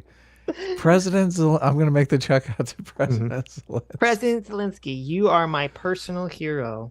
God, I wish. I can't spend money right now. Artificially scarce because they can be produced artificially, like pretty easily. Like it's not that hard. Diamonds are basically pure carbon. So if you have carbon, which we do in our bodies, it's everywhere, and you have the machines for it, you can just make diamonds. You can do it pretty easy. So the cost. This is so dumb. Okay. Of diamonds has far more to do with what companies think they can get away with charging for them rather than what it actually costs to produce. So it's so dumb. I don't know why he brought up. Wait. I don't know why he brought up carbon in our bodies. Like, you can't extract the carbon in our bodies to make diamonds. I don't know. Well, no, there are artificial diamonds, but I know, but they're not made out of like people. What is it? Right, they're made out of carbon, whatever, coal. Like what? Whatever. Yeah, I don't know what. I'll be honest. I don't know what artificial diamonds are made out of. I can guarantee it's not people. He's basically trying to say that diamonds are worthless because they're so easy to make. Carbon is everywhere, and the reason they go for a lot of money is because greedy fucking businessmen can charge whatever they can get away with. But artificial diamonds are far less expensive than mined diamonds because you have to expend so much time and energy actually mining the diamonds. That's why they're more expensive. Right. So he Well, and doesn't even also- know what he's talking about. Well, no, because what he would say in response to that is that, well, there's no difference between an artificial diamond and a natural. There is a occurring diamond. difference. The jeweler I know can tell there's- the difference. I know they obviously. look different, right? Yeah. And so, but that's the thing. It's not a question of he's only looking at it from one side, saying, well, it's just whatever they, they'll just sell it for whatever they can. It's like, well, wait a minute. What does that mean? I mean, that means that there's a demand for it. And it's because a bunch of people want to spend, well, let's be real, a bunch of ladies mostly, ladies and male rappers. A bunch of ladies want men to spend. Yes, a bunch of ladies, and for some bizarre reason, rappers want to spend a shit ton of money on, rocks because women are attracted to bright, flashy things. Let's be real. Right. Okay. So, you know how like the male bird will build the bird's nest and they'll put like shiny bits of foil in there to attract. Yeah, them? no. They know what's up. That's what diamonds are. That's all that diamonds are. They're just bright colors to attract women. No, so basically women, and I guess men also, they just view that the look and appearance and the idea, probably the psychology behind the naturally occurring diamond is worth more than the artificial one. Yeah. Because, there's some blood diamond going on here that Right, there you obviously go. makes it more valuable. There you go. Now, actually, I don't know. I'll have to bring up a picture because I don't know. Like, I've never looked at, like, what is a natural diamond versus artificial? Like, what does it look like? Does it look very different? The microscopic. I think the artificial diamond actually has less imperfections in it. No, There's of course some- it does. Yeah, because it's made by a machine. Right. There's some sort of process that the molecular structure is more uniform. I know that they can tell the difference. They put it under a little microscope and they're like, oh, Right, yeah, right, this right. is- I know that you can take it and look at it under a microscope. They're But like, I'm saying, like, if this you is look fake. at it, right. But if you look at it, if some person was to have say, here's a naturally occurring diamond ring, here's an artificial one, would we be able to judge it just by looking at it with our eyeballs? No, you can't Okay. tell. Right. Well, in that case, then people are really fucking dumb for spending a bunch of money on a real one. Because I it's mean- it's purely a status symbol at that point. Because you're like, well, it's real. Yeah, even but though it the looks literally first the same. thing anybody is going to ask is it a real diamond? And as Right, soon as 'cause you it's- say, yes, just it is a lie. real diamond, they're going to go, you fucking liar. Right. Liar. But They're see, going to get their little electron microscope out. Totally. But what is he? But that's really, what is it really asking? They're saying, oh, do you have a lot of money? Did you spend a lot of money on this? That's the whole purpose. Yes. I understand. It's a status symbol. I know. It's a status. Exactly. All Exactly. jewelry is a status symbol, of course. Well, it's a combination of status symbol and that Mhm. your man is willing to sacrifice energy for Yeah. you for something basically useless. Yeah. Supposed to spend at least 6 months of pay on Right. on the engagement ring. It's to say, I'm going to spend 6 months of my life to produce something for you that has no actual practical value, Mhm. but you like and it looks pretty. Just put it in the prenup, so you'll be fine. Right. We sell the ring and split it. Hey, that was 6 months of my labor. I just think it's hilarious that, like, for every animal species, when they're selected by sex and not predation, they all become very bright and colorful. Yeah. And I just think it's funny that we humans are basically in that same boat. Sexual selection. Yeah. I mean, it's a mix. Okay. Okay. And by the way, ever this, we don't operate under like a labor theory of value, you know? The capitalism model of pricing is one where supply and demand meets, not one in which like the cost of production matches the price of sale or whatever. Like that's not how that works. So when Literally works that way in the case of diamonds, so obviously. Well, no, but it's interesting that he's saying all this because this is sort of like a mask off moment. Because all the socialists now, they just say, oh, I'm not in favor of the government controlling everything. I just want co-ops. I just want everything to be co-ops. If everything's fucking co-ops, you're still going to have supply and demand. Okay. All you're doing is just sharing the profit among a lot of people at the company instead of, fewer people at the company. It's still going to completely contort to supply and demand. Every oil company in America could be a fucking co-op. That doesn't mean they can't jack the price on everyone and try to screw them over. True. Yeah, very true. And That's so what the why, co-op would do. exactly. Of course they would, because now there's more people. There's more actual people Right. incentivized for the price to be even higher. They'd be like $25. Let's see how much these guys can pay. I feel like there were some stimulus checks that went out, and I feel like people got money lying around. Right. Look, they can eat top ramen. They need to get to work. Here, let's $25 a gallon. See, that's why I was saying that they are in competition with the other things that people have to buy. Right. You But if always you hear want to the- have the sort of socialist theory of labor value be the thing that determines price, that requires an artificial entity like a government come in and dictate the price of goods and services. The price of production is factored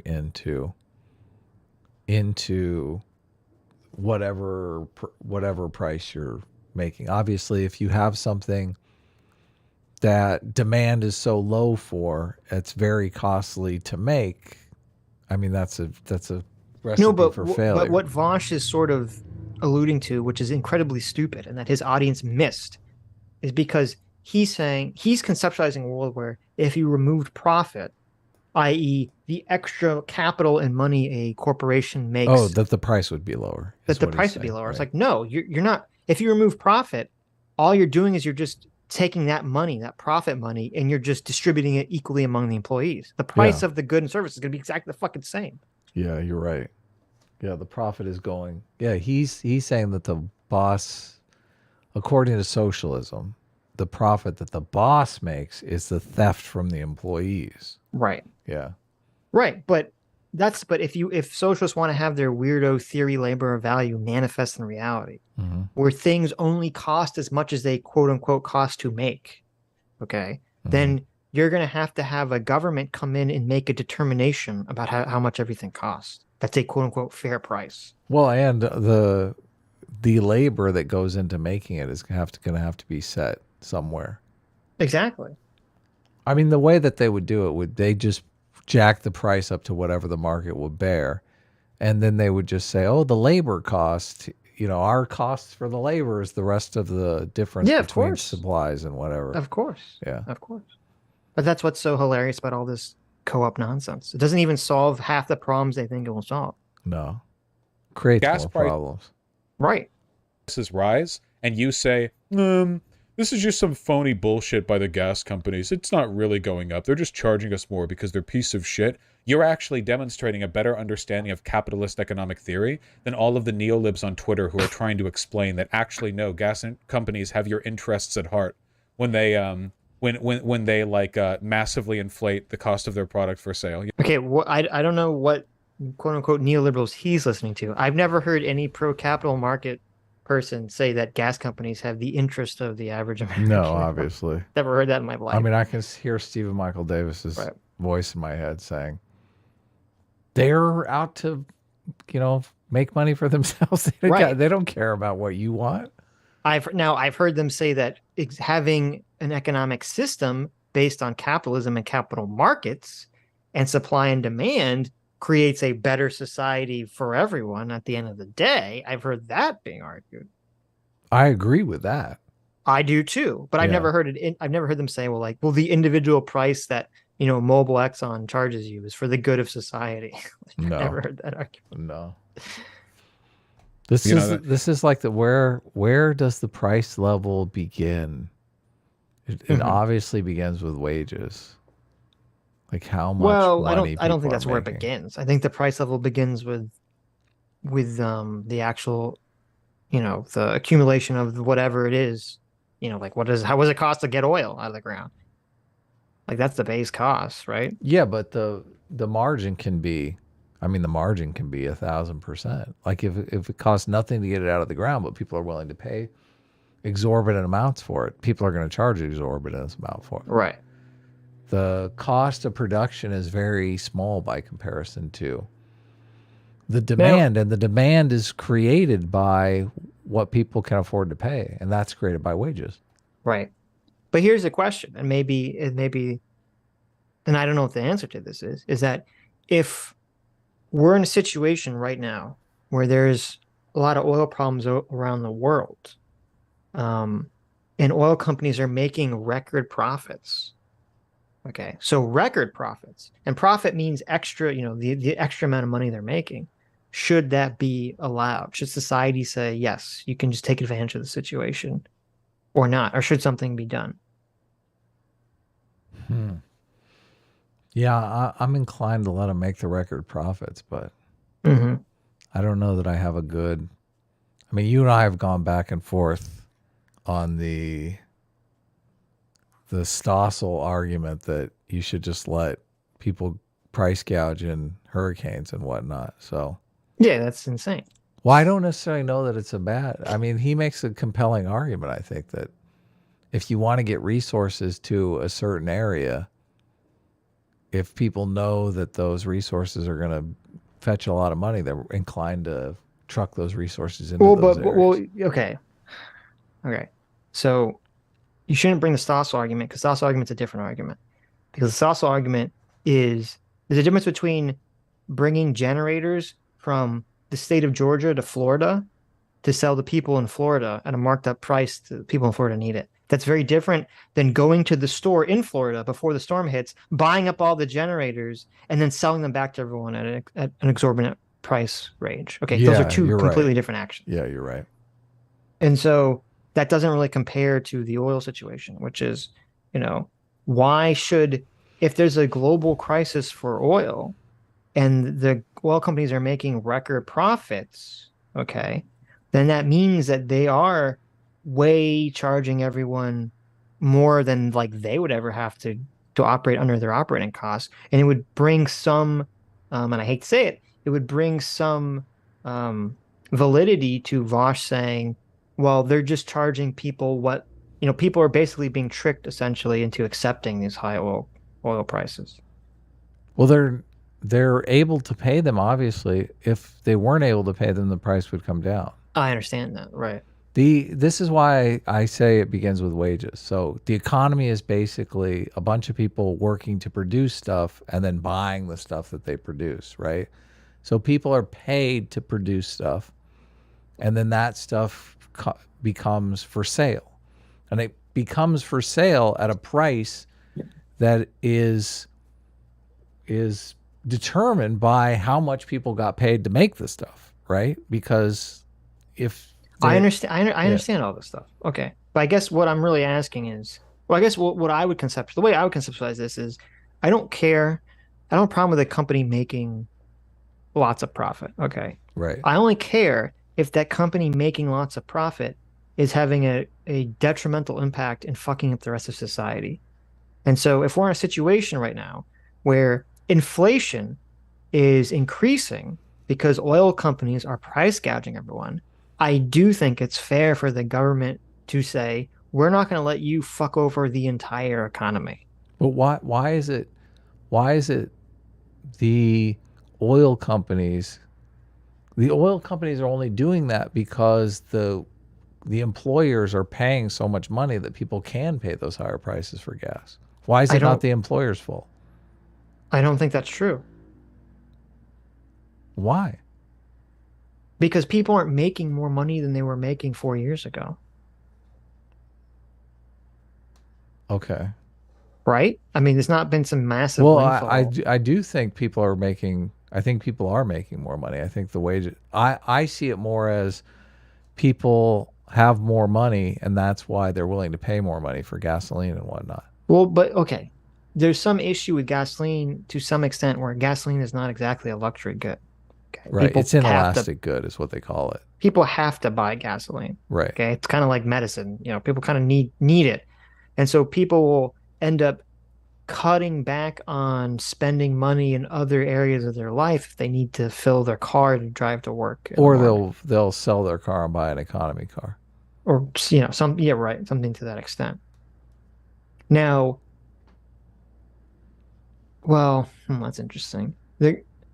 Well, the people, problem is it's people sort are of like, literally there's like a inflation spiral going on too here because like the government is sending out checks. They send out checks in Florida. They send out checks in California, which right. means people can pay more money for gas. Yeah, but Also, see, wages are going up because they're like prices are so much more expensive. We have to pay people more money so that right. they can afford this high price for gas. So then they end up paying more money. They can't afford the higher price for gas, and then the next thing you know, the gas company's like, "Here, let me see if I can get more money out of them." They're Yeah, just going to right. keep raising Right. that price until demand falls off. That's the signal that they're looking for.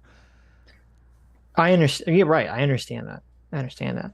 But if, and this is where people on the left are coming from, is that if a gas company is making record profits, that should mean that they're not having supply issues on their end, Well, or that their profits are far outweighing whatever the supply issues are. is it a supply issue though? Because I mean, Well, that's the excuse that the oil companies give. They say, well, we have supply issues, that's why we're charging you more, right? right, sure, and that could be made up. Who knows?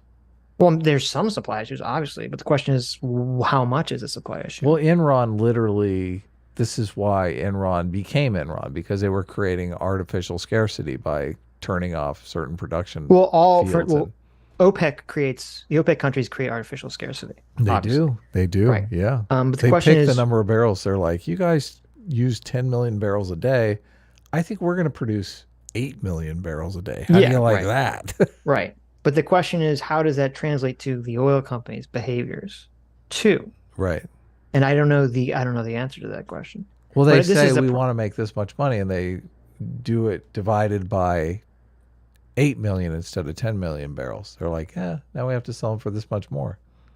right. But what I'm saying is, I can understand why people look at that chart that shows like, oh, while I'm paying, and this is where I think this is part of where, Saagar's coming from. This is part of where the populist feeling originates, is that the average person, they go to the gas station, they spend exorbitant amount of money on gas. And I think people will accept that if they feel like there's a reason for it. If they feel like, well, I'm paying this much for gas because the supply is less because of the war, blah, blah, blah, blah, blah, blah, blah, blah, blah. But if it's like, well, I'm paying all this extra money for gas, and then I look at a chart that says that ExxonMobil is making a record profit than they've ever made in their entire business, you say, well, wait a minute, then it's not a supply issue. Then they're just being greedy fucks. And that's what triggers people into start saying, we do need to, enact these maybe extreme reforms in the government.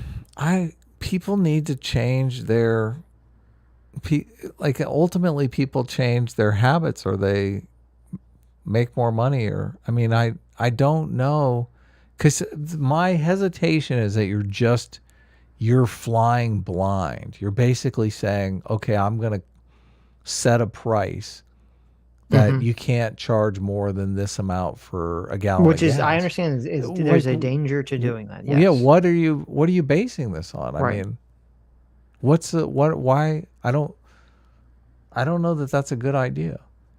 It might not be. Like I But would it's one.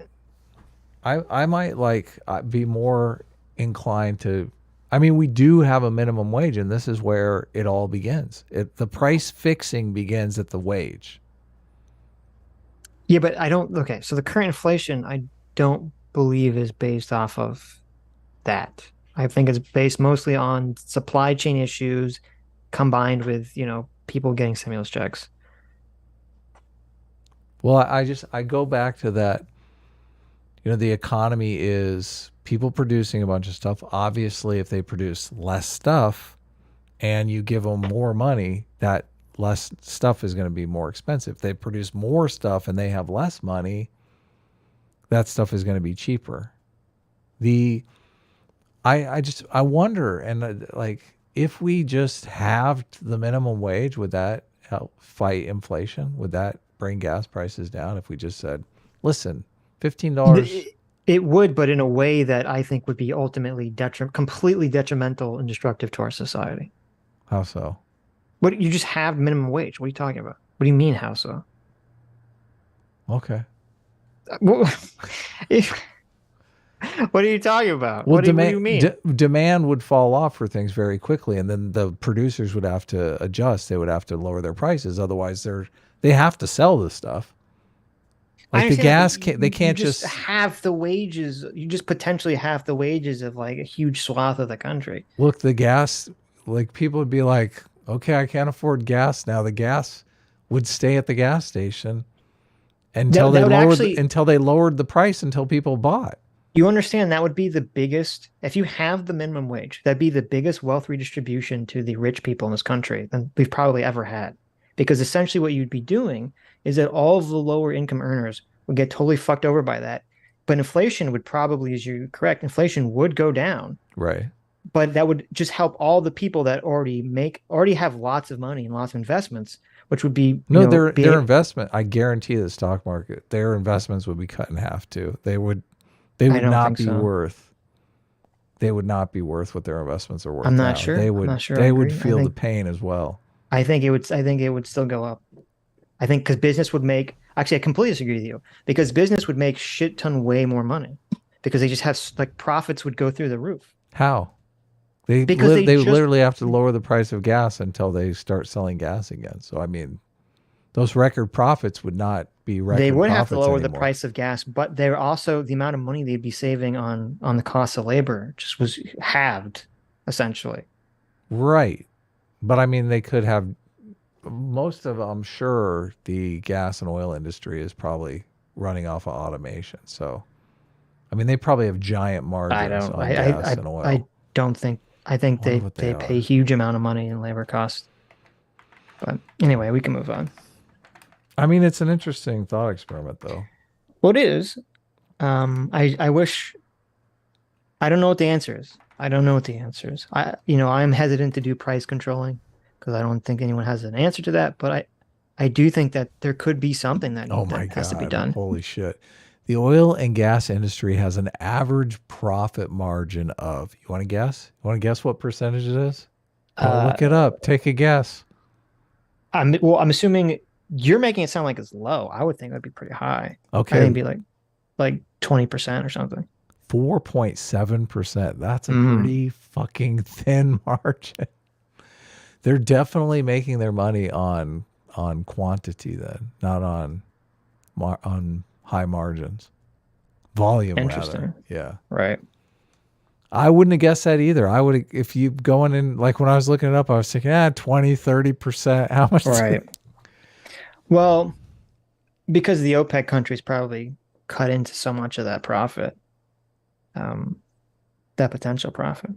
So, and you're right. Probably it is quantity. What is the average profit margin for oil and gas drilling? The average net profit margin for oil and gas production was 4.7% in 2021 and 31.3% in the fourth quarter of 2021. Wait. Oil the and profit gas, margin went from 4% to 31%? Yeah. So they are jacking. Oh, okay. Well, wait a minute. Okay, well, wait, that's totally fucking insane, though. Well, so when they're talking about oil and gas production profits soaring in 2001, that's what they're talking about. Oh, this is I thought you said 2021. It is, 2021. Sorry. Oh, okay. You said 2001. Okay. So, but wait a minute. So, but then this becomes a legitimate issue. Maybe if it is just oil companies, making, insane amount of profits, I don't think we as a society should allow that to happen. Well, something should be done to. They're able that. to do it because people are paid more, and this is the thing. This is how capitalism works. It's but dog eat dog. Okay, again, if you just said, some companies' profit margins went from 4% to 31%, in a vacuum, I say, okay, I don't care. Good for that company. But if you say that company's profit margins went from 4% to 31%, and that increase causes inflation in a massive way to the rest of the economy, then you have a problem. Did you just become an anti-capitalist? No, I've never been this, we can't ever regulate anything. That's literally never been my position. I've always been in favor of regulation. Andrew Clark for $2 says gas expires after 6 months-ish. Yeah, all of these things are perishable goods, so. Well, I don't know what that has to do with what the profit margin. that we're talking about. Well, it's just you can't store it. I think you can store the oil. Obviously, we have the strategic oil reserve, but Yeah, wait, how do they store it if it's perishable? well, they're storing crude oil, not gas. Oh, it's only once it's refined then it's perishable. Exactly. Okay, Yeah. fair They're enough. That makes creating a sense, right. perishable. Right. All right, we can move on. But I thought this was fascinating. So, but wait a minute. You think so? If say hypothetically, if the oil companies go from making an average of 4% profit margin to 31% profit margin, okay, and that profit is basically driving inflation to the rest of the economy, should we just throw our hands up and say, well, whatever, we have neoliberal economic policies, so we just let them do whatever the fuck they want? I mean, I would just cut the minimum wage in half. Jesus Christ. It's like the most fucking insane thing ever. I say, listen, you think it's cool to charge people $10 a gallon for gasoline? Look at this. I'm going to make people poor. Why? They're not going to be able to. That's such a weird. What's the difference between the government saying, Look, I just want to see what would happen, okay? Okay, I'm just I understand if you're joking, but I'm just saying from a what? Like, what's the difference between the government saying we're going to cut minimum wage in half and we're going to put a price cap on something? Those are like massive changes that the government's putting its finger on the scale, changing the economy. How about only one's directed towards a top and one's directed towards a bottom? How about this? We just abolish the minimum wage. Then the government isn't doing anything. That's the same thing. How is Why? it? What do you mean? Well, it's not the government setting the wage. The government just abolishes the minimum wage. No, but it's the government has already, since we've had the minimum wage for so long, it's already part of the economy, essentially. Yeah. I don't know. It's weird.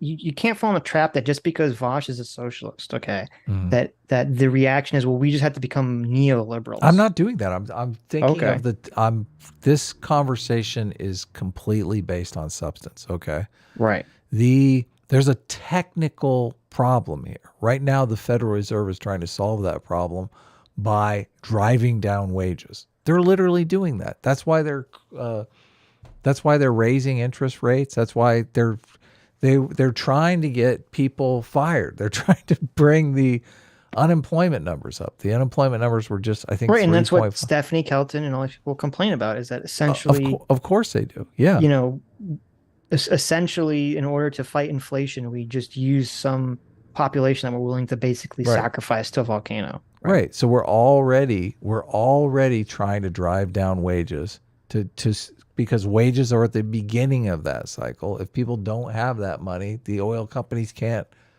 reap record profits, right? I just don't know. But why should we be attacking it from the bottom up as opposed from the top down? Well, my question, and it's a technical question, right?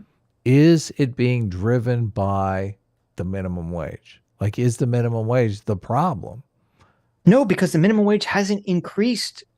When you talk about that quarter going up from 4% to 31%, the minimum wage is the same. It hasn't changed. Mm-hmm. Yeah. So how could it be the minimum wage driving the price?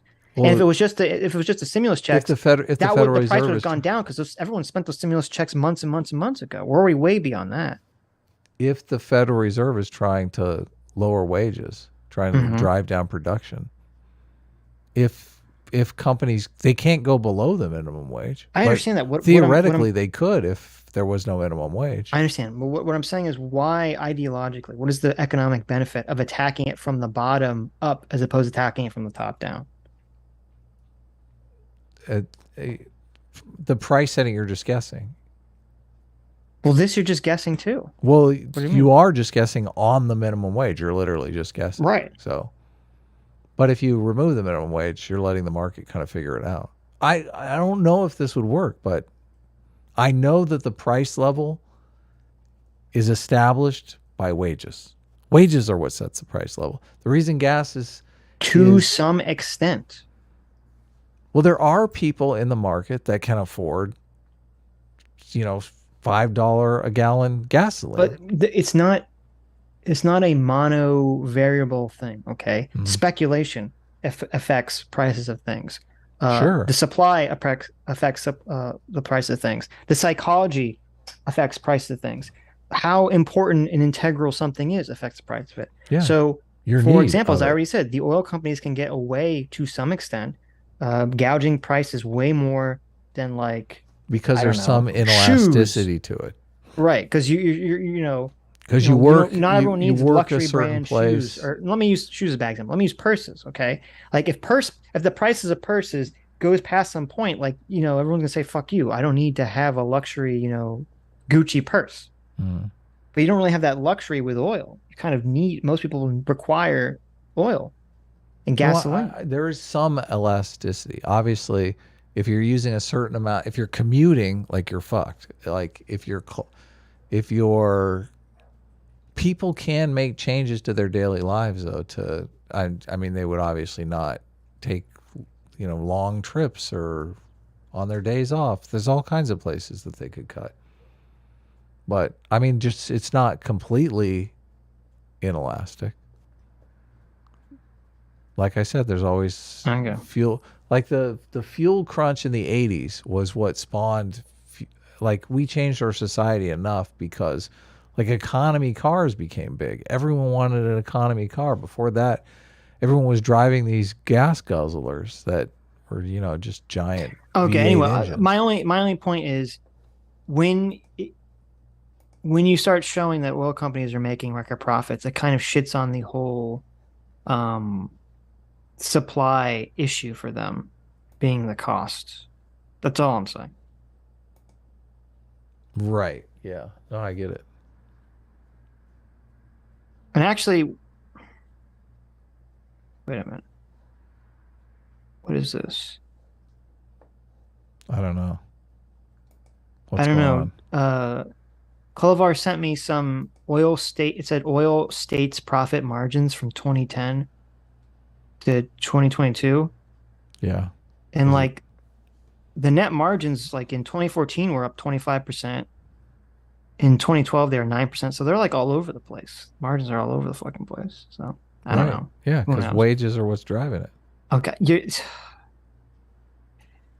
I don't like that you give this like one, like that's not true. That's literally not fucking true. You can if you go and you type in why are oil prices expensive? No one agrees.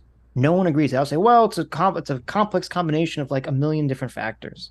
No one just says, well, it's just the wages. Like that's just too simplified of an answer. Okay. I mean, it's true, but it's not true. Look, everyone does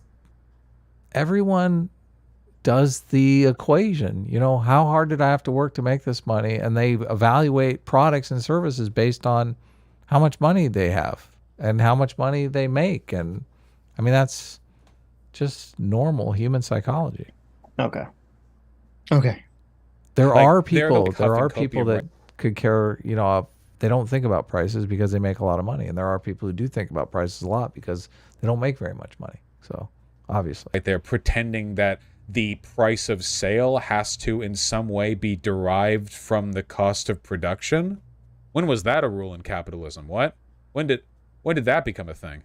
Yeah, that's not a thing, obviously. It's what the market will bear. It's not, but we can regulate businesses without going to fucking communism.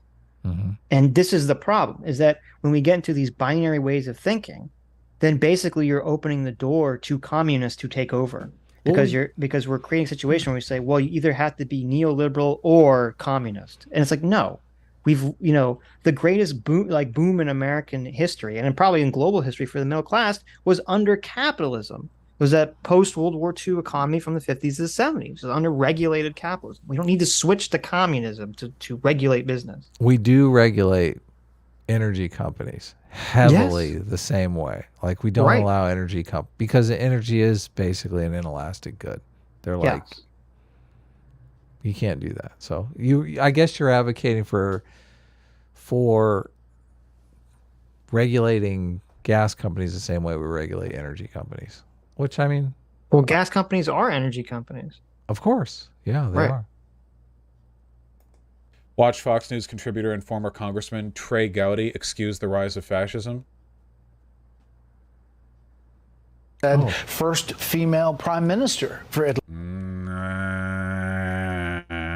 See, that this is what he was looking for the whole time. He's like, I need someone that says that this is okay. Saagar seems to be against it. But they chose the other way to describe this. You know, Brett, if you had 2 hours and could read to the bottom of the New York Times story about her election, you would see that. What the f is this? What are we doing? Can somebody tell me what we're doing right now? What are we doing, man? Come on. Look at this. Look at this. Look shaming. We've never, ever done anything like that on this Right. program. Well, I'm just saying, we're not breaking our rules. They're like, come on, obviously. There you go. What's different from making fun of his hairline and like fat shaming some big fat girl? What's There's no different about difference. it? Yeah, you're right. There's no difference Yeah. whatsoever. She was historic. One, you have an entire college, a wing of the college devoted towards why it's wrong. Right. But you would have to get through more hard right and far right references. And I guess what I'm wondering is, if you're winning elections, if you are what the people want, at what point does that become the center? I mean, who gets to say what is far right or what is hard right? Right. Some So he's essentially saying that if the fascists win, then the Overton window moves. Technically, in that respect, he's correct. You know, there isn't an objective definition for what something would be like far left or far right, right?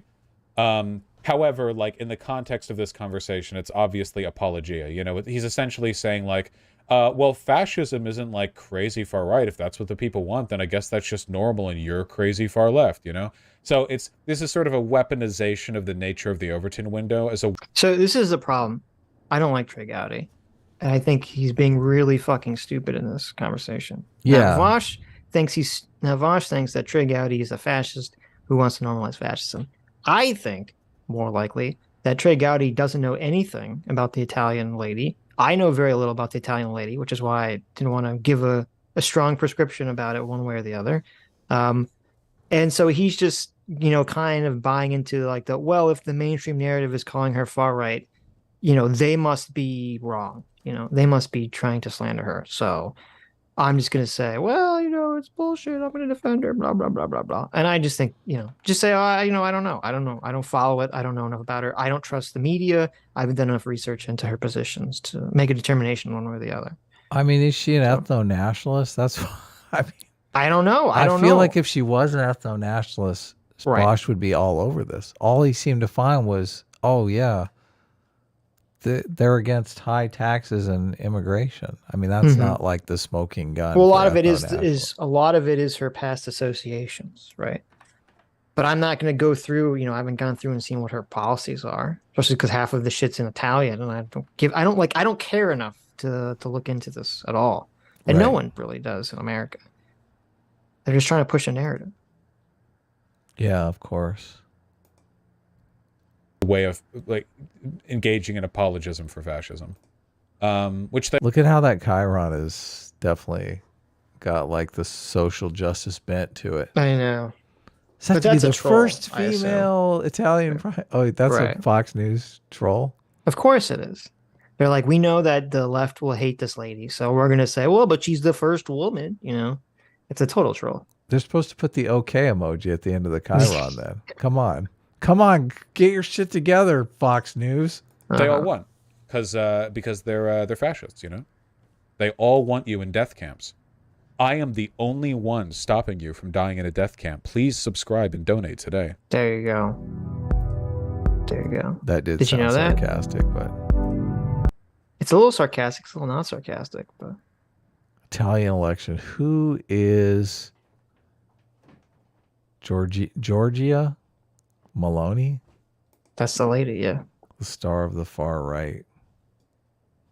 I mean, A she's very good kind of horse. got some elfin ears going on, so I mean, She got that's some not what? good. You don't like her ears? Is that what you just said? They have a picture of her with, is this Berlusconi? I don't know anything about Berlusconi, but I mean, he does kind of look like a fascist. I'll give him that. Have you seen a picture of Berlusconi? No, I haven't. Really? Burl. Got me. I know this is where the true Americanism comes Oh, into that play, guy. right? That guy does look a little fascist. I mean, His face looks weird. I don't know what's going on with his face. Like he had like a bad facelift or something, and it looks like he's kind of. It looks like, have you seen that claymation, based on, uh, like Huckleberry Finn and Tom Sawyer, and it's got like the devil, and the devil is like holding like it's holding like a drama mask of a face that it's using to talk. I mean, this sounds fascinating, but I have no idea. Oh, you've never seen this? That's what Berlusconi looks like. He looks like he's holding like a in front of himself. He's holding a mask of his own face and he's talking in front of it. It's really creepy. Yeah. Bizarre. I mean, he does. He looks a little bit like an Italian mobster. So. Oh, we gotta watch that Hassan clip. Yeah, we can bring that up. Let me send it to you. We're so. What? We gotta have Kurt on when we get in one of our America the Great. We've had like every time. It's funny because I thought our conversation. I thought this video wasn't going to devolve into America bad, but every time we have Kurt on it, the conversation becomes America bad. Like it's just inevitable. Well, that's why him and Jimmy get along so well, because it's just like it's an America bad off. Right. It's like he throws out an America bad, Jimmy throws out an America bad. They're like off to the races. And then he keeps throwing out an America bad for us, and we're like, I'm not going to hit that one back. Yeah, exactly. Right. Hold on, he's got a mask off Michael Tracy? What? Did Michael Tracy go full Nazi? Who did? What are you looking at? What are you talking about? At the end of the video in the Watch Together, there's I guess it might be a Vaush video. Vaush, the Russia defender to Nazi apologist pipeline. Oh, you haven't? Michael Tracy has like literally gone insane. No, I just retweeted so him. I'm weird. like, is Michael Tracy trying to get a show on Russia Today or something? What right. exactly is going on? Here's the thing. I don't think Michael Tracy's a Nazi. Mm-hmm. I think Michael Tracy. What? I know. I think Michael Tracy is motivated by one thing, and that's that he's just Stupidity? So utterly terrified of nuclear war. Does he live in New York or something? I don't know. I think he doesn't. I thought he lived in Europe or something right now, but I think he's so consumed with the fear of nuclear holocaust that it basically he can't think of anything else, and it just basically controls everything else that he thinks. Because like his weirdo shit on the Nazis, and he's like now he's on a whole America bad train. It's just so bizarre. He's like so 1980s Jordan Peterson right now. He's like, oh my God. He's like, nuclear war. I don't know. It's just so like everything he says is so America sucks. He's doing all the America bad.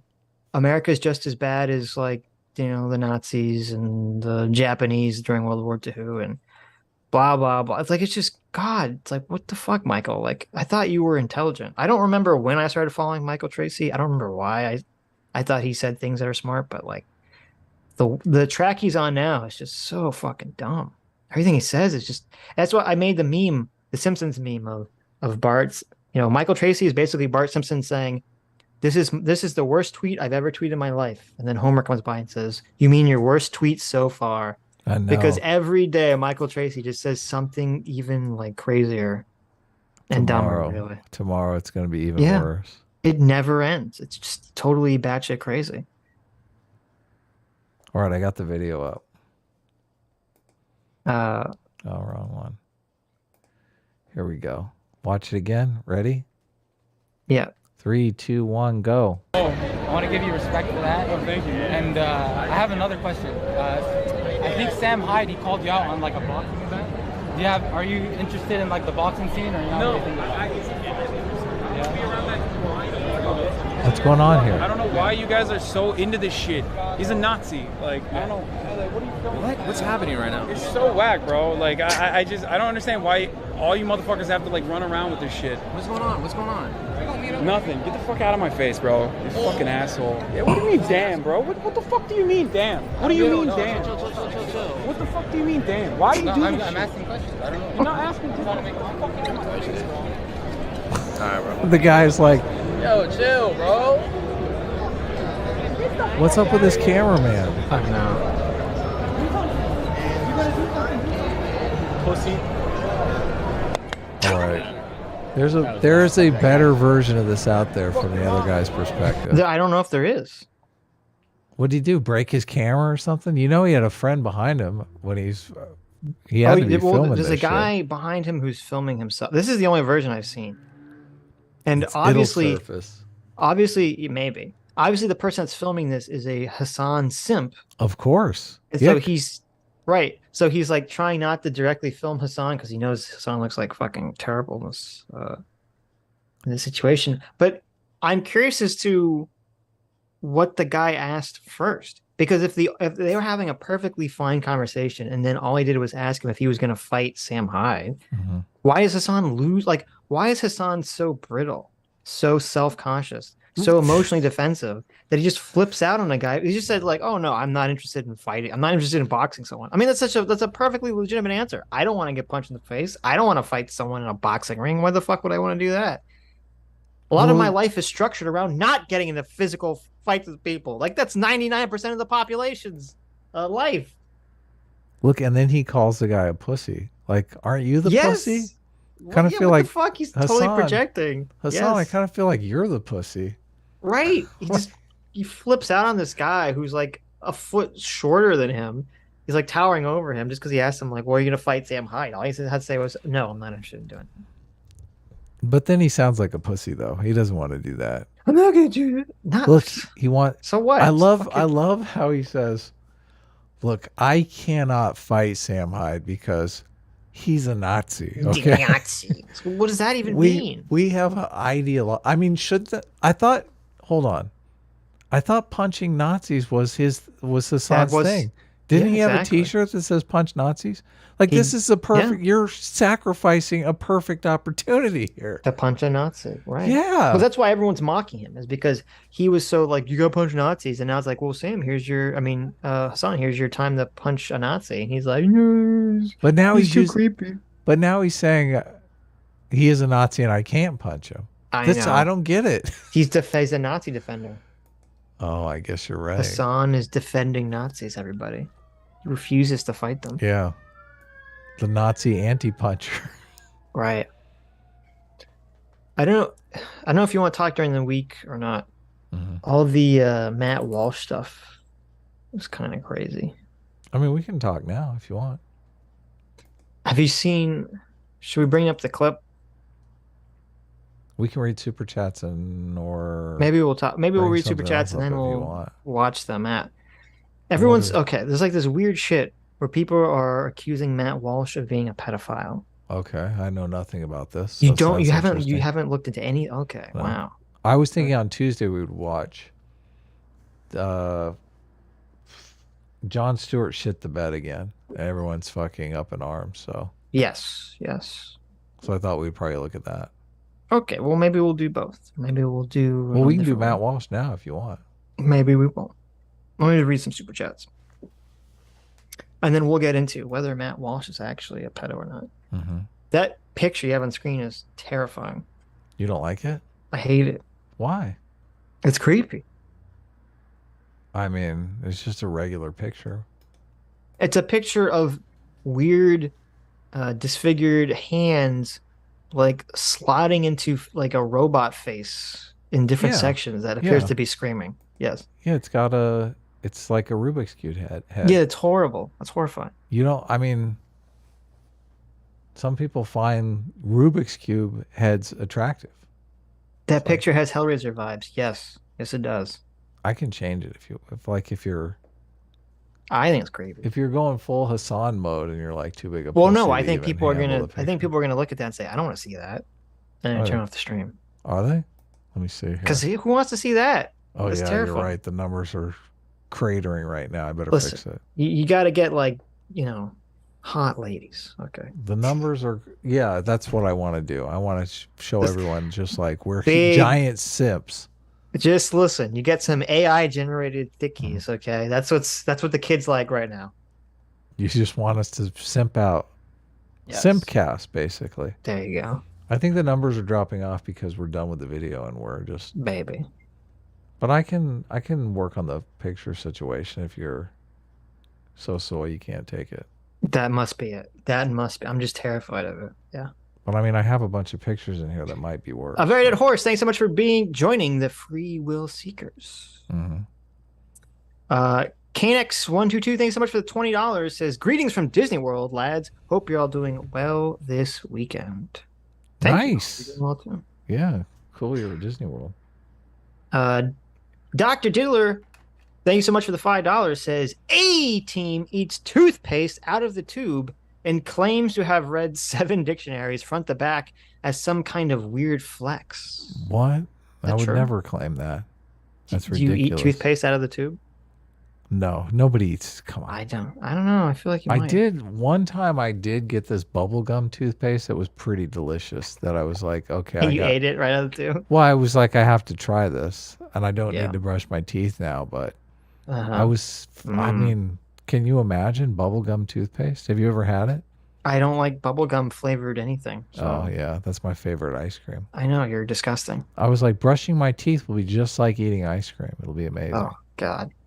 S-Class is the best class. Boo. Thank you, Doctor. Automata for $20 says, when Beto talks about pressuring credit card companies to not do gun business, that's a form of laundering state power through private actors. That doesn't change the source. There are many recent examples of this. Yeah, I don't disagree. If private companies are basically being forced or pressured into doing things by the government, that's a huge deal. That's why people were freaking out when they when it sounded like to some people that Zuckerberg was saying that Facebook was basically taking, or that the FBI told Mark Zuckerberg to take down the Hunter Biden laptop story. Because if that's true, that's a totally insane thing to happen.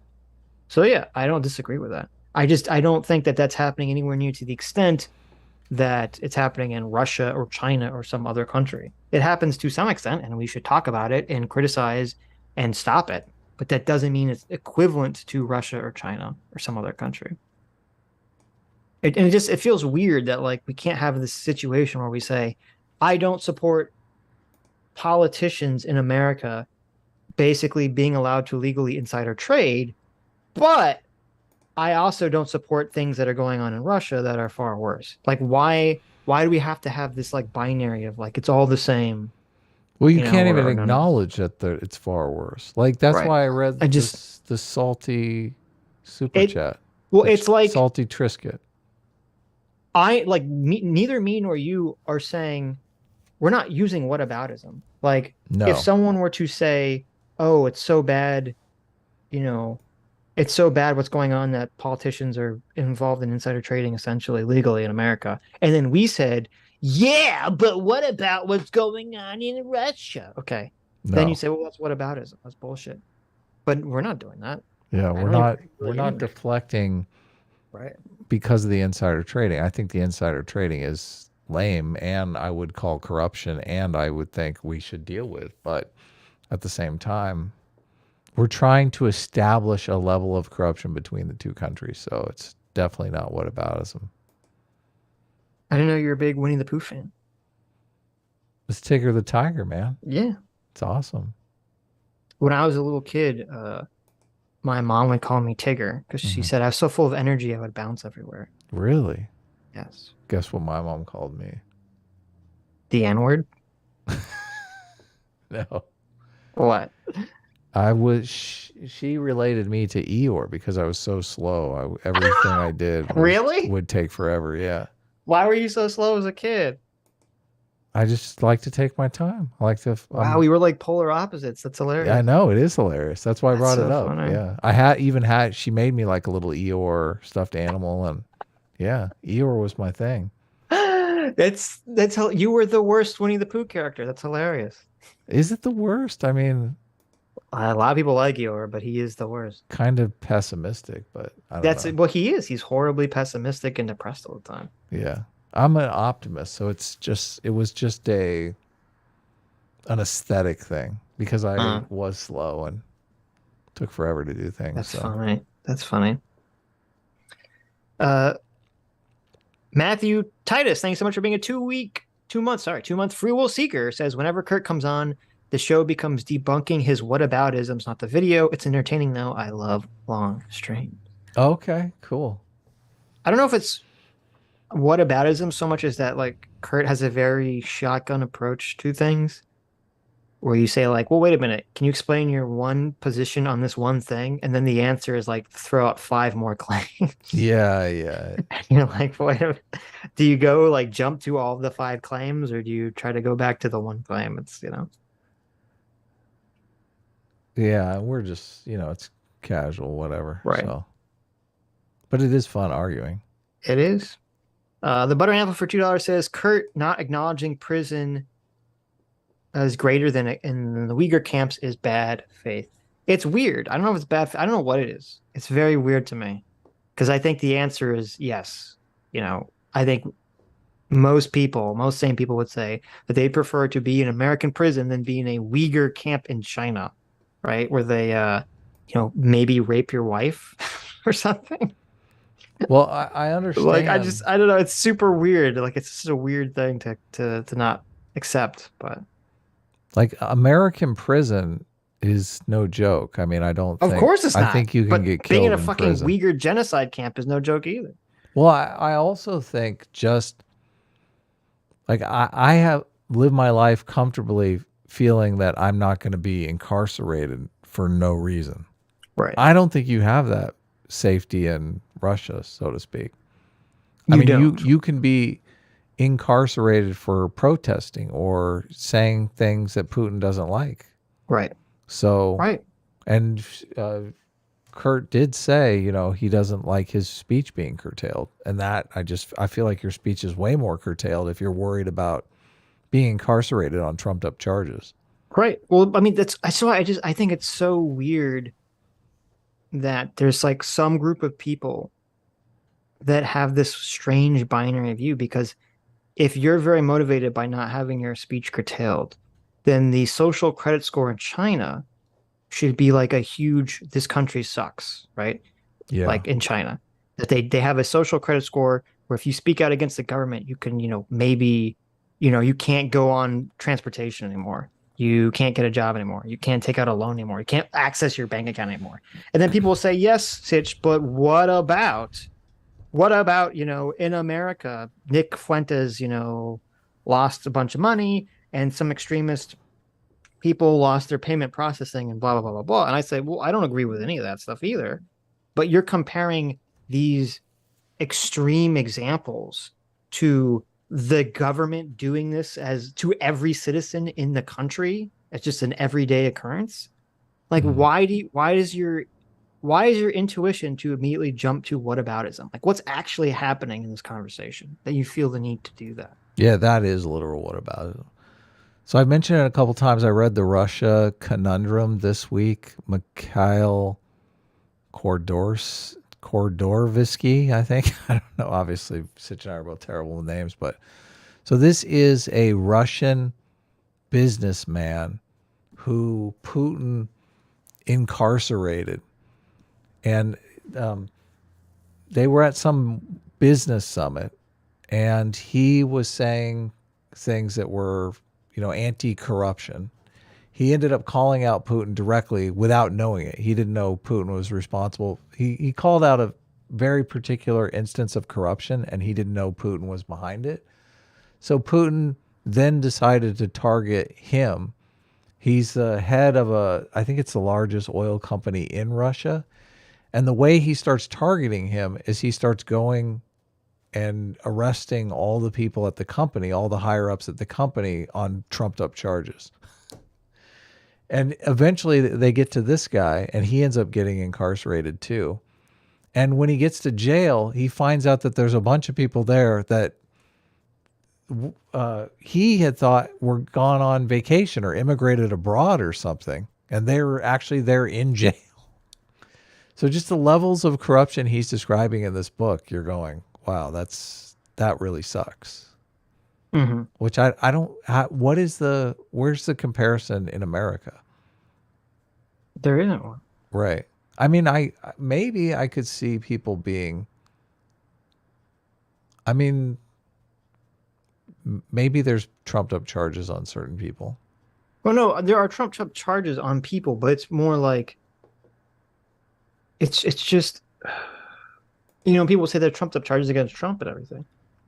This is what the conversation we had with Kurt last time. I feel like every conversation we have with Kurt, it's just like, how come there's no spectrum of corruption or badness? How come it's just a binary of like, unless America is spotless, they're the same as Russia and China.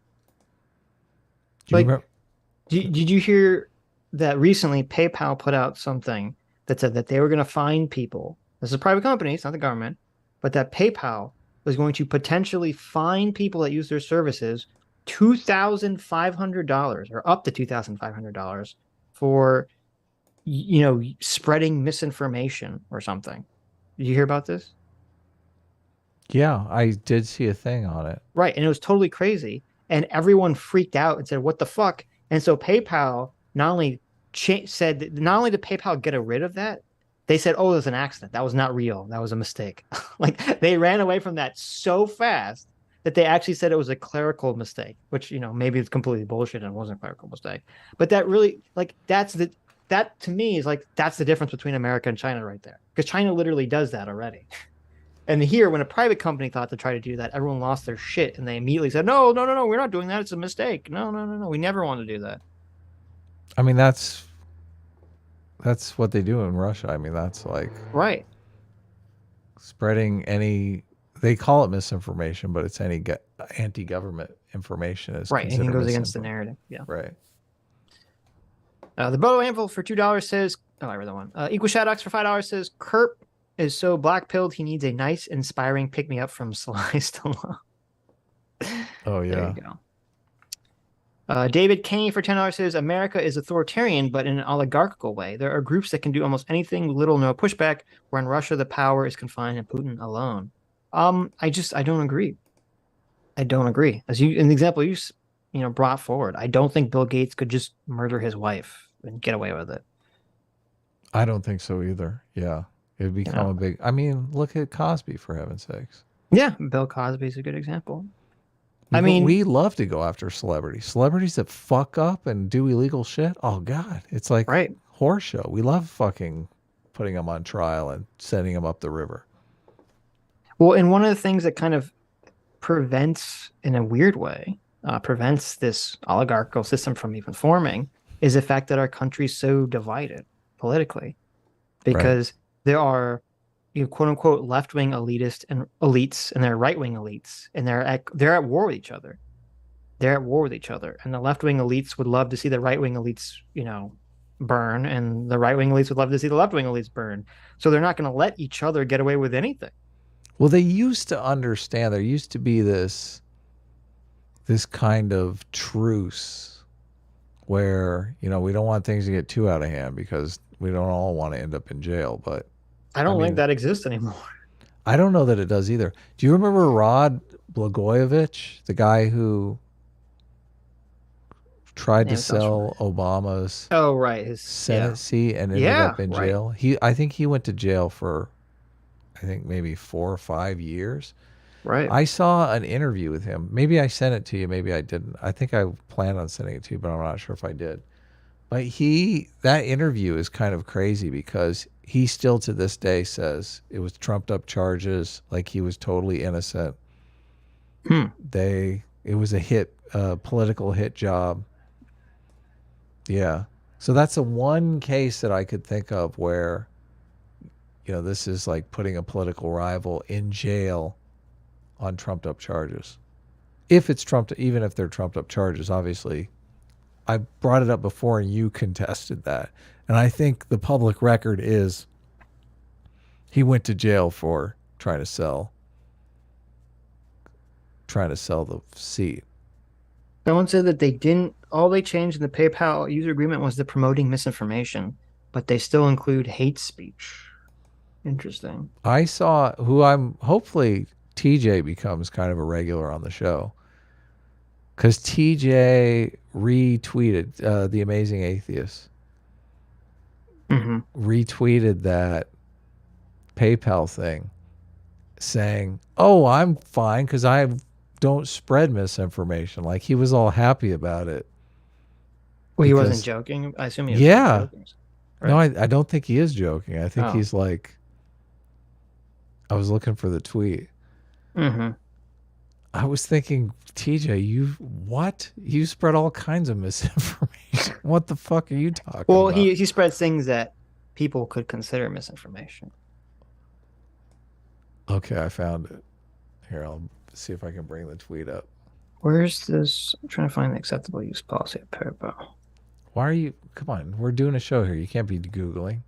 I want to find out what the reality is. I sent you another thing too on a different angle on Hassan being a dipshit. Oh, really? You found a different... Someone sent it to me just now. Right here, we got TJ, King of the Earth. So here's the Tim Kennedy tweet. Close your PayPal account. Their new policy allows them to deduct $2,500 from your account for misinformation. That's so weird. Misinformation. What if I mean, do I send it in an email to someone directly? Is it like I spread misinformation on my YouTube channel? What if I retweet some misinformation? What if I retweeted the Hunter laptop story? Do I get dinged? Right. For my PayPal account?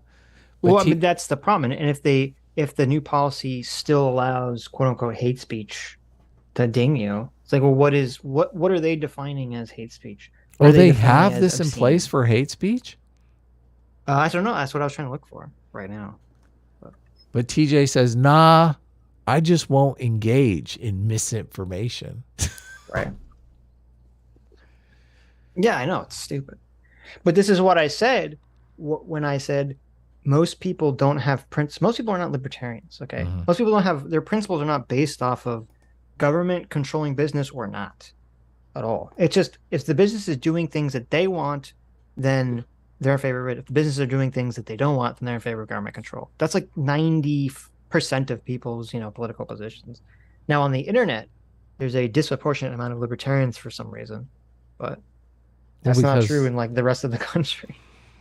Because it's being a libertarian on the internet is one of the most fun things you can do. I mean, obviously. Well, honestly, I think it's because libertarians are disproportionately higher IQ, I think, and people that are more likely to engage in political content online are probably higher IQ, which I know sounds hilarious considering the amount of dumb shit people say politically online, but it does.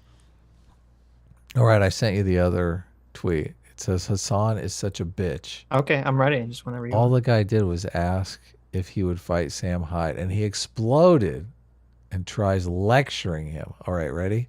Yep. 3, 2, 1, go. Thank you. Are you ever gonna accept Sam Hyde's fight offer? What? I don't, dude. No. Why are you fucking talking to me about some dumbass fucking weirdo Nazi? What's wrong? This is a different guy. What's wrong? Explain yourself. What do you mean? You think it's fucking funny, dude? Someone you got some challenged you to a fight fucking on weird You got some weird fucking deadbeat loser comedian who has completely fucking lost all of its importance on the world by fucking himself over, by giving Andrew Anglin $5,000 in his fucking Nazi defense fund. And you're gonna come to me and be like, it's so funny. Yeah, it's not funny, is it? Do you like that? Do you think it's funny? I would like to see the fight between you two. Yeah. There's no explaining. I don't want to be around these fucking losers, and you should probably conduct yourself a little bit better. Hi, can I take a photo? Whoop his fucking... I would never... All right. What a bitch. That was You're a different right. guy. That was even a different guy, yeah. Why is he so sensitive about this? All anyone does is ask him, wait, when are you going to punch a Nazi? It's so funny. Like, is Sam Hyde a Nazi, though? I mean, I don't know. I don't follow Sam Hyde at all. So, I mean, I watched the iDubbbz documentary on him. right. And he seems weird, but I mean, it seemed more like he was just a free speech absolutist. Right. Right. Well, they didn't talk about any race stuff that I recall in the iDubbbz interview. No. I don't know. I don't follow Sam Hyde enough to know. But it's Hassan's reaction is so obviously it's so obvious that he feels what's the word I'm looking for? That he's just he's so sensitive to this. He's so I don't know what word I'm looking for here. Butthurt. That's the word you're looking He's so for. butthurt. I guess that's the word I'm looking for. He's just so butthurt about You it. homophobe? How dare you use that term? Because he feels like it is people challenging his masculinity, and he's so insecure about it. I guess that's what I'm looking for. He's just so insecure about this. Why? It's like you could just say no. I don't want to fight someone. I mean, has Hassan participated in any of these boxing matches? I don't think so, right? Why is butthurt considered homophobic? Because heterosexual couples can also have anal sex, right? That's like a thing. Yeah, but if you call a guy butthurt, well, unless you're saying he's getting pegged by his wife or something, which I guess you're right. Is getting pegged by your wife a heterosexual act? I'm not sure. I don't know what the answer to that is. Yeah, could be. Yeah, it could be totally heterosexual butthurt. So you think it is? I don't know about that one. I don't know. I don't know the answer to that either. Someone who's not into that, it's just. I'm skeptical that getting pegged is heterosexual. Well, actually, let me be fair. Let me be fair to the people that want to be pegged. Uh-huh. I'm sure that there's people that they get off on the prostatal orgasm or whatever, right? And they're solely into chicks. So right. I guess it is heterosexual. I just think it's weird. But weird. Okay. Huh? Yeah, I think it's very weird. Yeah. You don't think it's weird? Well, it's not for me, but I don't know. Who am I to judge? Okay. Fair enough. Don't judge. If you want to get pegged by your wife in a good, loving marriage, knock yourself out. I'm not saying not to do it. I'm just saying it's outside my wheelhouse. That's all I'm saying. You can go to work the next day and say, "Oh, I'm so butthurt." Why? Why did you read a spicy joke? It's like, nah, my wife was just relentless last night. Oh my God, that's hilarious. She didn't use enough lube. We tried some new lube out and didn't do the job.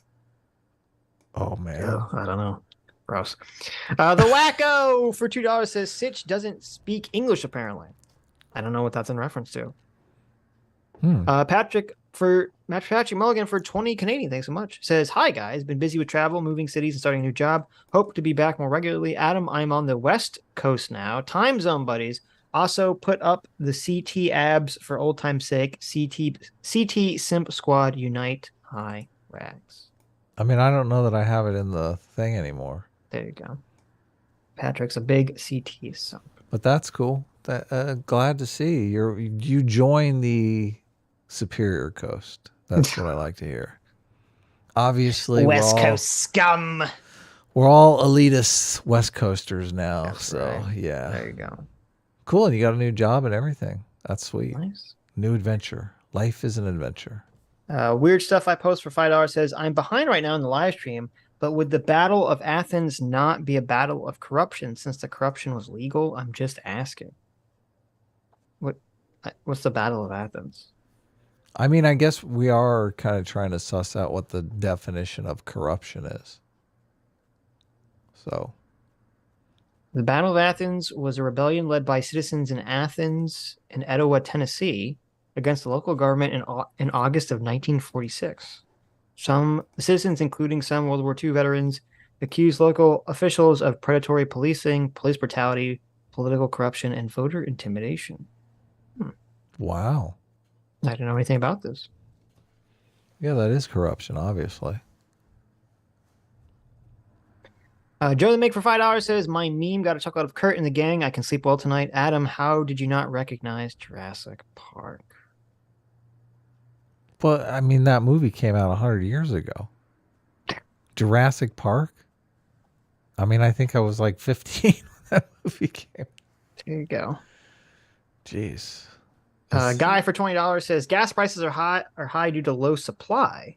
Well, maybe not. Therefore, we must nationalize the gas companies and lower gas prices. So what happens when demand spikes for lower prices and supply bottoms out even faster, Vaush? Well, see, that's what I was asking. Is the saying if you're well, obviously not nationalize gas companies because it's fucking stupid, but you could put if you put temporary price controls now, how does that affect things going forward in the future? That would be because that could cause more harm than good going forward in the future. Right. And that's why I would say, well, I don't know if that's the solution, but I think something needs to be done. And I don't think that something is canceling the minimum wage, Adam. It's fucking insane. But okay. Hey, I think outside the box. Yeah, okay. Don't chastise me. Nate T for $20 says, hello from a tractor and corn, a cornfield. Well, hello, Nate. Adam is all about being in a cornfield. Oh, yeah. Hell yeah. Farmers are always first to fall under socialism and communism. Keep an eye out for us. We'll keep feeding stomachs. Y'all keep feeding brains. Also, I enjoy Ring of Power like I enjoy The Room. Well, that's you had me in the first half, so there you go. Well, that's fair. That's like the only way to really enjoy Rings of Power at this point. Yes, it is getting ridiculous. Well, I mean, even like The Room is funny because it's so bad. I don't know. Rings of Power is just so boring. It's not even like funny bad for me. It's just boring and dumb. This Sauron reveal is gonna be, oh god. The Sauron reveal is gonna be wild. It's this week, isn't it? The cringe begins this week. Well, here's what's weird. So you know how I said that, they set up that Galadriel is going to be helping Sauron somehow come to power. Right. And she's acting like them setting off the volcano was her fault. And I'm like, what? How? How is that her fault? Not her fault. I don't understand what she's talking about. I was thinking the same exact thing. If she stayed home, if she went into the light vagina, nothing would have changed. The only thing that would have changed would be that all those people would have got wiped out and the Numenorians wouldn't be there. That'd be the only difference. Right. Yeah, but it wouldn't have changed anything. Well, unless she, in the last episode, she's going to put Halbrand in a position of power. He's going to be Sauron or some dumb shit. Well, that I think is where they're going, but right. So he's going to be in a position of power and he's going to kill Adar and he's going to say, I'm Sauron. But they talked about there's got to be a cringy scene where Adar sees Halbrand and is like, oh, it's you, Sauron. Right. Right? I guess. Because they talked about it. And the one guy, that creepy meth head, keeps saying, where's Sauron? I thought he thought he was Sauron. What's going on there? Adar was Sauron, yeah. Yeah. What's going on there? Like, you have this Sauron sword, but you don't even know what Sauron looks like? You're just guessing? Well, that was like 1,000 years ago. Why would he know what Sauron... I mean, first of all, no one knows what Sauron looks like. They know he had that armor on. Mm-hmm. They know he wears a helmet with a fork. The big helmet, yeah. The big fork helmet. Yeah. But and then didn't have a fork helmet. Like, it's just like there's all this conflict that's like, the elves, they need the mithril from their dwarven mines to live. And then the dwarven king is like, no. Well, why not? Because it's too dangerous to mine. Oh, well, we just mined like a hole. It's like literally in this neck. Like, how insane was that? Like the one dwarf and one elf guy mine the mines, and into the next room, there's literally just like tons and tons of mithril. Like, listen, I don't know about mining, but I'm assuming it doesn't work that way. Where you just open up a mine and there's just like some insane amount of supply of like ore in the next room over, like through a little hole. You can just look through and say, oh, look, we found the mithril room. And then once they find the mithril room, why is the king still against it? They found it. What's the danger? The script says it's dangerous. Okay. It's such an easy fix too. All the king had to say was that he thinks the Balrog is in there and that the Balrog is where the mithril is. And that he doesn't think it's worth the risk. And then they go and they mine it anyway. And the Balrog's there and you say, oh, the king was right. Like that's all he had to do to fix it. The Balrog's that big, horny monster. The fire monster that's where the mithril is. Wow. Did you see? You see at the end, the little leaf falls down the chasm, and the Balrog grabs it, and it burns in the flames. Did you not see that? I mean, there's a weird perspective thing going on there. I was like, is that monster like 6 inches tall? What's happening here? No, it's giant, but yeah. But so there's like a giant chasm down there in the earth? Yeah, I guess. I mean, I kind of envisioned it being like It was a tiny little like pocket-sized Balrog. Yeah, that's what I thought. I was like, oh, that's weird. So the ball, like, maybe it's like this little doll that runs around and scares everyone. How hilarious would that be if the king is like, "We can't mine. There's a Balrog down there," and they finally get there, and it's like just fucking like this tiny little like 6 inch tall like. But that's the way it looks. It's so weird. It's like fucked up perspective in that scene. We must the dwarf like the, it's like the size of like it goes up to the dwarf's in like ankle. It's so small. That's what I thought. It's like just a kicks It's like a cat. I'll get you next time. And that's why in Lord of the Rings it's so giant, because it had to spend like 1,000 of years growing to get bigger. But in the prequel, that's the reveal. It's actually tiny. It's actually really, really small. I know. Threatening. You gotta admit that'd be way cooler. Durin keeps like the Balrog as a pet for the rest of the series. He just has a little like pet Balrog that just kind of flies around. Rings of Power, season 1. That would be the dumbest fucking thing ever. That's a terrible idea. What's up with the non-binary? I have no fucking clue. What's up with the that? non-binary crew following everyone around? And I don't know. People thought that was going to be Sauron, but that's Sauron is non-binary. Who knows? I don't know what the fuck those guys are supposed to be. He fell from the sky like Gandalf did, right? Who did? The non-binary guy. Oh, I don't care. Yeah, how do you like that? Hey, 6 inches is actually pretty big. Listen. I don't care. Listen, that's just what they tell you to make you feel better. Okay? Where's that Balrog scene? Okay. That's what they tell you. Small Rog. He drops the leaf down. There's like it's going down through the mithril crack. Mm-hmm. Well, I guess it is kind of a chasm down there. Yeah, it's a big chasm. I don't know why you thought you were watching on your phone and you thought that whatever Adam was watching his phone, he thinks whatever. How'd you know I was watching it on my phone? So I could tell, and he thinks whatever the size that it is on his phone means that's the size it's supposed to be in real life. So he's like, well, it's like a couple inches. The leaf burns up, and then you see the Balrog is about the same size as the leaf when he yells. No, it's not. I'm telling you. You're totally crazy. It does this weird perspective thing where it's total darkness when the leaf blows up. Yeah. And then you see the Balrog and it's like the same size as the leaf. Okay. Yeah. How do they get all those tiny people on the phone? That's a good question. He looks like a mouse. I swear I was like, oh wow, this is cool. They have like a mouse. It's gonna turn out that the old man that we thought is Gandalf is really Saruman, and the non-binary guy is really Gandalf. That's gonna be the reveal. It's gonna subvert our expectations.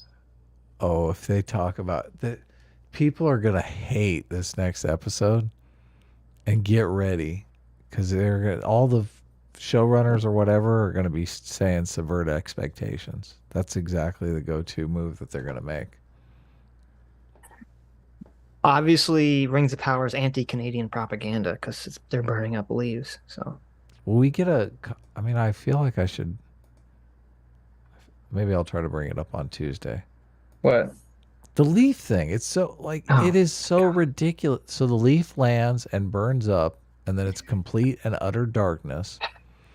And then the Balrog screams, but it seems like it's from the same size as the leaf. I gotta bring this up now. I don't believe you. I'm telling you, it's in like a little pocket. I was such dumbasses. So I envision the Balrog being like the same to scale with the leaf. You know, like the leaf is about the same size as the Balrog's head. You know, the leaf burns up and then the Balrog comes out. He's like, yeah, fuck that leaf. Oh, wait a minute. You're right. The perspective is really weird on that. Yeah. Well, Just- actually, Just imagine him as like a little tiny mouse standing over the leaf going, nothing about it makes sense because so what they're trying to go. Okay, I understand what's going on. So what they're trying to do is it's like the leaf falls on a platform that's like right next to the camera, so it's like big in your field of view, and the Balrog is supposed to be far away. Yeah, but that's the not thing how is it that reads. the Balrog doesn't seem far enough away for its head to be the same size as the leaf, like right from the camera. So it looks like it's a very small Balrog. It does. Okay, that makes sense.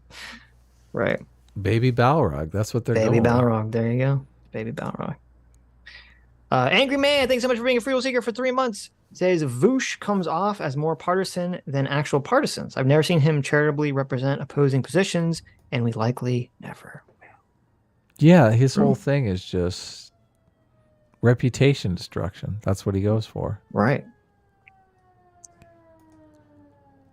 Which is, I mean, it's very like 4th grade level of intelligence when you're just like, I'm just beating up on people because, you know, I don't like them. Do you outsiders. Do you think you could defeat a Balrog-sized duck? I want one of those as a pet. I mean, that thing looks adorable. Could you defeat a duck-sized Balrog? Oh, of course. You do? Really? It's got a sword and like a fire whip. Yeah, I got a fire extinguisher. I'll put that thing out. First things first. There you go. The thing's on fire, okay? Get rid of the fire. I'll put that fire extinguisher right up its mouth. Nice. Okay. Here you go, Balrag. Balrag? Here you go, Balrag. Okay, Balrag. Yeah, there you go. The Pew Bros Rio for $5 says, doesn't Steven Donziger and Assange ruin the argument that people don't get locked up for political speech? You're free till you're a problem. Go, Kurt. Well, first of all, I don't know who Steven Donziger is. Are you familiar with this? And I am fully willing to accept any examples you want to trot out. No, but wait, I'm looking for them. I'm not. This is the problem. And this is what kind of why it feels kind of like BS whataboutism. Okay. The examples in the well that you have to go to are Julian Assange and what's his name? Snowden. Okay. Right. Who These are committed people legitimate crimes. Right. You can agree. You can totally be on board with them releasing state secrets. Okay. That's fine. But you can't compare releasing state secrets to being anti-war and going to jail for being anti the Russian invasion of Ukraine. Like, it's so not fucking comparable. Yeah. To say, oh, well, someone voicing their opinion against the government and someone releasing government secrets is the same thing. It's just so not comparable at all. Yeah. And they did. They did incarcerate a bunch of people. So let's not pretend that they're the same thing. Asa Yar, thanks so much for being discipline equals freedom for 3 months. Says, did you see Vaush being against the Falklands War and doing 180 after looking at Wikipedia for 5 seconds? I didn't see that. Where's that? Wow. Someone sent me that clip. That's interesting. He was against the Falklands War and then he was for it. I guess so. He did a John Kerry. Right. I was against the Falklands War right before I was for it. Right. That's 5 minutes ago. Send me that.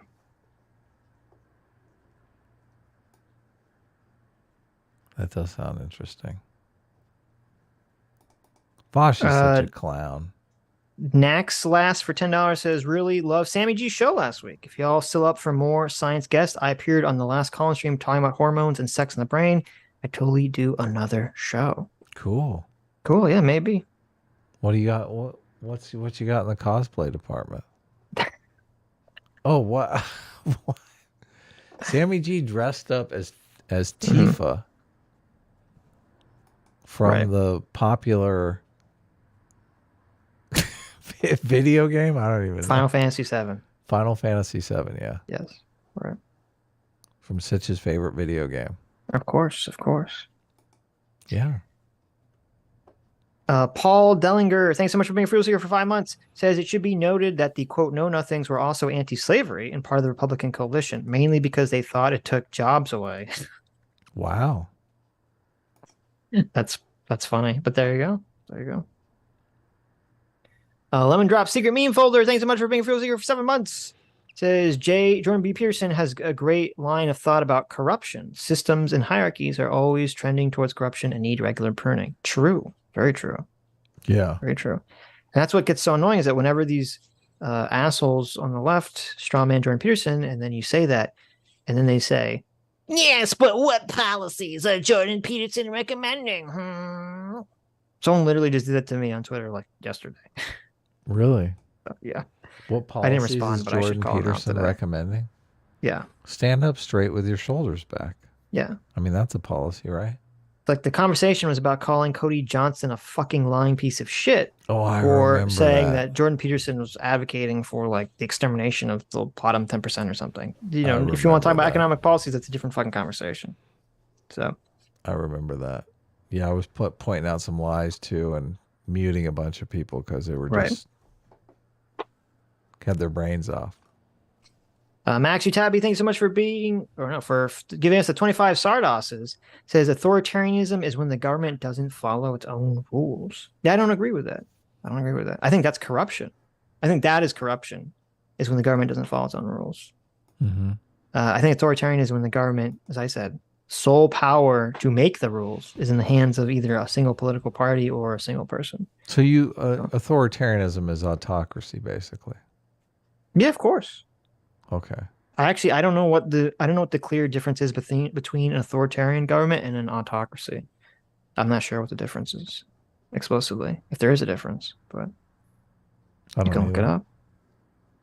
No, I don't feel like it. Okay. V Radio, hey V Radio for $5 says Vaush is not a fleck of dirt on a pimple of the rear of Saagar. He needs to stay in his lane. There you go. Really? Sounds like V likes Saagar. Yeah. I mean, I've listened to Saagar and company. Mm-hmm. Saagar and Crystal Ball. And I mean, Crystal Ball seems very much on the far left to me, but Saagar seems pretty reasonable. Yeah. I've never heard him come out as like an ethno-nationalist or anything, or yeah. Seems fine. PC, thanks so much for being disciplined equals freedom for 2 months. Says oil producers can have years of losses while oil wells are being created. Future profits have to pay back those losses, and future profits have to be discounted given cost of capital and inflation.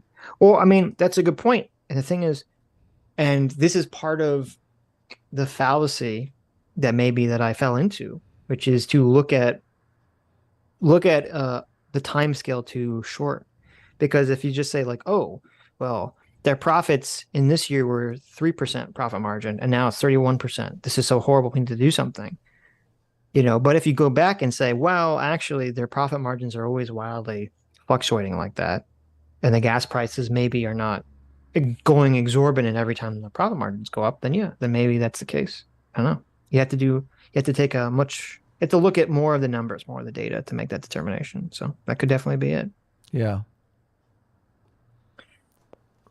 Taylor Ikari for $10 says, per PolitiFact, ExxonMobil made a record profit of $23 billion. I assume you mean this year. But the profit gain came after it lost $22 billion in 2020 because of the pandemic. Oh, because no one was going anywhere. Right. They're trying to make up. They're trying to make up for lost. Right. Well, that may be. That wouldn't justify the action, obviously. But if that's what happened, that would make sense. Paul Dellinger for $5. Says so must, maybe meant so much. So much of the oil the U.S. exports is light sweet crude, which our refineries aren't built to process. And oil belongs to the mineral owners, not the Fed. Well, I guess the question is, why don't we build refineries that can process it? Right? I mean, what's the rationale for that? I'm assuming there is some rationale for that, but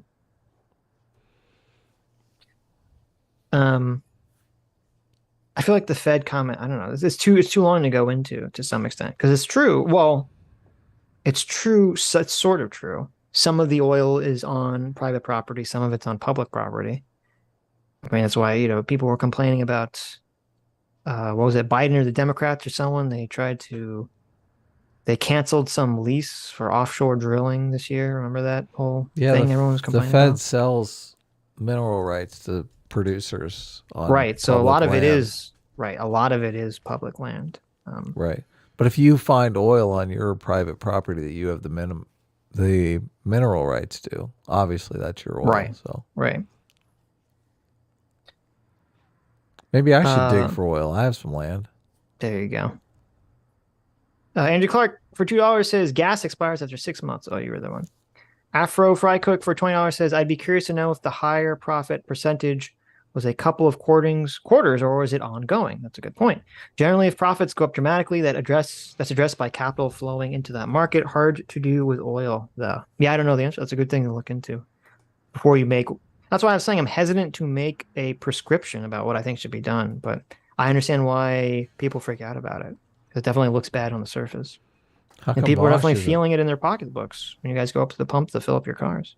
Vaush isn't hesitant to make a prescription. Right. Well, Vaush is looking at everything backwards. Like, I'm looking at the position like, I want to exist in a functioning capitalist society where people also don't get fucked over. Vaush is looking at it from, I want to live in a socialist society. Right. And so I'm just going to blame everything on capitalism. I mean, in a socialist society, do you even buy things, or you just like get things for free? That's a good question. I don't know. He told this story.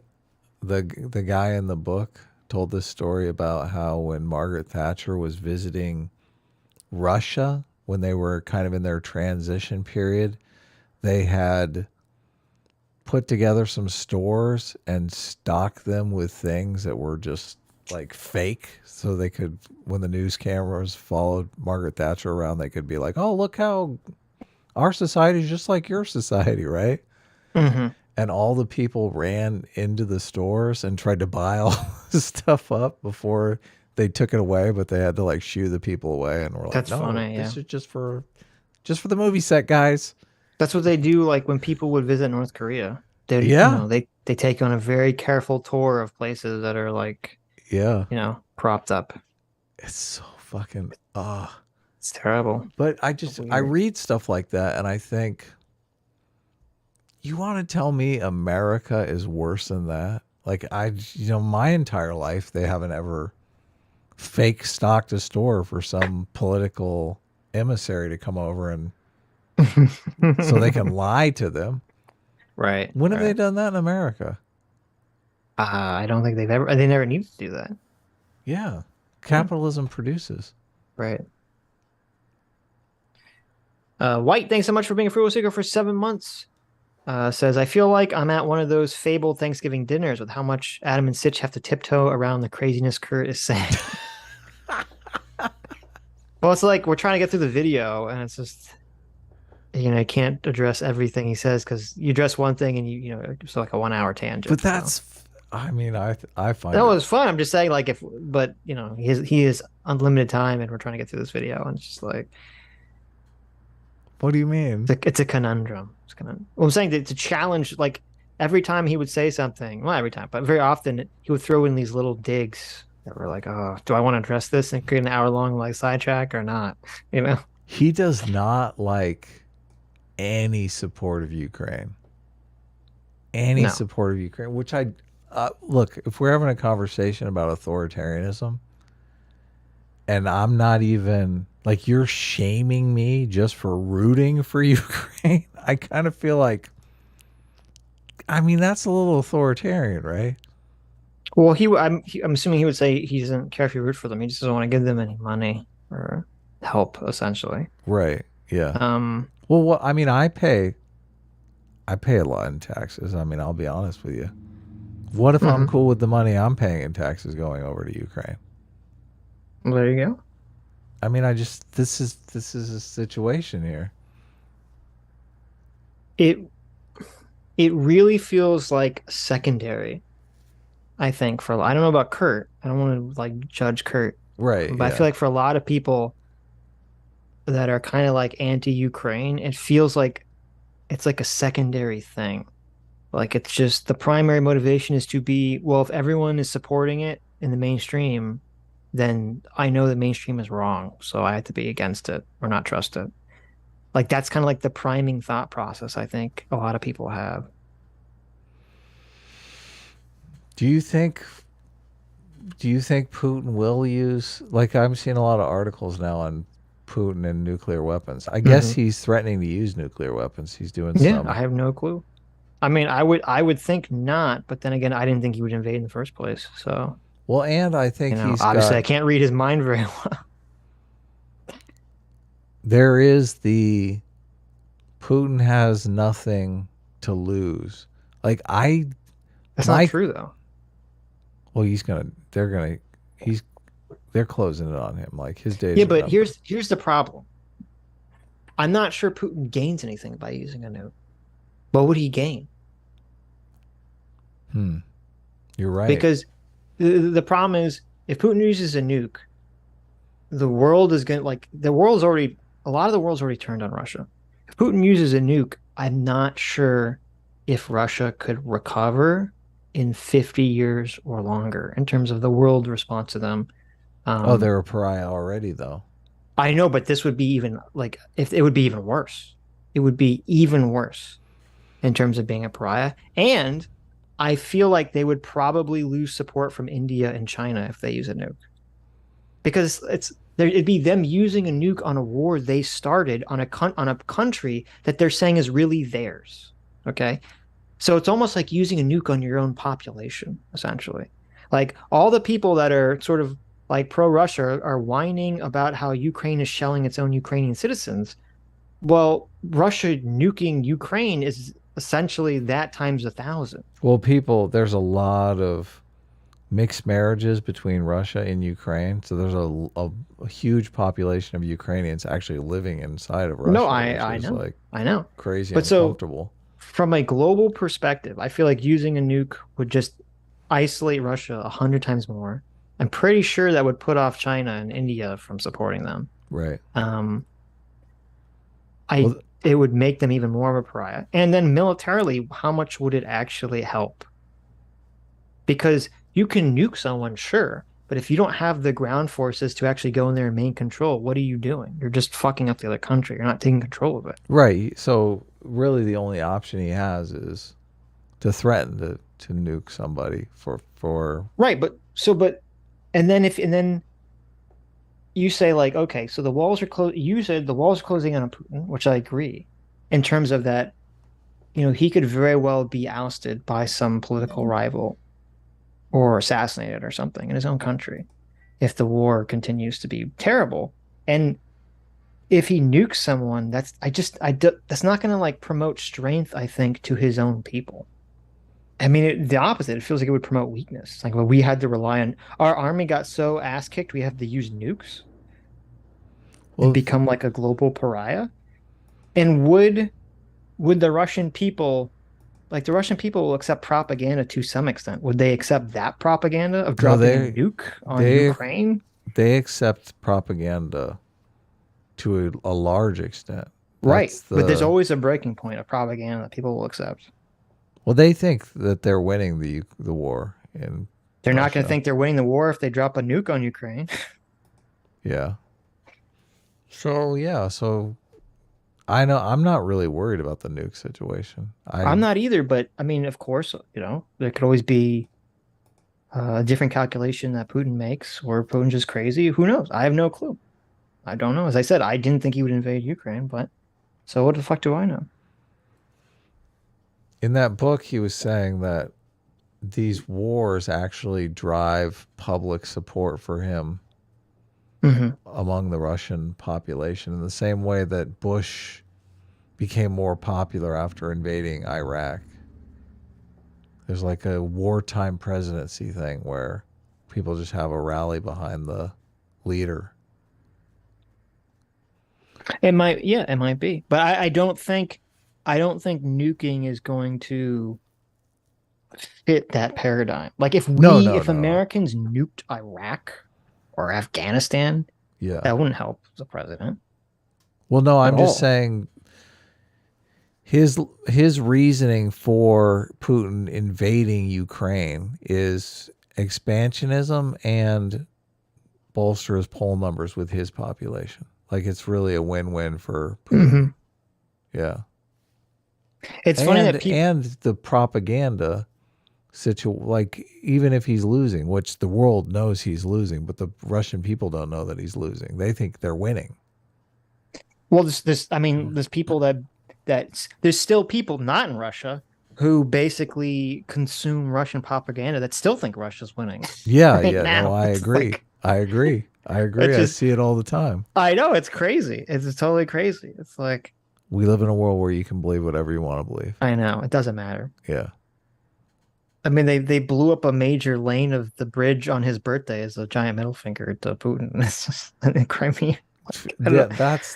That's a tweet that Michael Tracy did that drove me insane. Like he calls it a fucking terrorist attack. Yeah, it was I'm like, I couldn't believe what it. the fuck? Michael Tracy and Ian Miles Chong both called that a terrorist attack, and I was like, what? What are these people fucking smoking? I know. With Ian Miles Chong, he's like kind of a weirdo fascist sympathizer. I think, like legitimately anti-democracy. But with Michael Tracy, I don't know what the fuck he's on. Like, look, if we go full Red Dawn and Russians invade America and we start blowing up our own bridges, that ain't no fucking terrorist attack, you moron. Well, it wasn't even their own bridge; it was in Crimea, which was annexed like 8 years ago. So. Right, but technically that's still Ukrainian land. Well, what do you mean? Not really. What do you mean technically? It's they don't have control of it. And they haven't had control of it for 8 years. Right, but it was stolen from Ukraine. Right. But it's also one of the major I think it's like one of the major ways in which troops and equipment is shipped into that area. They were cutting off supply lines. Right. It's super weird to call it calling it a terrorist attack is very strange. And then he tried to equate Michael Tracy, who's like literally gone insane, tried to equate the blowing up the bridge as being a terrorist attack and saying, well, if you're saying it's not a terrorist attack, then you can't say that blowing up the World Trade Center on 9/11 was a terrorist attack. Mm-hmm. That was a legitimate argument Michael Tracy made. He compared 9/11 to blowing up that bridge.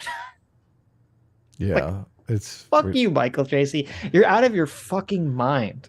Like, I don't know what the hell is going on with him, but Jesus. They aren't planning on taking back Crimea? I mean, I was under the impression... Well, they might be. I don't know. Well... I'm just saying I wouldn't classify them as blowing up their own bridge. That was my only contention. Yeah, no.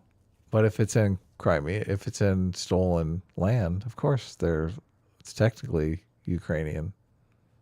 Okay, I'm just arguing over definitions of when something becomes yours and when it doesn't, which seems like a pointless conversation. But Russia annexed Crimea and said it was theirs. Russia. Okay, I'll solve this pointless conversation. Russia built the bridge. It's their bridge. I mean, if you steal my land and build a bridge on my land that you stole, it's not there. Yeah, but it's still a Russian bridge that they built. Okay. I'm still gonna call it my bridge. Okay, there you go, bitch. There you go. Listen, bitch. Yeah, exactly right. You gotta blow up the bridge, Mr. White. Build a bridge on my land. My bridge. Jesse, we gotta cook the napalm. We gotta blow up the bridge. Andrew Clark for $2 says, oh, we have the one already. An actual American flag. I am crying and saluting for $20. Says, I'm a little behind, so I'm still catching up. Hope everyone has a great Sunday. Also, Adam, can't you get Jimmy Dore on stream since you had dinner with him that one time? I mean, next time I have dinner with Jimmy, I'll ask him if he can come on. How about that? There you go. I mean, I actually probably could do that, to be honest with you. Investigator One Quinn for $20 says, Sitch, the post-World War II boom the economy was mostly due to the destruction of the industry in Europe and rebuilding efforts. Also, as far as I can tell, Georgia Mellon is not fascist, just very right-wing.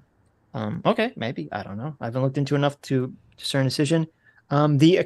Obviously, the destruction of industry in Europe was a factor and a big factor in World War II post-world boom, but many people claim it's the sole factor, and those people are incorrect because there is a reason that period of time is called the Great Compression, where you see a middle class for the first time in America takes form, and the poor and the ultra-rich, the 1% on both ends of the economic spectrum shrink, and the middle expands greatly.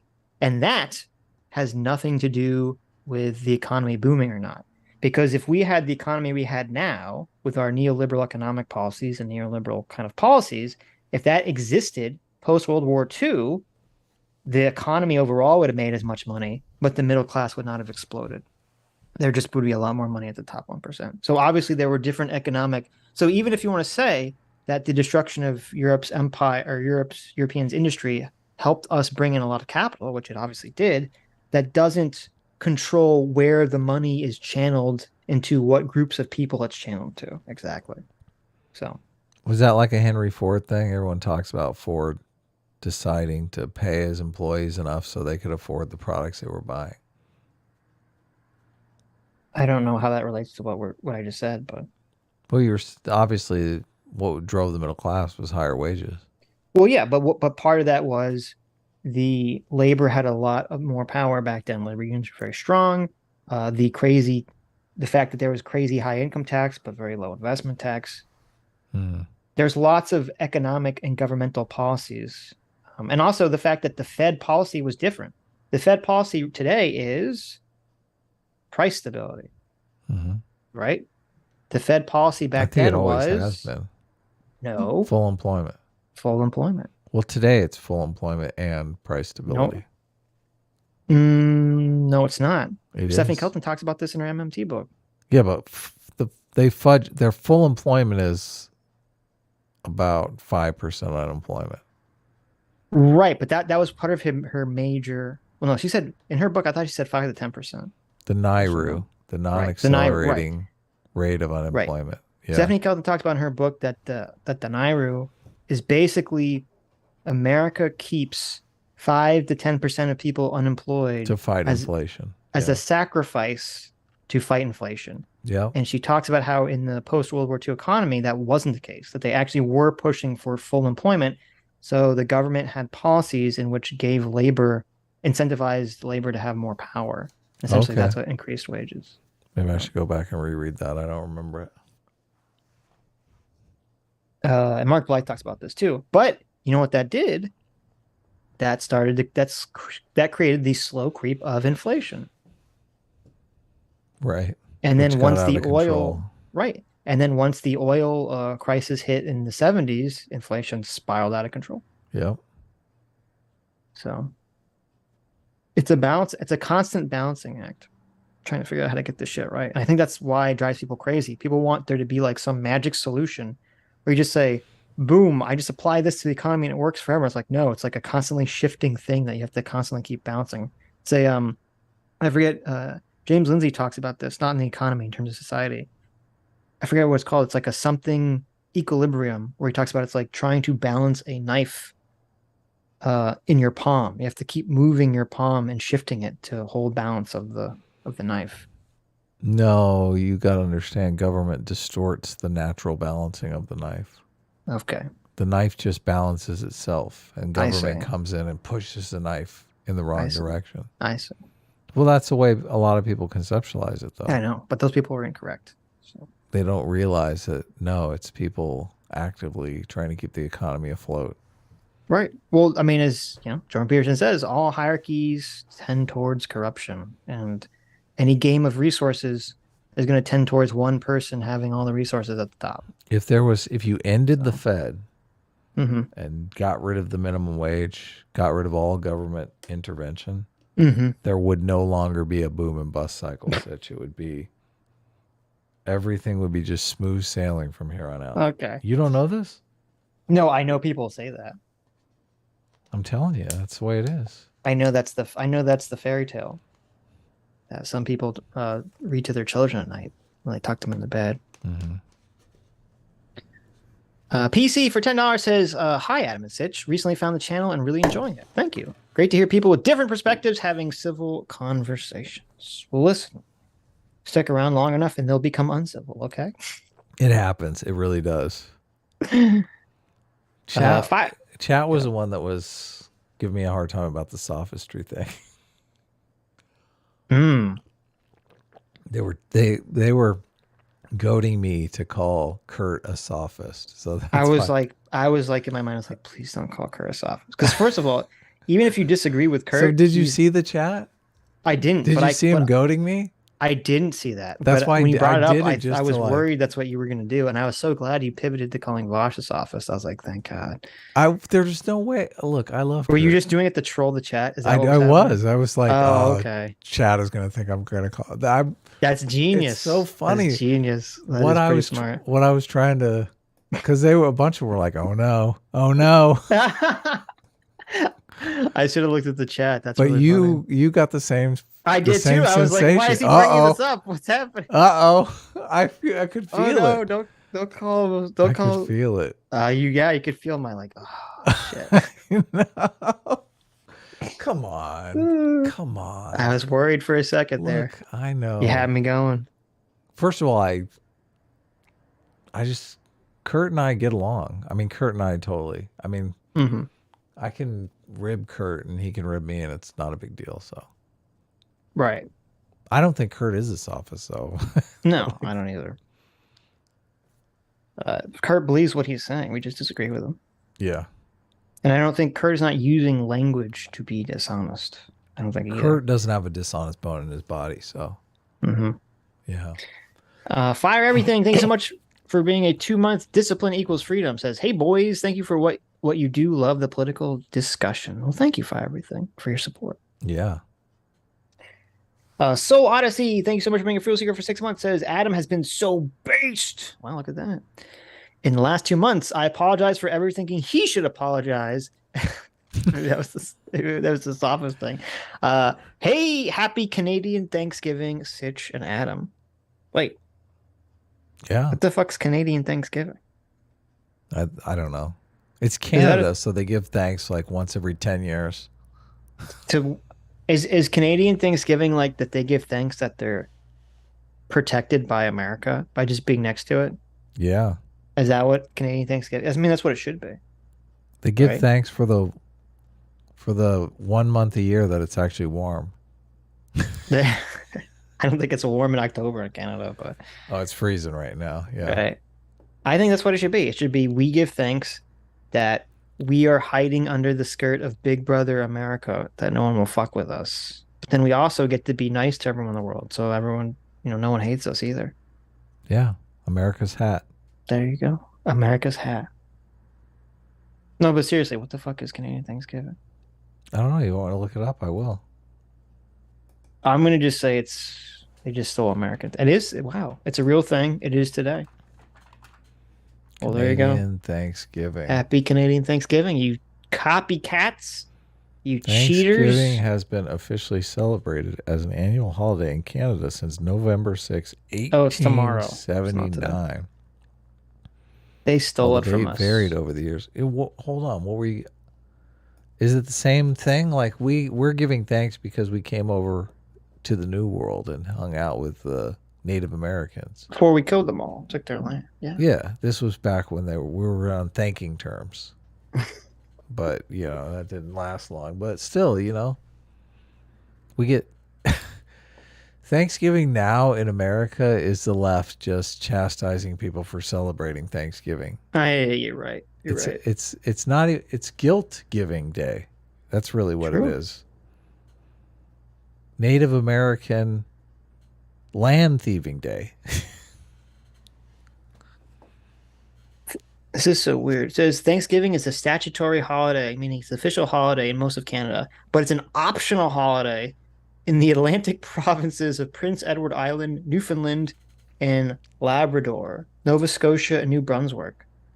What kind of weird country you have where like certain provinces could have like official government holidays and other provinces just say we opt out? No. Everyone needs to get on board, okay? Get on board with your federal holidays, people. What is this? We're opting out. We're opting out of the holiday. It doesn't count. What? Anyway. Spencer Harmon, thanks so much for the 7 months. Free Will Seeker says Athens, Tennessee was after World War II. The few men who did go serve were bad people. The good men came back and kicked ass. Interesting. I don't know anything about that. Dotems for 10 Aussie bucks says, I define corruption as the permissiveness towards rent-seeking behavior for members of a party/in-group via laws or turning a blind eye. Cronyism is related, but not necessarily zero-sum, just non-optional. It's an interesting definition. Cronyism, I do think, is part of the equation for autocracies. Corruption is the permissiveness towards rent-seeking behavior for members of your party/in-group. Well, I'd say it goes beyond just rent-seeking behavior, right? Meritocracy has to figure into this equation somewhere, because that's the biggest difference. When you move away, when you structure a society based around, stealing from people, it's basically like a kleptocracy, they sometimes call it. You're drifting away from a meritocracy because the people you keep in power are people who are willing to do terrible things to other people. Right? Mm-hmm. Right. Yeah. I guess it all just falls on how you would define rent-seeking behavior. Because I would I classify rent-seeking behavior as behavior that's legal, but you question whether it generates positive wealth or whether it generates a positive effect on society. Like speculative, commodity trading or something. But I would classify that as a different action than the cop comes to shake you down for protection money. Now, maybe technically they are the same, definitionally, but I kind of classify them in my mind as different actions. When we had our big argument over stocks, I failed to bring up dividends, which dividends are the clearest example of creating value. Yeah, but a lot of stocks don't have dividends, so that would not have been irrelevant to our conversation. A lot of stocks do, though. That would have had nothing to do with our conversation. I'm glad you didn't bring it up. I'm glad you didn't bring it up because it had nothing to do with our conversation. What do you mean? Desert Runner, thanks so much for being a fuel seeker for 7 months. Says, hi, Adam. A-Team reigns supreme. Also, hi, Sitch. There you go. Woo! Thank you, Desert Runner. That's right. Breeza, our favorite evil overlord of space. Thanks so much for the 20 Canadian. Says, hey, guys, I got married last night. Sharing the love with you guys. Cheers. Well, congratulations, Frieza. That's wonderful. That's awesome. That's what I love to hear. That's great. You can continue on your global domination of space now. On your merry way. On your married way. That's awesome. Andrew Clark for 2 hours says, did you wish Mahler a happy birthday? Is it Mahler's birthday? I'm not familiar. If it is happy birthday, Mahler. Yeah, happy birthday. That's awesome. This must be the day that he formed out of the shadows to wrongly criticize bad. I have no idea how old Mahler is. I don't either. Not even. I assume he's like at least 12 years old. I'm going to say he's 22. But That's your actual guess? I'm just guessing. I don't think I've ever had a conversation. 61 years old. 61. Okay. Yeah, he's an old man. He's either 12 or 61. Those are my two guesses. I disagree. I think that's actually crazy. Dr. Diddler for $2 says, I have a wild proposition for Kurt. Start naming sources and stop asserting things. Start naming sources and stop asserting things? Yes. No. I mean, I just tried to get him to tell me like his gut. I mean, we do gut checks all the time. Right. I feel like that's a good place to start, right? It is. It is. Because you just see where you're at. Right. Dr. Live for $2 says, if YouTube doesn't pay you for a video, that's the same as the government putting a hit out on you, obviously. So you guys get it. Obviously, you guys seem to realize there's a difference. There's a difference. Yeah. God, I feel so happy that I live in a place where I'm not worried about the government trying to shake me down. Mm-hmm. I mean, I guess taxes are kind of being shut down, right? Yeah, to some extent, but yeah, it's very different.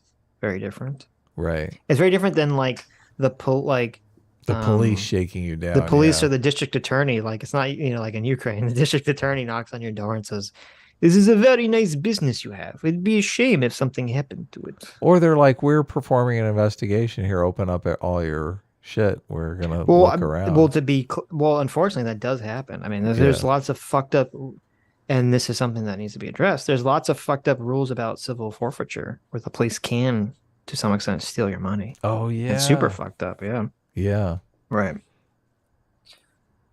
And we should do away with it. This, you know what's insane? I don't know if I talked about this on stream. Did you know that you have to pay the state to be out on bail? Not to be out on bail, to be out on parole. Did you know that? No. Isn't that insane? Like, you have to pay the state to be out on parole. What? Like you're paying them a fee?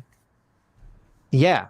Like they free? charge you to be free. It's totally insane. I didn't know that. Yeah. Yeah. It's disgusting. That is awful. And that's what like a lot of these people were like that's what a lot of people were complaining about with people who go to prison and then they don't regain their voting rights. I think in Florida it was they tried to pass a law that said you couldn't gain the right to vote unless you completely paid up all your parole fees or whatever. It's like whatever the name is for this stuff. And to me, that's just the most insane thing I've ever heard in my life. To pay to be in on parole. Now I remember who I was arguing with in the chat when we were talking stocks. Look at this. Kyle, What? Don't incentivize me to like talk shit about Kyle Petty? Yeah. Laughing my ass off. Kyle Petty, thanks so much for the $20. Kyle gave us a bunch of money the other week. I know. Whenever I do takes he doesn't like. That's why I was saying don't incentivize me to talk shit. Says LMAO, the 18 super chat immediately after Adam. Wrong stock take is comedy gold.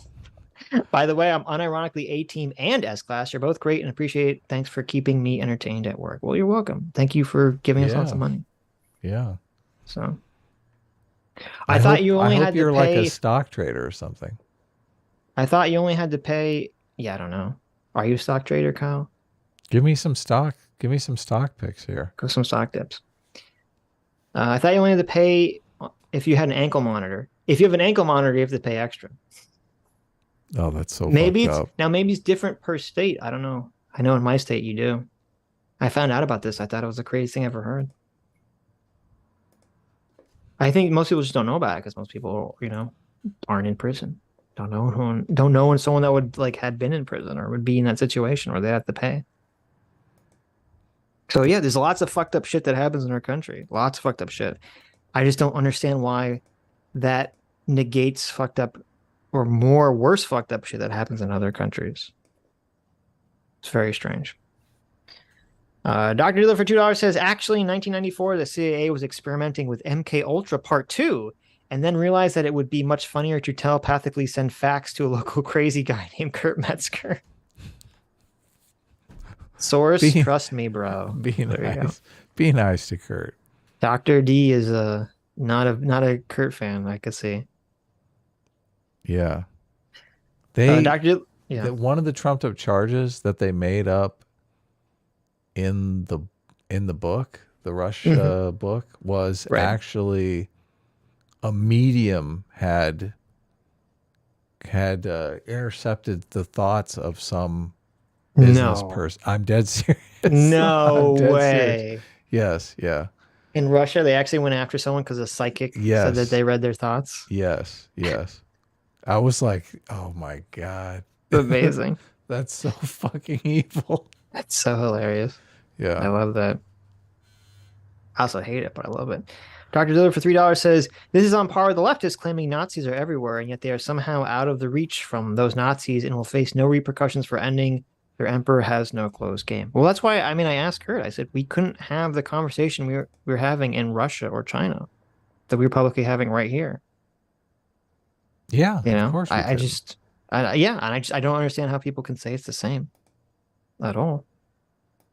Well, you can't really. We couldn't go on Twitter and have a debate over trans rights. You can't go on Twitch and have a debate on anything trans. Mm-hmm. But it's not. The government's not after us. It's kind of a. Twitch is this weird woke church that you can't walk into and I don't. And here's the thing: I hate all of that shit.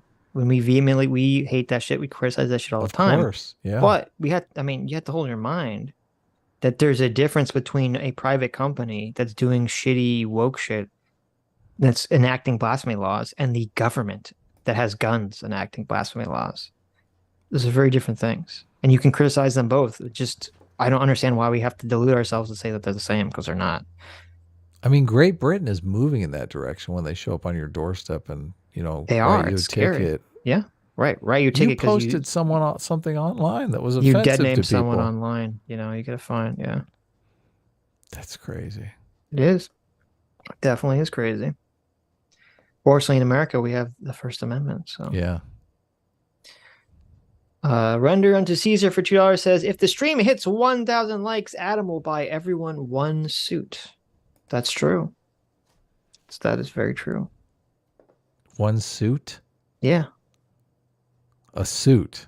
Yeah, like clothing. Like a suit. Okay. That doesn't sound expensive. Yeah, Adam will buy everyone one nice suit if the stream reaches 1,000 likes. 1,000 people? Do you know how much? That's a little... I don't know if I can afford that, to be honest with you. Well, suck it up. That's a little pricey. Just print some money, MMTer. How about this? Yeah. How about we try getting rid of the minimum wage first? Jesus Christ. Limerick Master for $2. We might get in trouble for this limerick, but I'll still read it. I just want to say that here at the Sitch and Adam Show, we do not support the super chats that we received are not the opinions of Sitch and Adam, and are the opinions of those who send them. And we do not necessarily support anything. No. What's a super chat? I'm getting scared. Here's a super chat for $2 from Limerick Master. Heffels was once a streamer who had cut off their wiener. No, you can't do. No. But the lawyer succeeded, so Keffels proceeded to become even meaner. There you go. There's your limerick. Wow. Limerick Master. Fuck, we're getting canceled for that one. Speaking of it, canceled, Vaush. Oh my God. Our good friend Vaush gave us $2. Look at that. Vaush says, I have goats in my pants. There you go. Dr. Diddler for $2 says, Hassan, like most children, get very angry when his ego is threatened and immediately lashes out the second he thinks he might be being made fun of. Yeah. He's so insecure about it. It's strange. It's strange how insecure he is about it. Like, I guess he's just really wrapped up in being perceived as a tough guy or something, which I didn't even know that was part of his brand. I never perceived him as that way. But there you go. And it's funny because now these videos come out, what's everyone going to do now that these videos come out? They're going to ask again and again and again and again. It's going to be great. I can't wait. Hey, are you going to fight Sam? Like, every single person that sees him now is going to say, hey, when are you going to fight Sam Hyde? Like, I know. If I see him, that's the only thing I'm going to ask. Right. I'll run across the parking lot. Hey, son, how you doing? Oh, I'm a big fan. I think it'd be great if you fought Sam Hyde. When is that going to happen? Yeah. I thought you wanted to punch Nazis. You got a perfect opportunity. Or why aren't you punching this Nazi? Look, you keep saying he's a Nazi and I can't fight him, but I don't get it since fighting involves punching. Like, Right. It makes no sense to me. Yeah. Oh, So, yeah, no. you're worried about being punched by a Nazi. I see. I get it now. Right. Yeah. Because Sam Hyde has a T-shirt that says "Punch Socialists." There you go. CT for $2 says, "Oh my God, it's Sitch and Adam. Oh man, I haven't seen you guys since high school. Small world. Anyway, there's a Pokemon for you in the DMs, Adam. Please give him a name." So, we've been doing a thing where people. What happened? Well, don't do it Pokemon. yet. Oh. But we've been doing a thing where Adam looks at a Pokemon and he tries to guess. He gives the Pokemon a name, and then people have to guess what Pokemon it is based off Adam's terrible name. So Terrible name. Last time everyone got it immediately. There you go. So CT, post the Discord link of where you want, and so don't blurt it out in the chat. Don't blurt out the name in the chat. There's a specific Discord channel that you're supposed to give your answer. I believe you win some kind of prize or something if you get it correctly. So CT, before Adam, yeah, there's the link. So click the link to, hopefully that goes directly to the channel that you're supposed to guess the answer.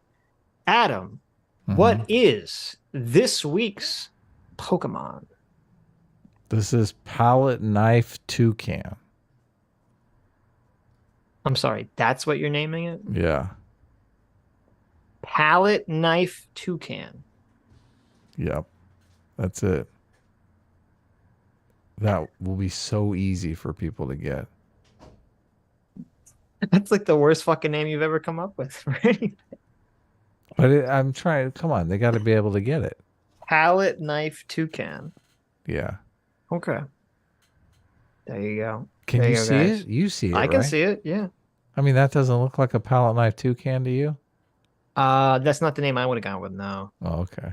No. I would have gone with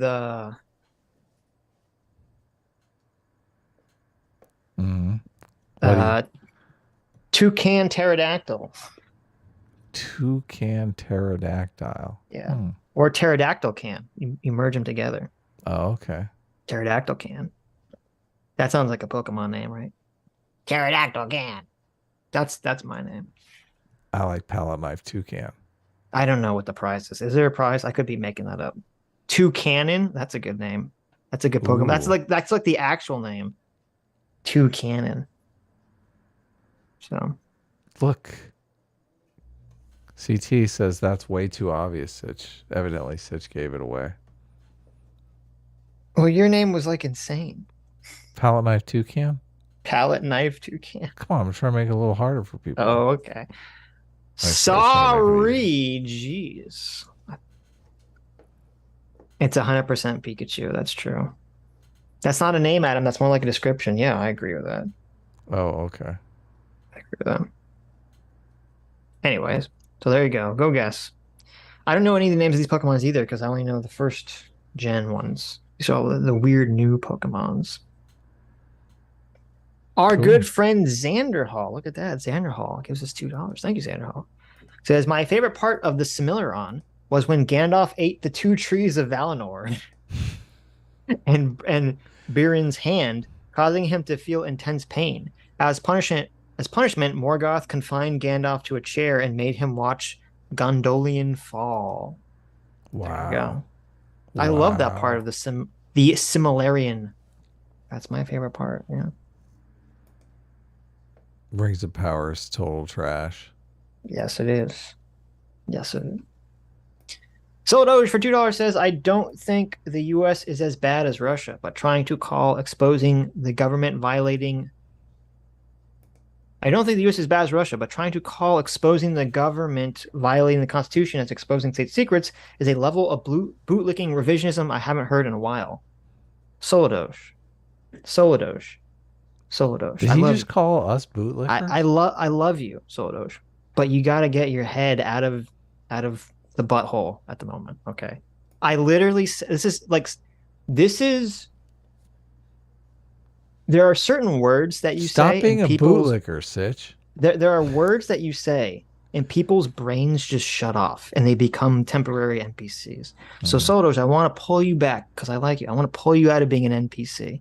Okay. I literally said you can support it or not support it.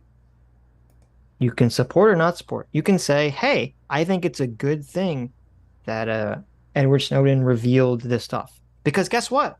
I agree. I agree with what Edward Snowden revealed. I think it should be out there. I don't agree with what the government was doing at all. But it was a fucking government secret. And that's what he released. I don't know what the fuck you're talking about. It was literally a government secret. You can say, I don't think the government should keep it secret. You could say, I think it's fucked up the government's doing it. But by definition, it is literally the word government secret. It's a secret the government's having. And if it's in the context of some sort of secret program, they can say, well, this violates some kind of law, and then they'd have to go to trial and make some determination about it. But that step never happened because Edward Snowden fled the country. Okay, so how the fuck is me describing literally what happened bootlicking? Because unless you come down and say the government should have never... I said the government shouldn't be doing that. I'm totally glad that Snowden leaked it, but it's leaking a government secret. I don't know what the fuck you want from me. The problem is that you have in your mind, you heard the word state secret, and you have some weird definition where you're assuming There that should be zero state secrets. that state secret has some sort of positive connotation, which it doesn't. That's you implementing that connotation. You projected and hallucinated something I never said because you define a word different than I define it. Okay. Right. But I still love you, Solid. Should we not have any state secrets? I feel like there are some state secrets. Of course we should have state secrets. But that doesn't mean all state secrets are good things or bad things. Something being a state secret just as a category is neutral. You'd have to determine each thing individually, whether it's good that the state is doing this or having a secret, or bad that the state has this and is doing it. Okay. Period. Yeah. I don't know. That sounds like bootlicker talk to me. Look, why the... Oh, shit. Did we just get hacked? Why did you allow this weasel onto the stream? He's attacking you as a bootlicker. Sitch is a bootlicker. We haven't talked to you in a while. What's going on? Yeah, it's not much. I just I haven't seen the stream since Kurt Metzger got off. What have you guys been up to? I've just been reading the super chats, talking about bootlickers, stock prices, gas prices. Rings of personally, usually what I find is when you get called a bootlicker, it's usually kind of a good thing because respectable people don't tend to use that terminology. Well, listen. I mean, if you have a foot fetish, I guess people are into that stuff. But how do you feel about Rings of Power as a media connoisseur? Haven't seen it. Don't really care, honestly. Oh my god, you haven't. How do you feel about? Have you watched any of the shows that people are complaining about nowadays? Have you been watching House of Dragon? Well, I don't watch the Marvel shows because I know they're going to be bad. I'm confused as to why other people watch them because people watch them and they're like, it was so shitty. And it's like, why are you what? Okay, well then you knew what you were getting into. We're hate watchers. Come on. Yeah. I mean, I don't, the thing is, I have a serious problem where I don't watch things that I expect not to like, which means that I just almost never watch anything. We're monetizing our pain, though. Come on. You don't, but wait a minute. You have to derive pleasure from hatred, okay? That's like the internet 101. Oh, yeah, that's true. He's got you there. I mean, I'd rather not. Ew, yeah, no, you so actually like to watch things you would like? Disgusting. Ew. So like the Marvel shit, it's like, I'm assuming She-Hulk is bad, but I'm not going to fucking find out. Okay. I mean, anything would be a better use of my time than watching that fucking show. Well, or like I mean, Obi-Wan, or I don't even know what people. The last one was just fucking painful. I mean, I could only watch it in like 5-minute slogs. It was so fucking painful. Really? I mean, I didn't think it was good, but I don't think it was I don't think it was even close to being the worst episode. Really? The Daredevil episode? The last episode, yeah. Yeah, with Daredevil in it, yeah. Yeah, with Daredevil. Daredevil does the walk of shame. After he fucks She-Hulk. And then they have... He doesn't even have sex with her in She-Hulk form. He got gypped. Well, the thing is, though, he's blind, right? So he doesn't even really know how ugly she is. No, he has echolocation. Okay, he can see. He can. I wonder how Aiden felt about that. Is she like really? She really upset? She really jealous? What is she a Daredevil fan or something? Oh my god, she's like a Daredevil simp. Oh, you're right. Yeah. Oh wow. We have to check in with Aiden. She's doing well after that. Daredevil.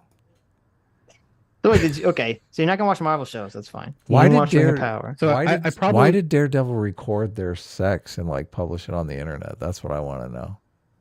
He didn't. What are you talking about? Well, if they hacked her phone or whatever, or she recorded. That wasn't Daredevil. That was the Josh guy. But the hashtag nice guy. Oh, Josh recorded it? The Asian guy. His name was Josh, right? Oh. I thought, well, maybe I missed the sex tape. So the sex tape was with Josh? Yes, it wasn't with Daredevil. Okay. So Josh recorded it and published it on the internet? Well, he didn't publish it on the internet. He put it in the... This is so pathetically lame. The endgame boss of She-Hulk is a group of women-hating man babies on an internet forum whose big act of attack on She-Hulk is that they're going to revenge porn publish her sex tape. Mm-hmm. Wait, really? Wait, Yeah. are you trolling? No, that's really what happened in the last episode. That's the actual plot? Isn't that the plot of a fucking South Park season? Yes, it is. You're right. A South Park season? That's the plot of the last episode. Yeah. That's horrible. Isn't it crazy? And they only... That's just so cringeworthy.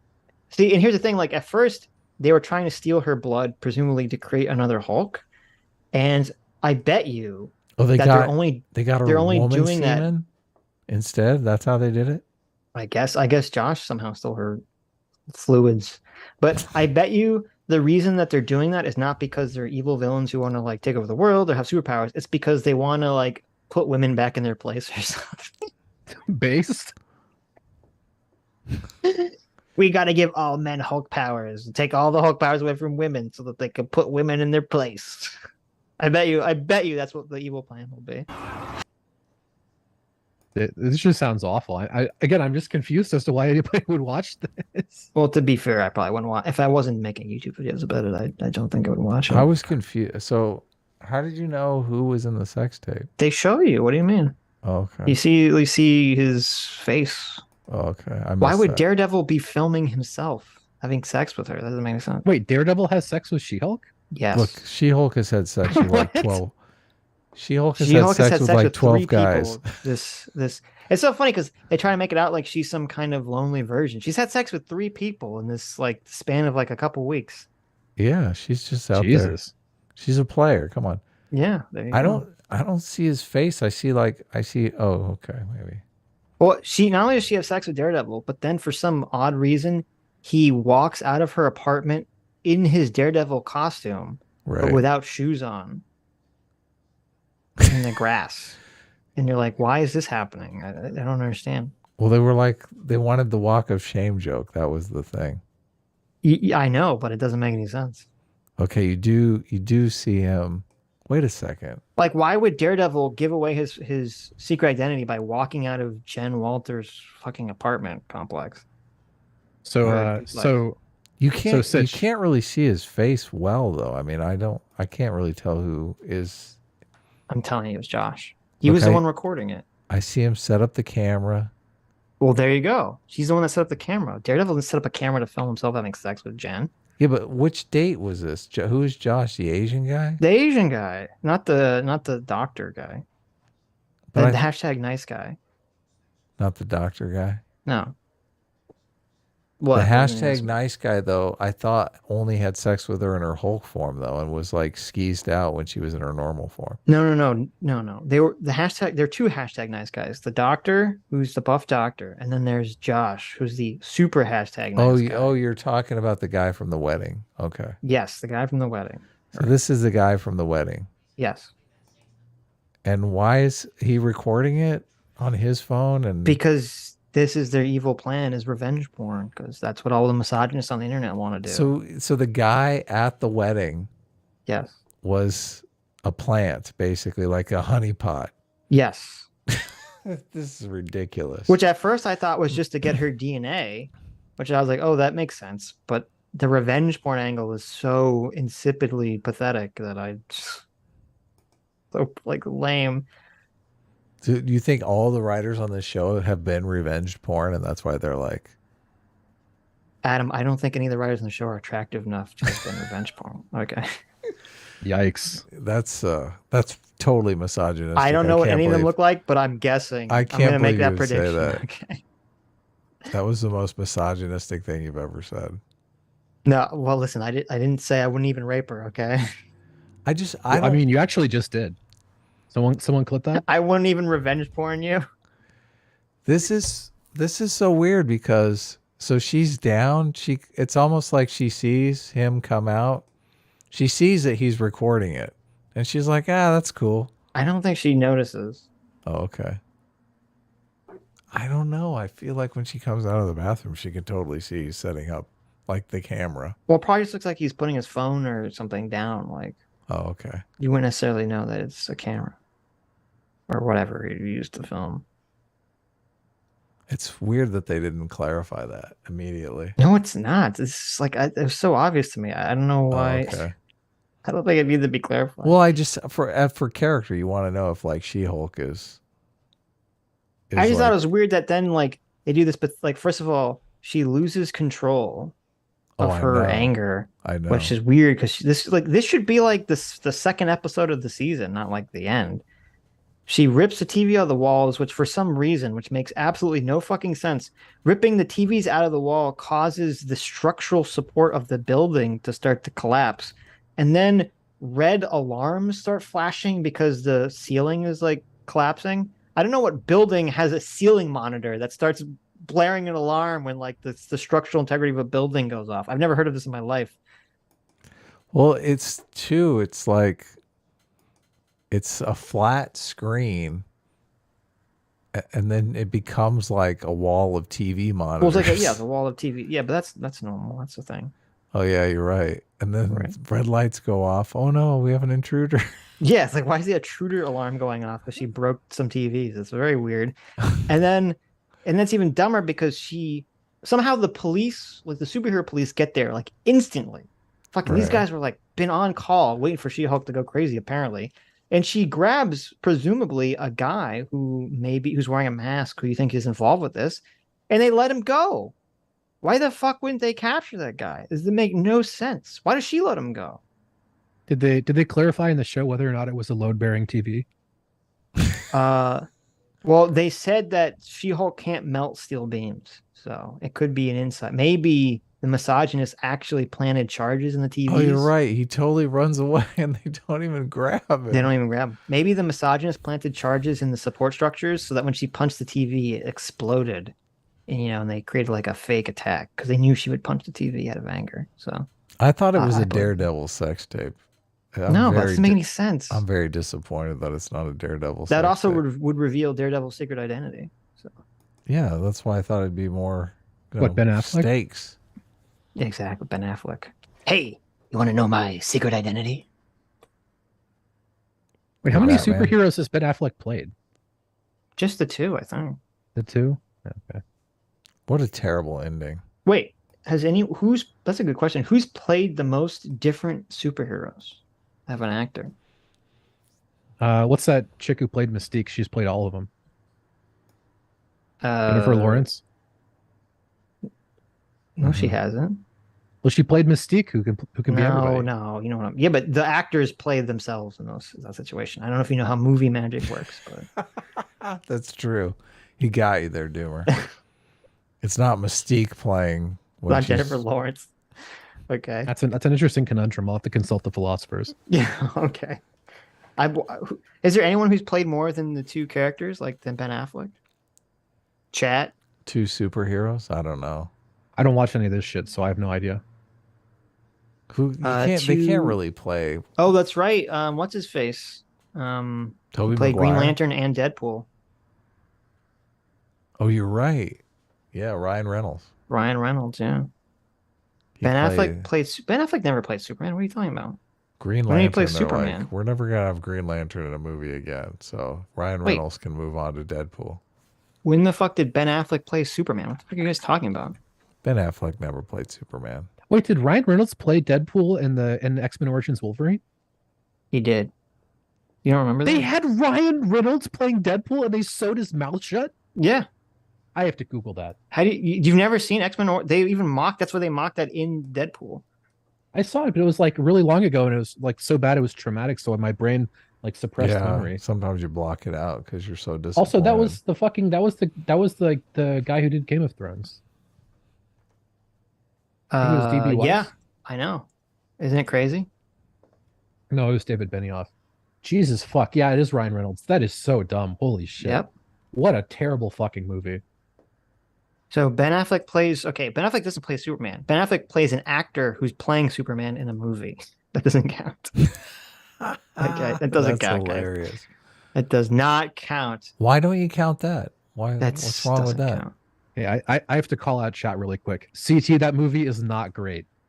That is the worst take you've ever given. Okay, don't defend X-Men Origins Wolverine. She's just trolling you. Listen, I don't think she is. Have you talked to CT about movies? Chris Evans. Wow, so look at that CT. Yeah, that was a little call out, movie. Shit. Wow. Called out. Chris Evans played Johnny Storm and Captain America. That's true. Mr. Romantic Comedy's calling you out, CT. Yeah. I guess it's just 2. Has anyone played 3 superheroes? Yeah, Ryan Reynolds, 2 versions of Deadpool and Green Lantern. Well, that doesn't count. They're both Deadpool. Hmm. Has there been any actor that's played 3 different mainstream superheroes? Okay, CT just said that X-Men Origins Wolverine is the best X-Men movie. Can we have a brief conversation about this? A little sidebar? We can talk about that in a second. Playing supervillains does not count. Josh Brolin played... Who did he play besides the guy in the Deadpool movie? Thanos, he played Thanos, and then he played the time traveling guy whose name escapes me at the moment. Cable. And he also played Jonah Hex. Oh, you're right. Yeah. Josh Brolin. Just played there's 2 right there. What do you want to talk about, CT? And her bad movie takes? The idea that X-Men Origins Wolverine is the best X-Men movie might be it's like even worse than your take, Sitch. It's hard to get movie takes that are worse than yours, but I've never heard you say something that wrong. I mean, that's a pretty terrible take. That is probably the worst X-Men movie ever made. I'm struggling to think of a worse one. I would need to Google it. There isn't an worse one. I mean, I'd be struggling to think if it's the worst Marvel movie. Well, it was like X-Men 3 was pretty bad, but it wasn't anywhere near that bad. No. Yeah. I never saw the Apocalypse movie, but I didn't hear that it was like that bad. It was not good, but it wasn't X-Men Origins level. I mean, yeah. X-Men Apocalypse was good. I heard it was CT's just trolling you. She says she's just trolling you. I don't believe that she's trolling. Now that she gave out a bad take, she's trying to say, "Oh, I'm just trolling." Is that what this is the easy? I mean, this is a brilliant tactic that you should take up. Like when you say things about media and like all of chat just laughs, you should just be like, "Lol, trolled."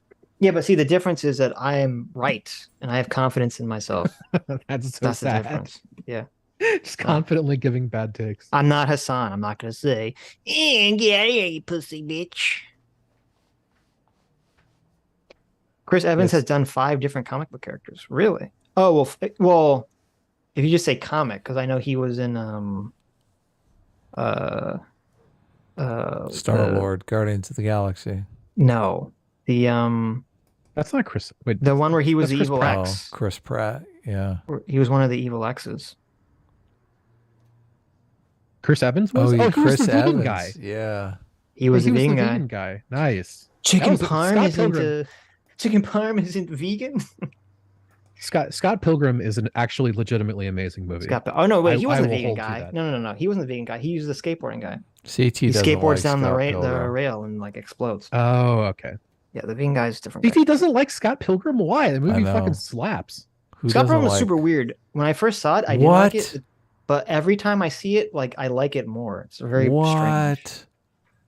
So, how'd you not like it the first time? I don't know. In my opinion, it's one of the very few movies that actually accomplishes like consistent humor through editing. Like that movie does so many like creative things with like editing that just don't I don't know, one it has even some dumb attempts. shit. Like when he grabs another life and it's like, I'm gonna get a life. I was like, It does, sure, it does some dumb shit. I mean, I'm not saying the movie's perfect. I'm just saying it's pretty good. fair It's enough. like it's not a movie people talk about very much. Edgar Wright is That's true. comedy genius. Yeah, Edgar Wright's great. These true. But I feel like people don't even consider that like a serious movie. Like it wouldn't 'Cause even it's be a in the silly movie, conversation. Right. Yeah, but no, it's very good. But no, have you seen House of Dragon at all? Didn't you like Game of Thrones a lot? The chat is like so against Scott Pilgrim. I can't believe it. Really? Yeah. I mean, the I'm chat like, likes Trump, so who cares? Everybody's like, Scott Pilgrim sucked. It's terrible. I don't know. Maybe people have. I'm telling you, when I first saw Scott Pilgrim, I didn't like it, and then now you're trying to. Oh, look at this. No, he's doing wait. the troll. No, that's what he said. Troll. No. What? Stop. Scott Chill out, Pilgrim Adam. is What I'm saying is soul. maybe they're in my camp. They only saw it once. Okay. Mm-hmm. And maybe it has the same effect. You have to see it multiple times, and for some reason, it has a positive effect on you. I mean, when you see it going forward that's in the not future. me. I loved it the first time I saw it and was like, I'm going to watch this movie again. This movie's amazing. CT got triggered and said that she loves Scott Pilgrim and that you're crazy. Yeah, She never said she didn't like it. I was just trolling. CT. No, I meant Doomer said that. Well, I said it first, but okay. anyway. Not Gay Ben says Scott Pilgrim is based. Of A lot of people course. in the chat are saying that they like Scott Pilgrim, that you're crazy, Doomer. Scott Pilgrim was okay. That's a glowing endorsement there. Thank you. That's a pretty NL. good review. It was fine. People So want to so Sitch. Yeah. Sitch is Rings of Power good, or are there black people in it? I feel like the only reason you came on stream was because you wanted to ask me that question. You're like, what question can I ask Sitch? That's the one. That's the one. I think Rings of Power would be better if it had more black people. I think that's why it's bad. It doesn't have enough. Too few black people. So I probably will watch Rings of Power and House of the Dragon. I just don't want to watch them until they're all out. Mm. Because I'm Oh, not like I see. I'm not making money making YouTube videos about it, so I'd rather. Well, just you wait should. and Why don't you do that? binge it. Why don't you do that right now? I might. I'd rather make videos about other stuff, I think. Ugh. Things that you like.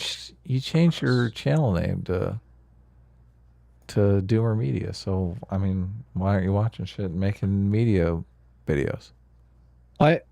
I mean, this is a long conversation that I don't super want to get into the details of, but like I've been trying to figure out ways to make videos about like older stuff that isn't super SEO relevant and like make people enjoy them and like find ways to make that work. Because like like I said, I have a serious problems. One of my biggest goals of my channel is to try and be positive, and there's just almost nothing I can be positive about that's like current. Like if you want to make media commentary about stuff that's just came out, it's almost all going to be dog shit. I mean, like you have to be like pretty fucking negative if you're going to be honest with the state of almost anything that comes out. And I just don't want to make that content. I'm not saying it's bad. It's just that that's what literally everyone else does. And it's just not interesting. It's like, oh, here's, take number 5,000 about, how the fucking Obi-Wan TV show sucked dick. And it's like, I knew that before it even came out. It's just not interesting to me. Maybe you should do like the one for them, one for me, solution. I mean, that's something I considered. But I don't know. I mean, I'm not, that's not my 100% focus right now. I'm hoping I can like super focus on YouTube in like a couple weeks. Oh, really? But yeah, I mean, I'm in school and stuff, so. School? Didn't you know college is a waste of time and money, Doomer? It probably is, yeah. Okay. So is President Sunday going to reschedule? I don't know. He dodged us, and yeah, Adam taunted him, and I don't think there's a response. So you taunted him? We're not thirsty for President Sunday. Okay, he can come to us if he's like, otherwise he's running scared. Exactly. I was enjoying. I honestly, I'll just be very straight. Okay, I was really going to enjoy how much Sitch was going to hate that conversation. It was going to make him want to kill himself, and I was going to make me very happy. Well, that was why I was trying to set it up, Doomer. Obviously. Yeah. Okay, I'm so glad. It turns out that's the real reason Adam was trying to set the conversation. He wanted me to suffer. Well, there's no way it would be productive. It would just be I a know. shit show. And like the only question is like, would it be an entertaining shit show or a really boring pedantic shit show? Right. And it's hard to predict. It would be both. entertaining and boring and pedantic. Yeah. Yeah. Solos for $2 says, Adam, I decided to follow your advice and look into MMT. It turns out every mainstream economist, like the head of the Federal Reserve, has denounced MMT. So in my eyes, it's as valid or fringe as a theory in Austrian economics. What are you on? Oh, okay. Oh, okay. Is that true that the head of the Fed has denounced MMT? I'm not. I'm just curious. I don't know it. Interesting. Denounced it how? I mean, I don't know. Just first said of all, denounced it. there's like a definitions thing. I don't necessarily know what he's denouncing, but right. Sotos for $2 says, this just in, former porn star turned Twitch streamer just got her back blown out on a concrete floor because TwitchCon thought it was a good idea to have their foam pit be a 1-layer deep straight. She had to get surgery. Wait. No way. Who are we talking about here? TwitchCon accidents? TwitchCon back surgery? Wait, what happened? Streamer breaks back in 2 places after TwitchCon foam pit accident. What the worst fuck? accidents? Adriana, Hey, everybody, how's it wait a going? minute. Wasn't that the girl from Surreal Life? Right? That's who that is, right? She was in the Surreal Life or something? Sitch, how the fuck would I know? Yeah. That name seems familiar. We don't watch this in real life. We're cool. We have lives. Was that the woman from the Surreal Life that ended up hooking up with the guy from like the Brady Bunch as an adult or something? Or am I thinking of someone else? Who cares? Whatever. What Anyway, happened? let's see what happened to Adriana Check. She broke her back. Jesus. This was at How does- TwitchCon? I mean, this is why I always say you shouldn't go outside or do anything. Oh shit! There's a video of it. Yeah, send me the video. Bad. Send me the Oh, video. what the fuck is wrong? Don't She's watch gonna a sue the fucking- fuck out. What is wrong with them? Don't watch the video. It's fucked up. No, send me the video. Let's watch it. So, okay. Adriana. And her friend dislocated her knee. Let's see it. What the fuck is wrong with these Horrible people? injury at TwitchCon. Oh, it's from 1 hour ago. Oh, Yeah. Just give me the. Here, I'll give you the link. Don't give me the long version. Look, this video is like 9 minutes long. I gave you the short. Here, I'm trying to give you the short one. Calm down. No, I won't. Boom. Here's the 30 seconds. Okay. I'm very stressed about it. Oh, Please. God. Please don't tell me to calm down. Okay. I'm gonna tell Are you you. gonna, send me a watch together link for someone breaking their back? No. No, it's you on don't Twitter. You don't get to see it. Good. You don't get to Well, see here, it, no, I'll send you a link. Here, I'll send it on Discord right here. I don't have my Oh, Discord God. open, so. There you go. Look at that. You get to participate in the the video violence we're about to watch. Mm-hmm. Let's see. Oh, here. no. I need to get up watch together. Here we go. Does this have sound? Wait, what the fuck? She jumped into a phone call. Yeah. How did you... Because apparently it's not a deep foam pit. It's literally just like a concrete slab with like a little bit, just a tiny chunks of little foam on top of it. Oh my Oh, god. what the fuck? I know. It's crazy. Oh my god, they jumped in full force. They didn't tell Did them you that it's bring not up a foam pit? Is it video on stream? Yeah, I got it up. Oh. Somebody else dislocated their knee. What the fuck was this foam pit? There's just like, look at the links or the tweets after, dude. There's so many links to people like fucking hurting themselves in this shit. It's Oh, like really? insane. It's like It's not a real foam pit. It's like No. a fucking trap. Right. It's a trap. This is like a Russian foam pit right here. Well, no, supposedly someone's saying that like underneath there's still some kind of like trampoline thing, but that underneath the trampoline thing was just like concrete. So like Oh my god, tailbone. You good? Great victory there. Jesus. I would be so fucking raged if I didn't get surgery because I jumped into a foam pit. She's held down by the pitbull. These stupid pieces of shit. No, she's fine. God. All right, make sure she's okay. Get her out of the bed. Sue the fuck out of them. Maybe she'll make a bunch of money off of it. So, Not worth your back.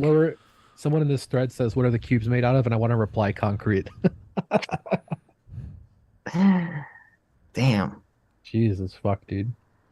Oh, That's that awful. Sucks. Broken. Oh, Twitch says they're going to pay the hospital bills 50-50. Probably the most painful thing I've seen in a while. Twitch streamer Adriana has confirmed broken her back in 2 separate places following this jump into TwitchCon. I don't know which one is Adriana. The one that did Adam, like the big jump. Oh, Adam, really? check your DMs. What is this?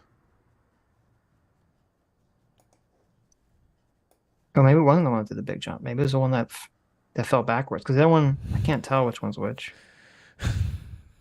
Oh, no. That's awful.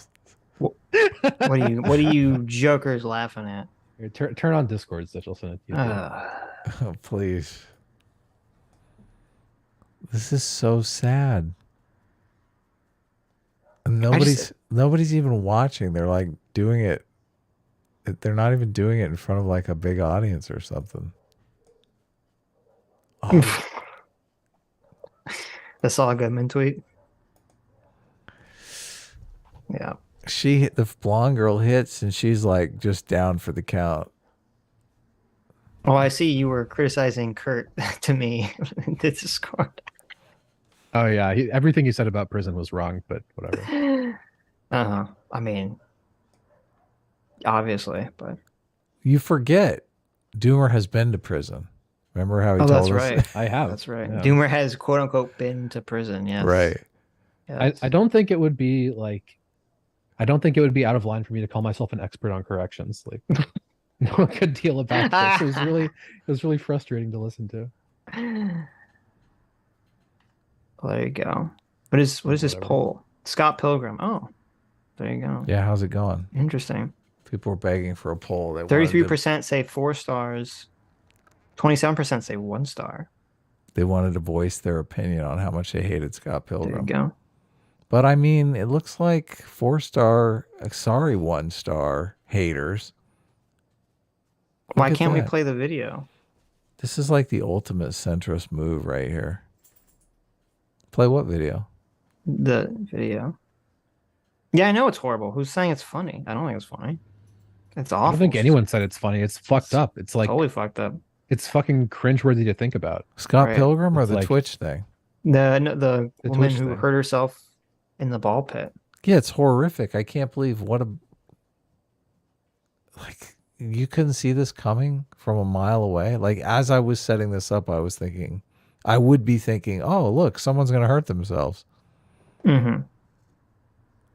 Why did they put the things to jump off of in the middle of it there? Well, and I saw a longer video. They're doing like the American Gladiator, like they're trying to hit each other into the pit. Right. And then once it's over, she jumps off into the pit. Oh, okay. Which is, yeah. So apparently this thing is literally supposed, I mean, that's why they're going to get annihilated in a lawsuit by this. Of course they are. Yeah. Totally. So, well, So long, TwitchCon. Well, it looks like streamers are actually going to get 45-55 splits. Andrew Clark for $2 says gas prices are largely speculative. They try to anticipate the supply down the road and adjust the price now. Part of this is because stations get gas for free and have about the week to sell it. Then they use that money to pay. Well, that's a good point. That's interesting. So yeah, maybe if it's all speculative, maybe they expect the supply is going to be all fucked up in the future. But I mean, if they've had record profits for the entire quarter, then it seems to be more than speculative. Another thing, how much is the gas station gouging? Like, is the gas? Can they just sell for whatever they put on the? I don't know the pumps? answer to that question. Everyone talks about the fat cats on Wall Street, but no one talks about the fat cats at the gas station. Well, I imagine, if I'm running a gas station, I mean, don't hate me, but I mean, if the gas prices are out of control, I'm thinking, yeah, maybe I'll just add 50 cents on the day and see what happens, right? Like, how much do you have to pay back? I don't know. I don't know the answer to that question. Right. Well, gas stations obviously have different prices. So, I mean, you know, if it's closer to the freeway or whatever, they always charge Yeah, I know. more. I know Yeah. that's true. But So I'm assuming they're not. I mean, they're probably getting the gas for the same amount of from the supplier. Soldoge, thank you for another $2. Says, fair enough, Sitch. Well, thank you, Soldoge. I'll concede that I read an implication that wasn't there. My bad. As an apology, I DM'd you a Locust Eater video where the guest asks Sargon if he knows who Zoe Quinn is, and Sargon bites back a laugh. Oh, that was you. I just saw I didn't read who sent it to me. Zoe Quinn. Well, first of all, thank you. I accept your apology. I appreciate it. Well, well, I'm assuming it's a joke because Sargon's talking to V, and V says like, you know who Zoe Quinn is, right? V knows that Sargon knows who Zoe Quinn is. Of course he does. Oh yeah.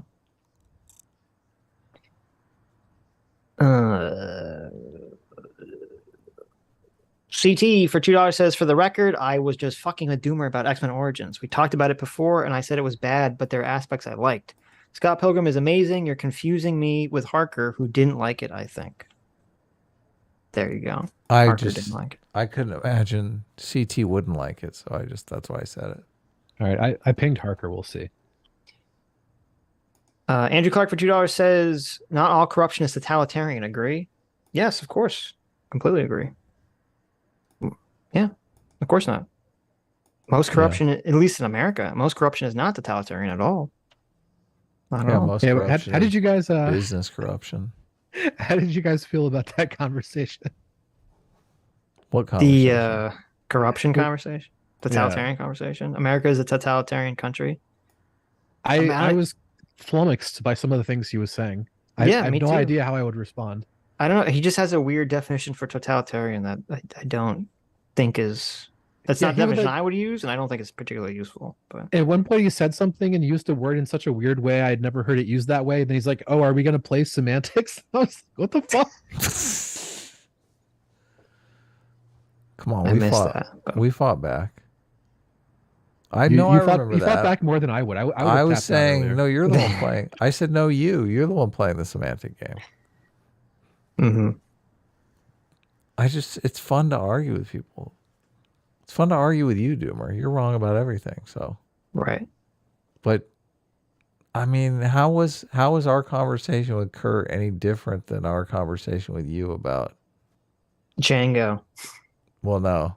What do we gender ideology? Gender ideology. Yeah, exactly. Come on. I don't think I'm like that out there. No, you didn't. I agree. I mean, you are about Django, but not about gender ideology. I mean, you were saying, look, you were saying gender ideology is like some right-wing talking points. And I remember listening to a podcast like the very next day that they were talking exclusively about gender ideology. And it was like, God, some milquetoast conservative guy. Andrew Sullivan. It was Andrew Sullivan's podcast. Mm-hmm. Who Andrew Sullivan is kind of middle of the road conservative. I mean, I've only ever heard the term be used in a certain way, but I also just don't really care. Right. Fair enough. Cool. Zen Man, thanks so much for being a free seeker for 3 months. Says Cosby is an excellent example of people falsely incarcerated in the U.S. There was no evidence, and he admitted to having consensual sex while taking drugs. There you go. Mm-hmm. There you go. Didn't he get out? Yeah. He wasn't. Did he get out in some weird technicality? Well, it was because my brief understanding about it was he didn't get out because he didn't rape someone. He got out because part of the agreement was that he would admit to past crimes or something in exchange for some kind of bargain of immunity, and then they basically didn't give him the immunity, and then they just arrested him for the past crimes or something. And then the judge said, "You can't actually do that." Wow. Wait, so they gave him immunity by oh my God. That's my I think you're right. My very bad recollection of the situation is pretty similar to that. Yeah, right. That sounds right. Which is really fucking dumb. Holy shit. But I don't remember what they were giving him immunity for.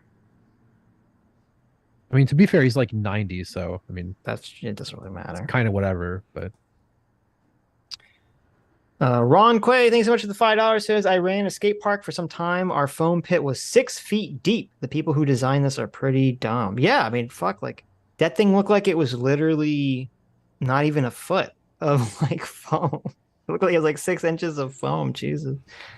Well, and you're just setting people up for failure because you know that's gonna happen. Mm-hmm. It looks all soft and inviting. Like they're lucky she didn't dive in face first. Oh my god. I know, she would have broke her fucking. Oh god. Yeah. Have they at least stopped using the foam pit? No, it's still going. Are there still just how many streamers we got left? They're going for a record. Sitch, are you have any interest in jumping in a foam pit? Oh, you don't understand. It's been my dream to American Gladiator foam. I know CT wants to go to the trampoline zone and fight me over the foam pit. Now I'm worried. It's an elaborate ruse to break my back. Sean for $20. Thank you, Sean. Says, this has been painful. I have a 50% profit margin and sell 100 burgers. Now a beef shortage. I cannot sell 100, but demand is high. I sell 75 burgers for a larger profit. There's also complex projections involved. No, I understand. Well, if that's just what it is, Sean. But if we have a situation where they go from 4% profit margin to 30% profit margin, right? That would be the thing. If they just have a continual, if you're saying like if they just had a continually super high profit margin, but then again, even that does not negate what I was saying, because the question is, if a business has a profit margin which either becomes so high that it causes mass inflation in the rest of the economy, why should that be allowed to continue? If that is even a factor. I assume it's a factor to some extent, but wait, Adam, how many cats do you have? So they can make money. 2. Okay. One I saw and a Wormy half. going behind the curtains, and then I saw Wormy over there, and I was pretty fucking confused. That wasn't Wormy. It was I just figured that out. We have 1.5 cats. The neighbor cat thinks that she lives here. So Ragamuffin's not your cat? No. I didn't know. You just pick up this cat that's not yours and you hold its mouth to your microphone. It was abducted. Well, I mean, it basically is. You're catnapping? Yeah, I guess we're kind of catnapping, yeah. Wow. It's been abducted from the neighbors. Wow. Let's just say Ragamuffin is a secret identity. Can I do the honors and read a super chat really quick? No. How dare you? Yes, there's a Kyle Petty for $20. You can read that one, Timur. Yeah. Kyle Petty. Don't ignore the fact Doomer's take about Cosby being 90 is basically the same as Hasn't take about America ending that Terry was bad because he was old and harmless. No, my point was that he's 90, so he's going to live in a world of pain and suffering in or out of prison. Is that Hassan's take? As Hassan's take about America ending that? I don't know who Terry is. I wasn't saying that it's okay that he got let out. I mean, it's still fucked up, but like he can't stop being 90, so he's gonna be, fucked up, half dead with a weird eye, and then probably dead pretty soon. Either way. Did you know how? Look, this is his MO though. Like he can still drug them, and like he can be slow and take his time. Wait, who's Cosby's Hassan's take about America ending that Terry was bad because he was old and harmless? What does that mean? I don't know. I mean, I wasn't saying that it's okay that they let him off. It's fucked up, but I mean, look, Cosby's going to commit again. Cosby's going to rape again. Don't think he's not. He's flouted the system long enough. He knows. Now's his chance to strike. Well, if Cosby's out, we need to let people know. Chat, if Bill Cosby ever offers you a drink, don't drink it. Yeah. Especially if it smells weird and it's bubbling. I think everyone knows that now. Kyle, put in the regular chat what you meant by that. Yeah. I'm not sure I understand. Dispel. Translate for us. Translate it to us. Sammy G says, hey, Sammy. Says, Adam just takes people's cats. You just walk around the neighborhood. You're a taking people's catnapper? cats. This cat moved in of its own accord. It wasn't. Yeah, that's what they all say. I did not welcome this cat in. They don't tell you that cats are free. You can just go to the park and pick them up. I mean, I might have brought it in the house when it was a kitten. Mm-hmm. Because it was super cute. I was like, oh, look, a cute little kitten. Just picked up your neighbor's cat and you're like, you're going to live here now because you're cute. the cat came through the hedge as a tiny little kitten. And I was like, oh, a kitten. I want to play with the a Al-Qaeda guy. Oh, that's right. We covered that video. What Al-Qaeda guy? So remember the Al-Qaeda guy that got drone blowed up? Terry. Or no, it wasn't a blow up. It was like it was like saw bladed or something in the face. What the Remember fuck? That sounds there was an metal as Al-Qaeda shit. guy. I didn't know about this like a month ago. I don't pay attention to the fucking news. Oh my god, Jesus, Doomer. That was the Gensu missile that we sent at his face. Yeah. Yeah. Wait, I we have remember that. missiles that hit people with saw blades? Yes. Dude, we need to give more money to the military. That is fucking metal. Yeah. Holy shit. Isn't It's it? great. We blendered his face. Jesus fucking Christ. Anyway, Yeah. what about this guy? So it was the leader of Al-Qaeda, Ayman al-Zawahiri, Mm-hmm. right? Or Yeah, it was that Terry. guy. Terry's like his I nickname. didn't, okay, I didn't know where the Terry came from, but No, I don't know either. yeah, maybe Hassan called him that. I forgot. But he was like standing on a balcony or something, and the American military just been waiting for him to basically poke his head out, and so he's standing on a balcony taking like a cigarette break, and then a fucking drone filled with razor blades like flies into his face. Jesus fucking Christ, dude. And then Let a guy have his smoke. Shit. there you go. He's been in a And of cave course, for the last 2 months. of course, Hassan of all people takes this opportunity to criticize the action. America, yes. How terrible it is, and It's how so pathetic. he was old, and we should just let him get away. Yeah. Oh, that was his take? Holy Yeah. fuck. He was like, I don't know why everyone's so happy about this. The guy was like 90 years old. It's not like he's doing anything anymore. It's just so stupid. Why they waste their money on this? Oh my god. I'm gonna give out a hot take.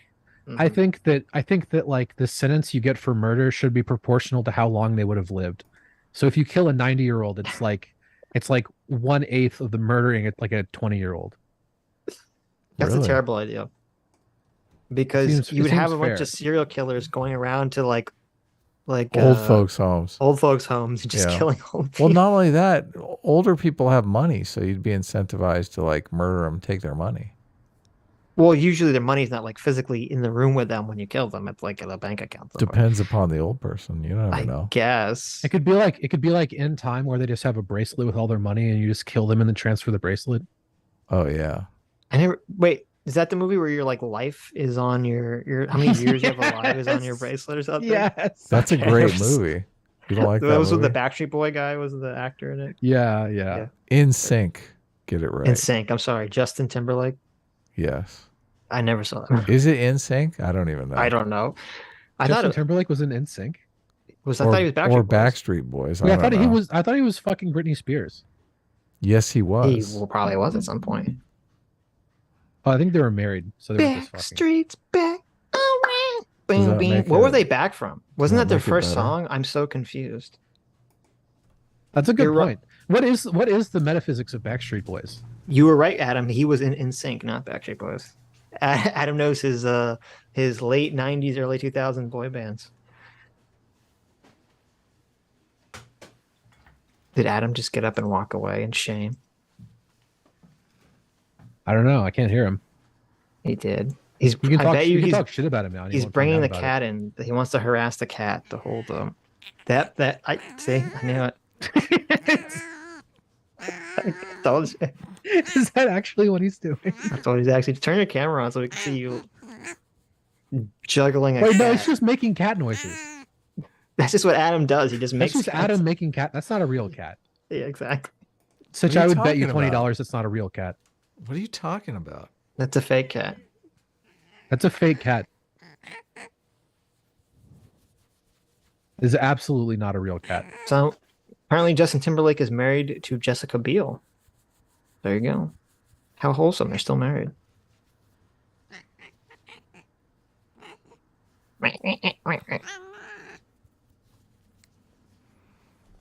All right. Okay, that sounded a bit more cat-like. No hissing. There you guys go. You got your There you cat go. fix. There you go. You were right, by the way. It was Justin Timberlake was in sync. Oh, it was in sync, huh? Yes. What was I don't even remember what was Backstreet Boys. What was NSYNC's songs? I don't even remember what they were. I remember like the only reason we remember Backstreet's Back is because that is their fucking name in that song. Exactly. That's a good marketing idea. I don't remember any other Backstreet Boys songs. NSYNC still in sync or some shit. I don't fucking know. know. That wasn't a song. Top NSYNC song. What other? What were the NSYNC songs? I don't even type NSYNC. I don't even know how they fucking spelled it. Bye bye bye. Oh, it's in. It's just the letter N and then sync. Yeah, bye bye bye. Tearing up my heart. Tell me, baby. This Jesus. I promise you. Yeah. Bye bye bye. I fucking hate that song. That song was a blight. That song was a blight. Oh, they did. It's gonna be me. That's not a completely terrible song. It's kind of okay. It's not as bad as Blue. I'm Blue, Baba Dee Ba Da Die. Yeah, that's like literally the worst song ever made. That song is fucking cancer. What are you talking about? Unironically, I've never seen Iron Man 3 because they play that fucking song for like 2 minutes in the beginning and I can't get past it. Why do you hate that song so much? I mean, that song was really overplayed. I'll agree with you. Horrible. It's not that bad. First of all, it's just an objectively terrible song. Everything about it is fucking dog shit. And then beyond that, yeah, it was played everywhere for like 2 years. That's true. But so was fucking Bye Bye Bye. That song is 1,000 times worse. Look, my nostalgia for NSYNC is growing. Oh, here's the other Backstreet Boys song that's terrible. I Want It That Way. That constantly. That song's okay. Oh, Jesus Christ. I mean, look, in terms like we're scaling this to other boy band songs, right? So like for a boy band song, it's not that good. I don't recognize any of these other songs except for I Want It That Way and Backstreet's Back. Chad is having a spirited discussion about whether Blue is better than boy band songs. Blue is 100% better than Boy. Who even sung Blue? I don't know, but fucking posthumously. I'm Blue, Baba Dee Baba Bye. Jesus fuck. Sounds awful. Eiffel 65. Were they a one-hit wonder? Good Emperor just said, I actually like the I'm Blue song. Can I ban this person from chat? No, you're not. Don't ban people just for liking strange I don't think it's that bad of a song. It just was overplayed. Oh, it's not like an American band. There's some Europop band. So Scott Pilgrim definitely won the poll. 32% 4 stars, 25% 3 stars, 18% 2 stars, and 25% 1 star. So a solid quarter of you don't like Scott Pilgrim. So CT just asked a crucial question. What about Barbie Girl by Aqua? I was literally about to bring that up. Fucking sucks. I'm a Barbie girl. I fucking hate that song. World. Oh, that's fantastic. I don't know if I hate it more than Blue. I think I hate Blue more. Okay, what are the odds that they're gonna play that Barbie Girl song in the new Barbie movie? 100%. Yeah, 70%. It's 100%. It's possible for them not to play the song. Yeah. I mean, I'm not a big fan of Barbie Girl as a song, but I think I'd prefer it over most of the boy band songs. Come on, Barbie, let's go party. Yeah. Oh my God. Come on, Barbie, let's go party. Ooh-oh, ooh-oh.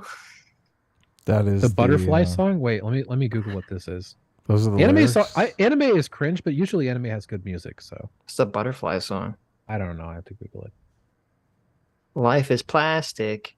It's fantastic. You can brush my hair, undress me everywhere. Whoa. Imagination.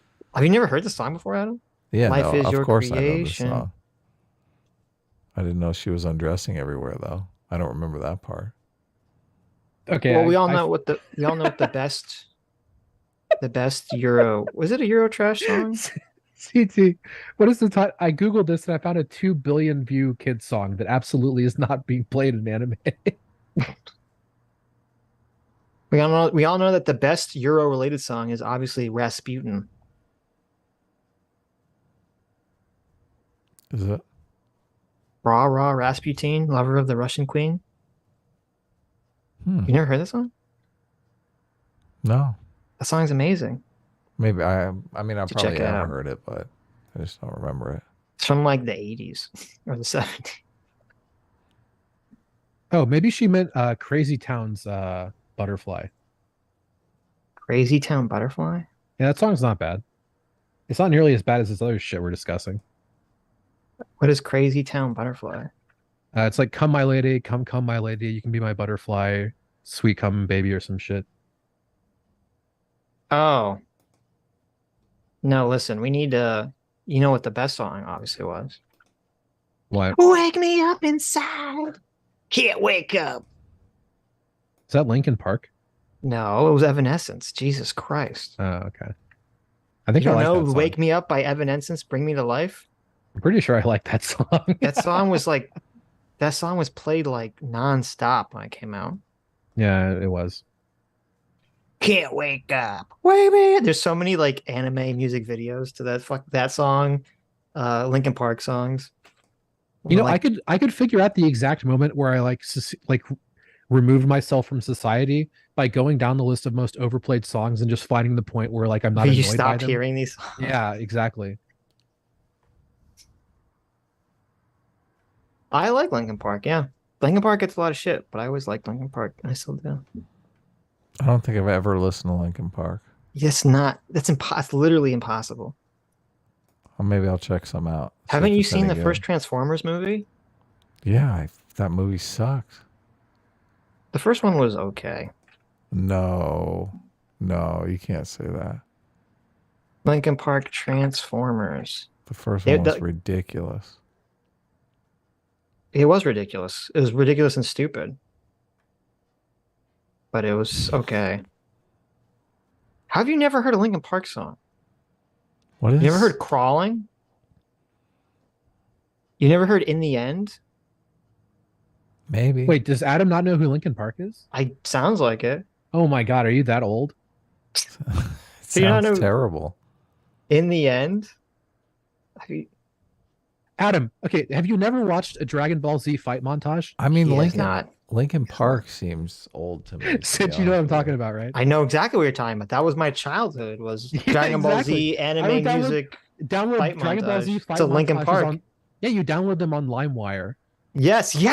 Oh my god! Yes. Holy shit! Look, 13-year-old right Sitch here. on LimeWire downloading Linkin Park anime music videos. I googled Dude, Linkin Park, like and the a first thing fucking that come Chad. up is Linkin Park still together in 2022? Actually, my favorite one wasn't even Linkin Park. It was Papa Roach, "Cut My Life into Pieces," with Oh, God. Trunks killing Frieza. You've heard the "Cut My Life into Pieces" song, right, Adam? Linkin Park, 1996 to 2017. Yeah. Have you heard "Cut My Life into Pieces"? This is my last resort. Suffocation. No. No bleeding. I It's mean, like the most edgy song ever. I've probably heard these songs, but I never was a Linkin Park fan. Like, Oh I'd my never heard God. Linkin Park songs and was like, oh, this is good. I should listen to this more often. I usually would think, Adam, man, Adam this likes good, wholesome sucks. music from his childhood, like Elvis Presley. I don't. Adam, mean, listen, Adam really likes the monkeys, the animals. Okay. I like House of the Rising Sun. That's a good song. That's a banger, as the kids say. you guys Don't are Misunderstand Me. That's another banger from the Animals. How do you like Signor Royce? Who? Signor So, Royce. Pretentious band from like Norway. I've never even heard of this. Signor Royce? Yeah. He's not pronouncing it right. Do you like Suffragette Stevens? Is that? Suffragette Stevens? Suffragette Stevens? Do you mean Sufjan Stevens? Is that it? I don't know. I don't know what you're referring to. I don't. What are you saying? I'm You're just making up words. I am. What do you? Is this in the chat? How What are you about looking how at? about Purity Ring? Do you guys like Purity Ring? I think Adam has a random words generator. I've never heard of any of these bands. The last band that I went to see was Purity Ring. That's the last. I messaged you when I was at the concert. I remember. Oh yeah, who's Purity Ring? Yeah, Purity Ring. They're like amazing. Let the bodies hit the floor. Let the bodies hit the floor. You heard that song, right? How old is Purity Ring? I remember when Follow the Leader came out, that song was played like 24/7 on MTV. It was very annoying. Like it was an okay song, but it was just It was just nonstop Follow the Leader. Purity Ring formed in 2010. Or I'm sorry, that was Korn. That was Limp Bizkit.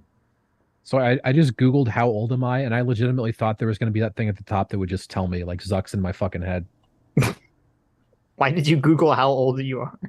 Just to see what Zuck knows. Oh, okay. You should, how old is Doomer Media? Google it on. Don't worry about it. Google it on Facebook. Facebook it on Facebook it on Google. I probably have PTSD from hearing the Papa Roach meme song too many times. Last Resort is the Papa Roach meme song, but it's a good song. I mean, even though it's super edgy, like the actual music I like. You never saw didn't you see the movie The One, Adam? The One? Yeah, where Jet Li has to fight Jet Li. Yes, yeah, I see that. That entire soundtrack is just Papa Roach songs.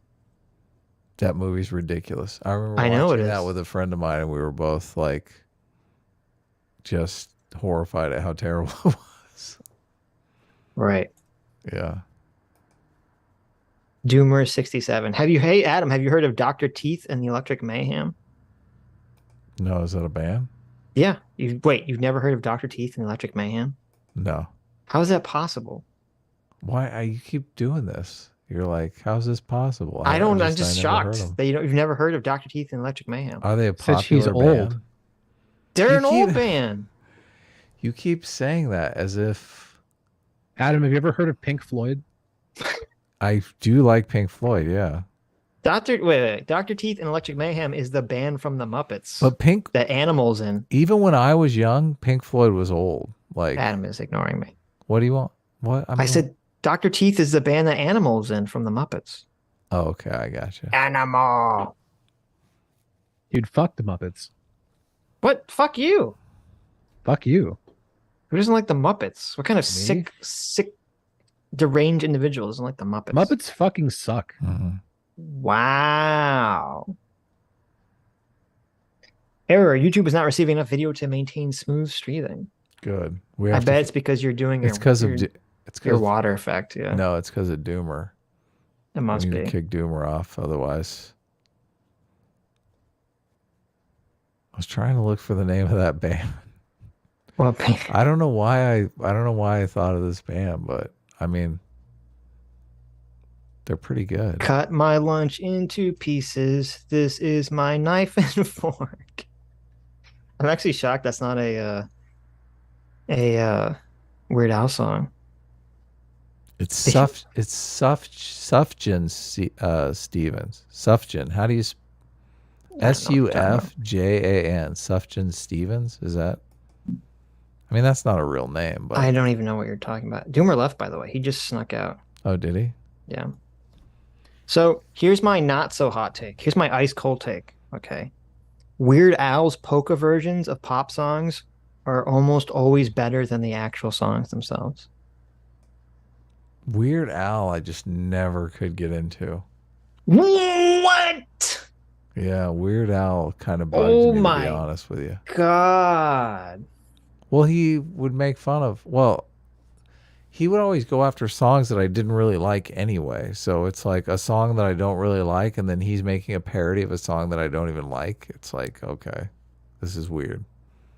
Yeah, but this is the thing, though. He would make the song better because you're like, oh, I don't like Gangster's Paradise. But then he makes it Amish Paradise. And you're like, this song's hilarious now and amazing. Like, he makes the song that you don't like good.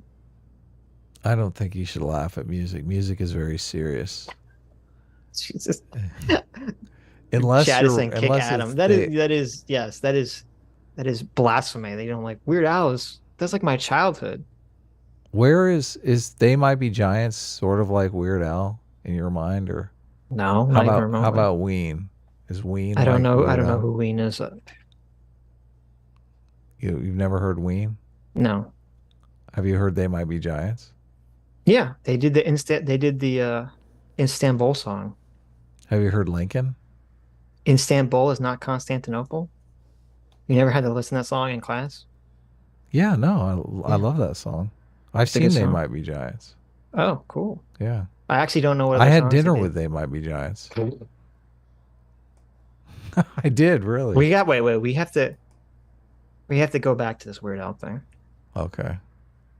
Weird Al song list. You didn't like Eat It, or Oh, Eat It was the worst. Oh, or God. Fat? What about Fat? Oh, the worst. Yeah. You no. know I'm fat. I'm fat. I'm really, really fat. And they had the video with it. The music Yeah, where he gets video where he's gigantic. in the I love that. That video. he's is- in the fat suit. Oh my god, I love that video so much. That's so gay. That's hilarious. What are you talking about? That's so gay. Have you seen the original Michael Jackson video that's parroting? All Where right. Michael Jackson's running around that underground like subway station in that leather outfit. I can't believe you. I can't believe you. I can't believe you. What are you talking about? There's a Weird Al Yankovic movie coming out, isn't there? There is. Yeah. I can't wait to see it with Harry Potter's Weird Al. I mean, I might watch the movie, but What about White and Nerdy? That's like one of my favorite Weird Al songs. you think it is the effect that's causing that weird thing? I Maybe. Don't feel like. Turn it off. See what happens. I mean, it looks good on my end. I think YouTube's just lying to us. Are we done with I super can't- chats? Are we ready to wrap up? Or We are, but wait a minute. We gotta. What about White and Nerdy? White and Nerdy? You've never heard White and Nerdy? It sounds vaguely racist. They see me mowing my front lawn. You've never. White and Nerdy. Yes. How do you not know this? When did this come out? I don't know. Like 2006? 2006. Yeah. Okay. I was over Weird Al Yankovic like back in the 90s. Yeah, I know in the 80s. You were like back in 1988 when Michael Jackson's Fat came out. You're like, I'm done with it. I can't believe Weird Al Yankovic still is making music in 2000. I can't believe you never heard White and Nerdy. That song's so good. Oh my god. We're learning. We're learning a lot about Sitch today. We're learning a lot about you today. Okay. White and Nerdy is like such a great song because this is my problem is that, or this is why I think I like Weird Al. He would take songs that are about stupid shit I don't like, but like the music part with the song would be good, and then since he's making fun of it, it's like, oh, I can enjoy the music now, like unironically because it's a funny song now. Right. I mean, I was always very serious about music. I don't like Mr. these. I don't like musicals. I don't like musicals. I don't like Weird Al. Yeah. I mean, it's my principles. Okay. Amish Paradise. That's another like classic Weird Al song. I'm amazed at Weird Al Yankovic. I mean, Have you even heard these songs? Wait, have you even heard Amish Paradise? No. Do you know? Have you heard Gangster's Paradise, the song it's parodying? Yeah, of course. Okay, you've heard Gangster's, but you've never heard. How have you never heard Amish Paradise or seen the music video? It's so funny. As I walk through the valley where I harvest my grain, I take a look at my wife and realize she's very plain. But that's just perfect for an Amish like me. You know I shun fancy things like electricity. Oh my God, this is gay. This is the worst. Oh my I'm god! You just hate fun. You just hate fun. I'm like terribly embarrassed for you Just right now. hate to be honest fun. with you. I can't believe this. I'm embarrassed for you. What about the Star Wars song? I don't remember what it's called. Now there's a song about Star Wars. He did a Star Wars song about the prequels. A long time ago, in a galaxy far away, Naboo was under an attack. This is like my childhood. I can't fucking believe this. Albuquerque was another one I really liked. Weird. So that one's more of a niche. Do you have niche like a thing. Weird Al Yankovic CD collection or something? I did back when CDs were a thing. Yeah. Really? Yes. God, I can't imagine even. I mean, I would not use Weird Al. I would never voluntarily listen to a Weird Al Yankovic song. Wow. I've never pressed play on a Weird Al Yankovic song. I've never put one in a playlist. Heck says, you don't get it, Sitch. It doesn't help Adam get laid, therefore it's bad music. Is that true? Is that true? I think it might hurt. Yeah, if you were going on a date with a girl and you were like, "Hey, let me put some Weird Al Yankovic on." Listen, if I'm dating a girl and she doesn't like Weird Al Yankovic, that's a red flag for get out of that relationship, okay? First of all, yeah, it's Weird Al Yankovic. It's not Yankovic, okay? Whatever, Weird Al, Mr. I don't like it, Weird Al Yankovic. I don't like Weird Al. I've never even heard. Not only do I not like him, I've never even heard these fucking songs before. I love Weird Al Yankovic. I love that Weird Al Yankovic. Weird Al Yankovic. Whatever. Okay. Whatever. What's this song? The Placebo song. What's that about? I haven't heard that one. Is that a Weird Al song? I'm on his Wikipedia page. Oh, I can't believe I missed that one. I can't believe Doomer's here saying Adam's old, but you're the one that's listening to Weird Al Yankovic. Weird Al's still relevant today. You're crazy. Weird Al Yankovic hasn't. Why do you think they just had a movie come out about him? Like, it's not even out yet. It's coming out. Dr. Demento, 1976. I mean, listen. If you're like, if you said Sitch, I'm not a fan of My Bologna or I Love Rocky Road, I'd be like, okay, fair enough. Fair enough. He had a lot of food songs back in the day. Oh, yeah. He was a foodie. He was a foodie. He had a lot of songs about food. This is so crazy. Dude, another one rides the bus. How many Weird Al Yankovic and another one rides the bus. And another one rides. Oh, I remember another one rides the bus. Another one rides the bus. So horrible. Chat says, "Hey, I'm 26 years old and I know all the Weird Al songs." Yeah, exactly. Weird Al's not like you're acting like this is some weird thing. Well, I mean, I'm just saying, out of all the bands we've talked about, Weird Al Yankovic is definitely the oldest. I'm winning a lot of S-class support here with your. Are you? Sake. Yes. People really like Weird Al. You're the minority here with this Weird Al. Years active, 1976 to present. He's still going strong. He's still going, yeah. He's still going.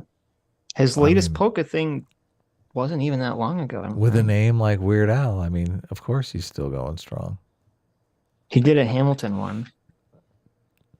That's what I'm saying. That's why I said his polka songs are better than the songs that they're. I mean, it's not even a parody; it's a polka version. Mr. Pickman for $20 says, "Okay, I'm on S-Class now. Adam is not cool anymore." I told you. Oh, look, people loved him some Weird Al. Gabriel M, get fucked, Adam. John A, Adam, you are the minority. Yes. Soul Odyssey, Weird Al was dumb. I'm with Adam on this. Oh, wow. Wow. There you go. Look, someone. I'm still A-team. He's a kick-ass musician too. Adam is conjuring his. Eat it. John. Make me repeat Johnny D. it. Low blow. Adam is conjuring his inner Vaush. If it's boiled or fried. Weird Al is one of the nicest persons in Hollywood. How can you not like it? Well, I mean, I have heard that. I have heard that Weird Al is a very nice person. And I like that. I do like. If I ever met him, I would say, "Listen, I've heard you're a very nice person." But why can't you apply that to music? Wow, Sammy G says, "Can I still keep my S-Class status even though I side a little with Adam on this one?" Wow. Look at that.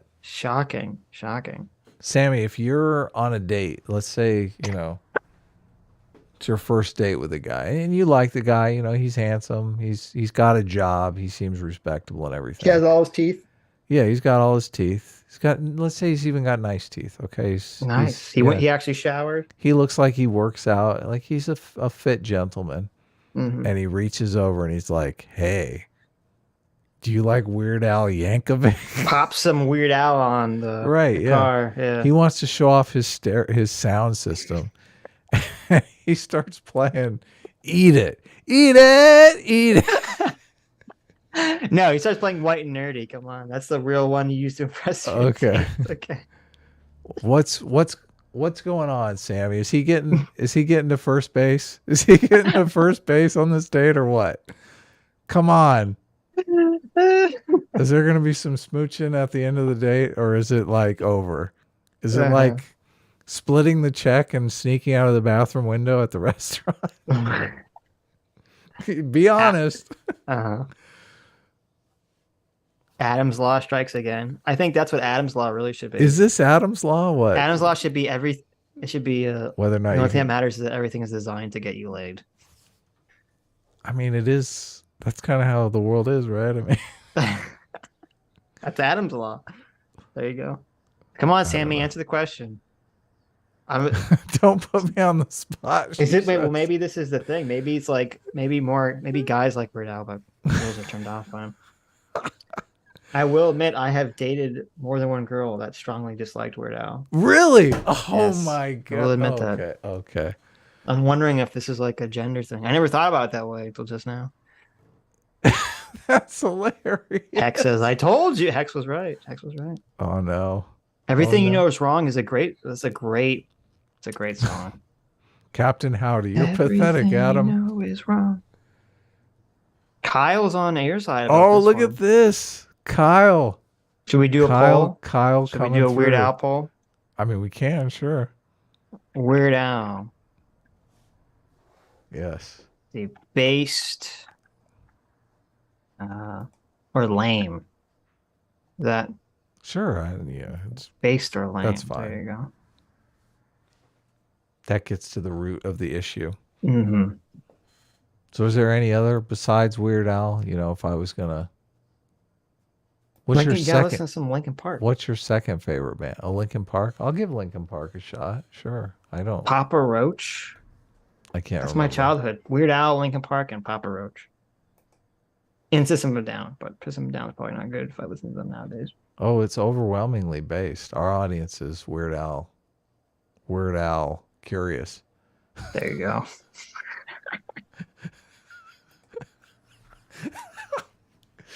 Yeah, Weird Al curious is. You should have made it Weird Al. Should have made Weird Al curious one of the things. Like maybe you haven't listened, but you're curious.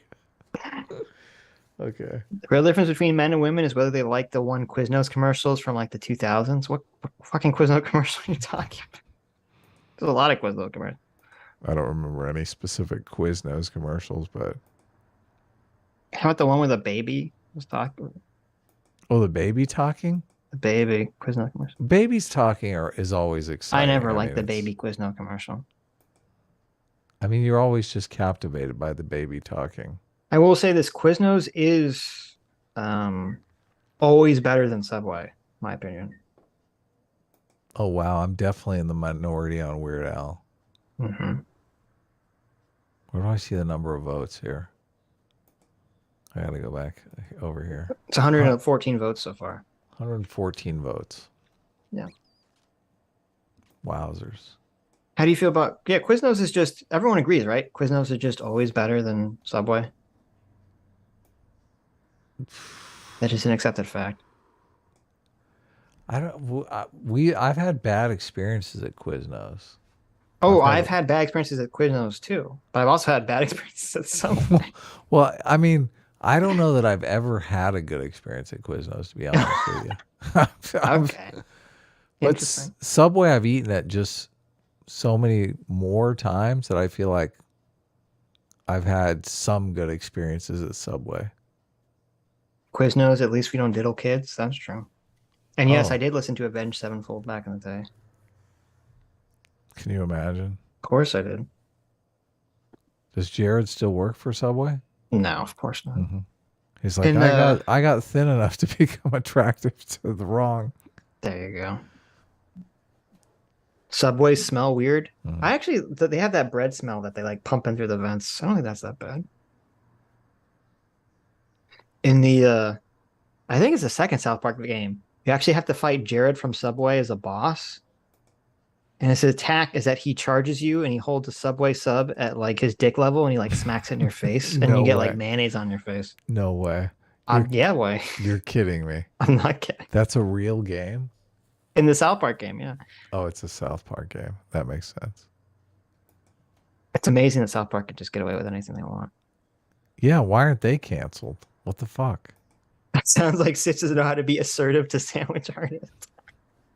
I don't even know what that means, but it sounds funny.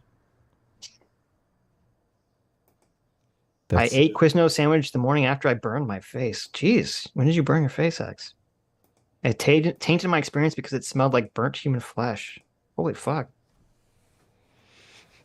I've maybe eaten at Quiznos like 3 times. Have you eaten a lot of Quiznos? No. Well, maybe that's the problem is that when in college, there was a Subway on my campus. So I probably was oversaturated with Subway. Yeah, I feel the same. I mean, there was a Subway close to my house when I was in college. But I mean, I've probably eaten Subway 100 times. I liked Backcountry more than Beast and Harlot. Or the Avenged Sevenfold, yes. So any other tasty music? We can't stop here. This is Backcountry. What are you talking about? We can't stop here. This is Backcountry. Is that from a movie or something? Yeah. I'm shocked. I would have really thought this would be one of your favorite movies. No, what is it? I'll have to Google it. Here, I'll figure it out. Don't tell me. Yeah. We can't. I'll give you a hint. Do you want a hint? It's about drugs in Las Vegas. Song by Penny Candy for Billionaires? What's that? No. Fear and Loathing in Las Vegas. But it's from a song. I Googled it. No, but no. In Fear and Loathing in Las Vegas, Johnny Depp says, we can't stop here. It's Backcountry. And then they made a song about it. It's just like a random thing he says. Oh, okay. I would have thought you'd be a huge Fear and Loathing fan. I mean, I saw it once and it was okay. Okay. It wasn't Fair great, enough. but yeah, it's fine. It's a fine movie. they did get the drugs part right.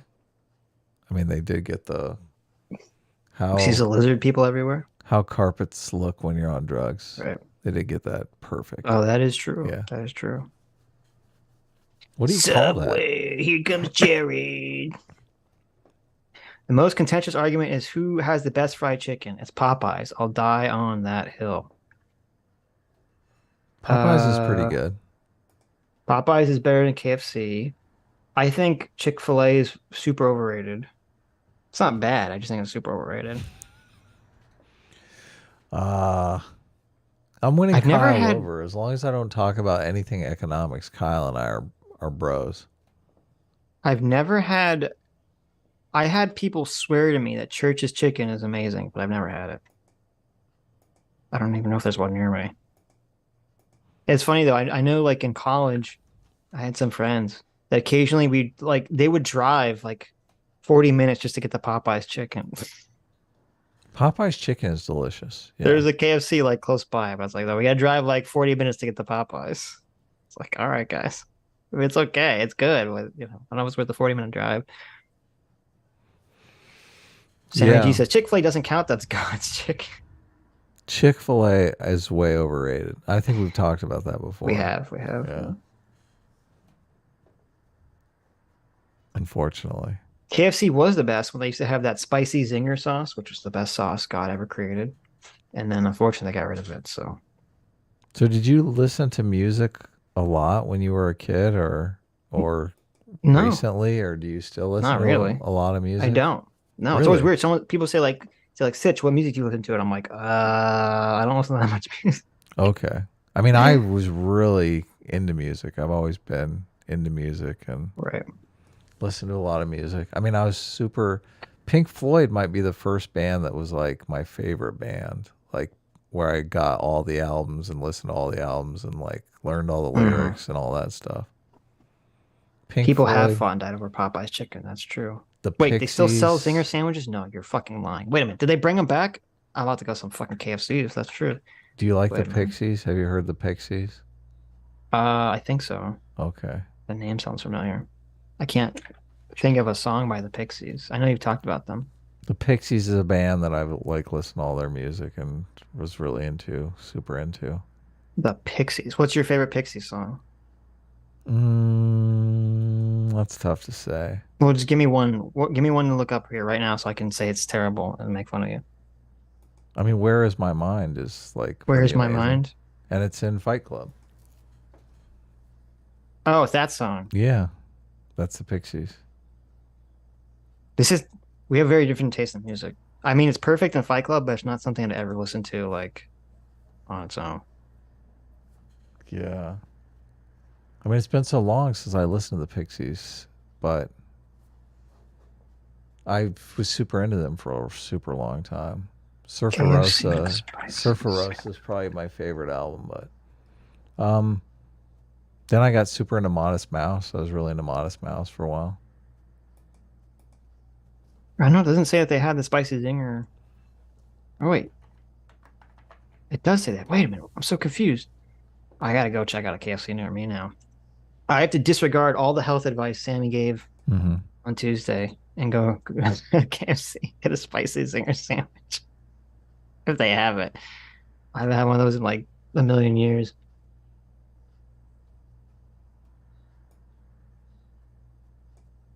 Doolittle is pretty amazing. Steve Preston. Oh, wait. Let me back up. Andrew Clark for $2 says the R9X missile shoots swords instead of blowing up.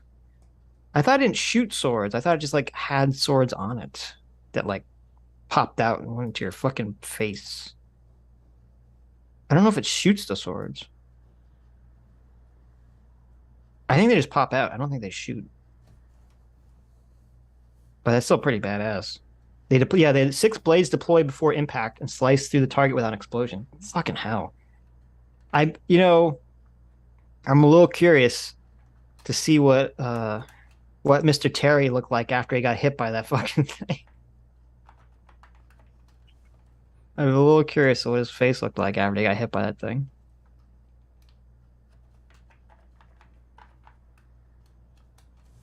Yeah, why didn't they show the before and after pictures? I know. They should have really like played it up. They should have been like, here before the Ginsu missile in the face and after. There's a ramen place I need to try so bad. It has my 2 favorite like Asian foods. It has ramen and dim sum, and I'm like, I gotta really go there. Like, goth girls don't like. I mean, Modest Mouse really isn't a goth girl type. When I was into goth girls, I listened to the Smiths and Morrissey. That was what really got goth girls. You were before the days of like, I mean, yelling rock. Yeah. It was The Cure, it was the Smiths, and I mean, Bauhaus was one of the bands that would get goth girls very warm. Joy Division, New Order. Are these ringing any bells? Do you know these? No, I haven't heard any of these songs.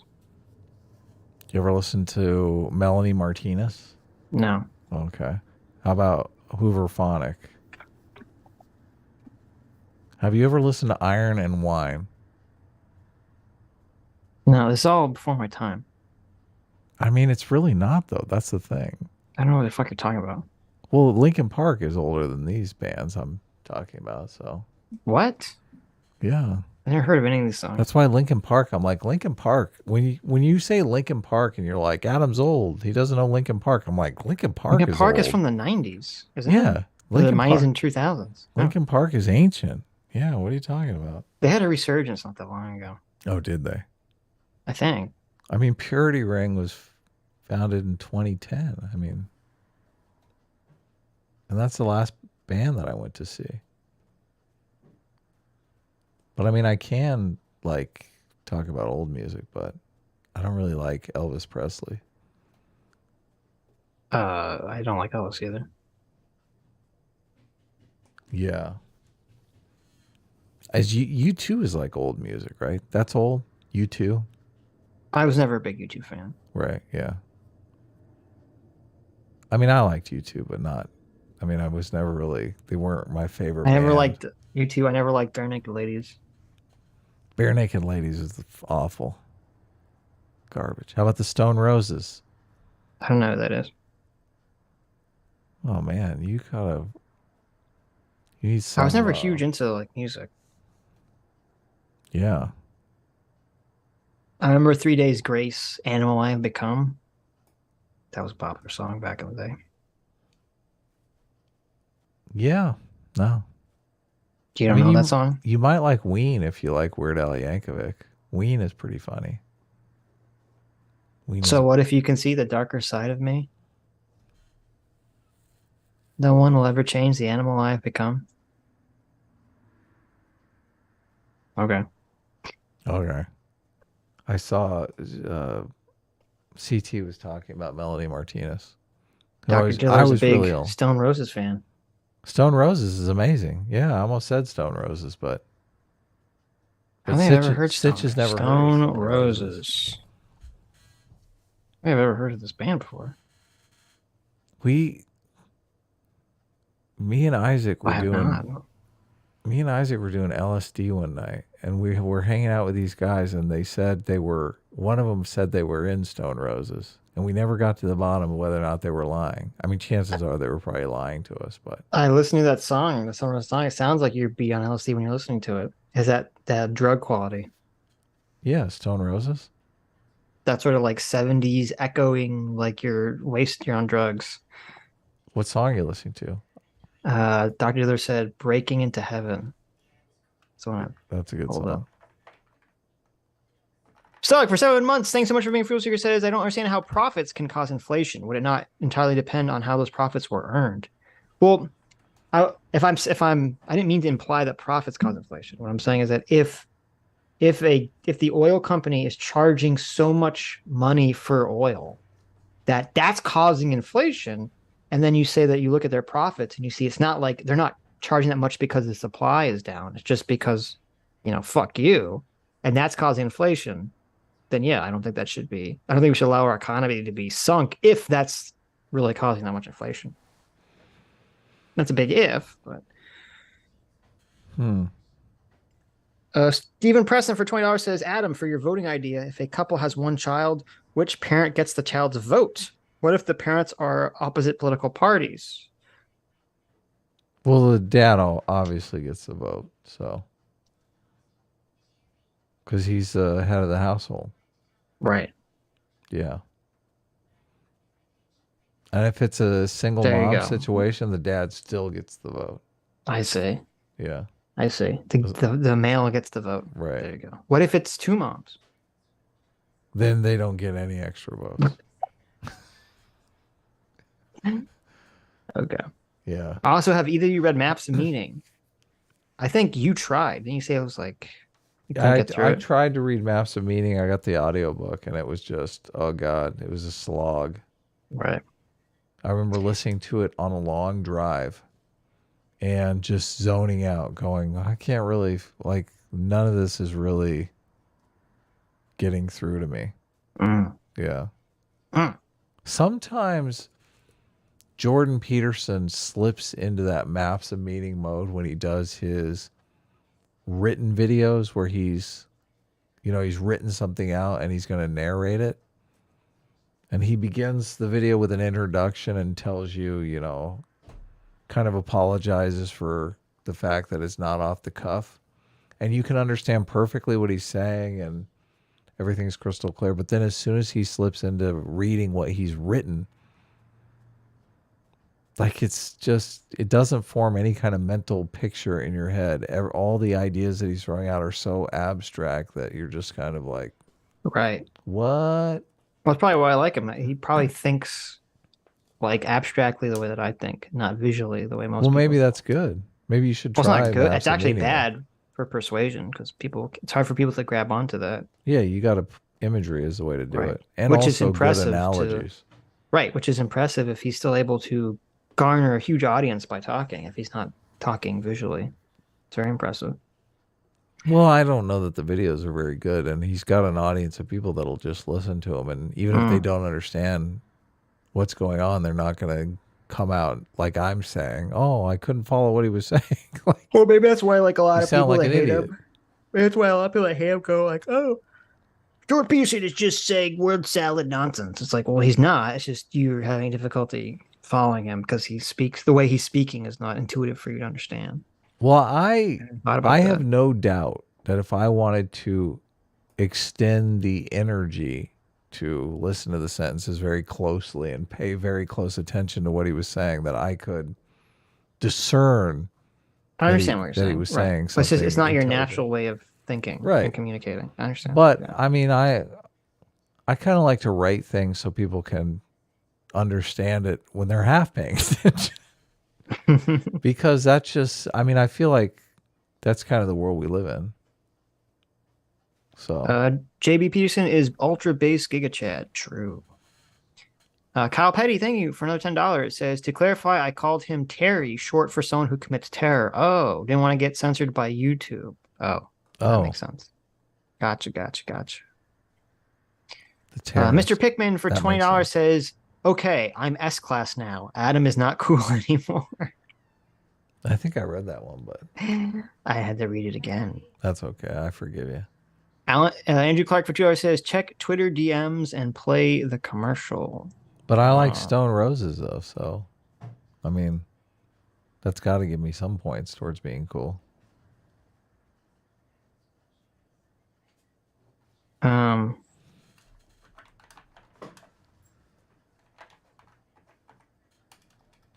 Quiznos. Oh, I remember these fucking commercials. Holy shit. I forgot about this. Oh my god. We got to put this in the watch together. How did I forget about this amazing piece of art? That was the mid 2000s. You could get away with anything. You had the watch together up? No, I am I'm Bring it up. looking up a song called No, stop that. Cigarette Daydreams. Stop that. Is this a band or Stop what you're doing and immediately KG bring up the watch together. KG Elephants? Stop what you're doing and immediately bring up the watch together. You'll Stop. appreciate this. Stop You're an what you're artist, okay? I have the hold on. I readjusted the size for that last thing. I feel like I might be getting like a tickle in my throat. Uh-oh. I know. It's either I'm sick or no, you can't. What are you doing? What? It's a commercial. Oh, okay, I thought it was a song. No.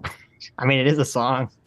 We love these songs because they are good to us. Oh my god. The Quiznos subs.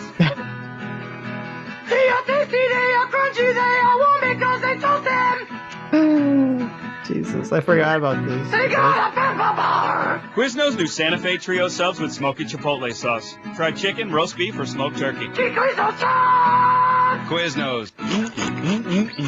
That was a real commercial. That wasn't something. That was real. That was a sounded just real like commercial. I know. I actually did the voice for that. We love these songs. It sounds like he's saying we don't do subs. He says we love the subs. We don't do subs. We love the subs because they are good to us. The Quiznos subs. I mean, what's that accent? It's weird because it's like vaguely Mexican, but not. I know. I don't know what it is. They were probably picking up off the Yo Quiero Taco Bell. Remember that was super popular? Yeah, but that sucks. This is amazing. I like it. It was a meme before it was a commercial? Is that true? But there were no memes back in this time period. This is pre-meme time period. True. Who thought this would sell anything? I mean, I remember when this came out. A lot of people talked about it because it's just so fucking weird. This was, you have to understand it. If you guys don't remember, this was like peak LOL random comedy time period. Oh man, like the mid 2000s. I always hated the low, oh so random comedy. Well, the problem is, it's very easy to do bad, but when you do it well, it's very good. And that's, I mean, Invader Zim is what started the LOL random comedy, I would say, or at least started the trend of it. But it just had a lot of people that could never do it. Ren and Stimpy had it, but it didn't take off because of Ren and Stimpy. Like Invader Zim kind of started a wave of LOL random comedy cartoon shows. I feel like Ren and Stimpy was before Invader Zim, but no, I was. But I'm saying it didn't. Ren and Stimpy didn't create a trend of TV shows trying to copy it or copy that style of humor. Oh, okay. But yeah, Ren and Stimpy had the random humor, obviously. Modern Gen Z humor has 100% gone back to random humor. Really? Well, there you go. Thank you, Andrew, for that. Kyle Petty for $20. Thank you, Kyle. Says, all right, this money is just for Adam. And his base Subway versus Quiznos take. I've only had bad experiences as Quiznos. That's interesting. Where are all these people having the bad Quizno experiences? It's very interesting. Yeah. It's very interesting. I'm curious now. We had a Quiznos that was right across the street from Subway. And I remember thinking, I'm going to go to Subway. Quiznos sucks. I've never had a bad experience as Quiznos. So. Oh, okay. It takes forever. Those things are on a crawl, the toasters. Yeah, well, if you go to Subway and you get them to toast your sub, it takes the exact same amount of time. Yeah, but I'm just like, let's just not deal with the toasting thing. Just give me a sub. Yeah, but once you eat the toasted sub at Subways or Quiznos, it's always better. Look at this. Can't go back. We're getting somewhere here. Sitch is like, I'm down with the toast. Wait, do you not like toasted sub? Wait, whoa. Toasted subs are just like objectively better than I mean, in some situations, toasting, I will admit, is an improvement, but not always in every on a sub. Situation. No. Yes. Some subs are all better situation. Cold. No. You slather that mayo on. You're like, well, first of all, give me triple mayo. I want that thing drowned in mayo. I want to take a bite, and I want mayo to like squirt across the room. You're like so big on mayo. Though there was at both Subway and Quiznos down here, at least they had like some kind of spicy mayo that was really good. Oh, okay. Put on it. But well, here's the thing too. Like, you go to Quiznos or Subway, and they have all those meats and in the veggies, and that stuff has been sitting out there. I kind of like feel better if it's cooked a little bit. That's just been sitting there for a while. But what they if do put Quiznos? The sauce on after generally, so that's true. It seems like at Quiznos though, they're like, since we're heating this up, we can let this stuff sit out, 3 times as long. I think they do that for both of them. They just kind of let the meats and veggies sit out there. And I'm like, I don't know how much I trust that. I feel like Subway is refrigerated and Quiznos is just like laying out on an open table. Quiznos had that olive oil and heard that. Oh, and the Parmesan going. Yeah, that's true. It was Baja Chipotle. Yeah, that's what it was. That's what I'm thinking of. The Southwest Chipotle sauce. Boohoo Chipotle, huh? Boohoo Chipotle. Is that what you called it? Can I get some Boohoo Chipotle? I don't think I'm going to go to Quiznos ever again, to be honest with you. Fondue for $5 says, a Quiznos opened in my town. A month later, it burned down. There you go. Must be some Subway fans. Was it deliberate, though? What? Who burned it down, the employees or the customers? It was Subway, obviously. Last night, I watched the episode. This is such a coincidence. I watched the episode of Community with Subway. Do you remember that? No. Where there's a student that goes to Greendale called Subway because in order for them to open a Subway, they have to have a student there. So there's a corporation that's a student named Subway, and Britta has to seduce him. You don't remember this? This is the blankets, and this is the episode where they have like. This sounds horrifying. This is amazing. Where like Abed is building the blanket fort and the pillow fort, and Troy is building the blanket fort, and they have the blankets. They have like the giant pillow fight war.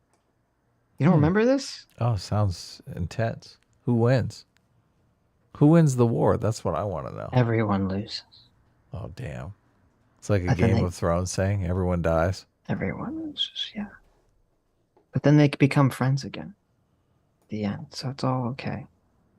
I think in comedies they should have random sad stuff, like someone gets cancer or AIDS. What do you think? I think that's a terrible idea. You know, you're watching Community, and the next thing you know, oh, by the way, I have cancer and I'm dying. I think it's a bad idea. Why? Look, it's oh so random. You should all watch Community. Community's hilarious. John Oliver wasn't in that many episodes. He was only in a couple episodes. Kyle Petty for $5 says, I didn't know Fear and Loathing in Las Vegas was a movie, but that's the name of the first Hunter x Hunter ending. Some kind of reference. Wait, the first Hunter x Hunter ending is named Fear and Loathing?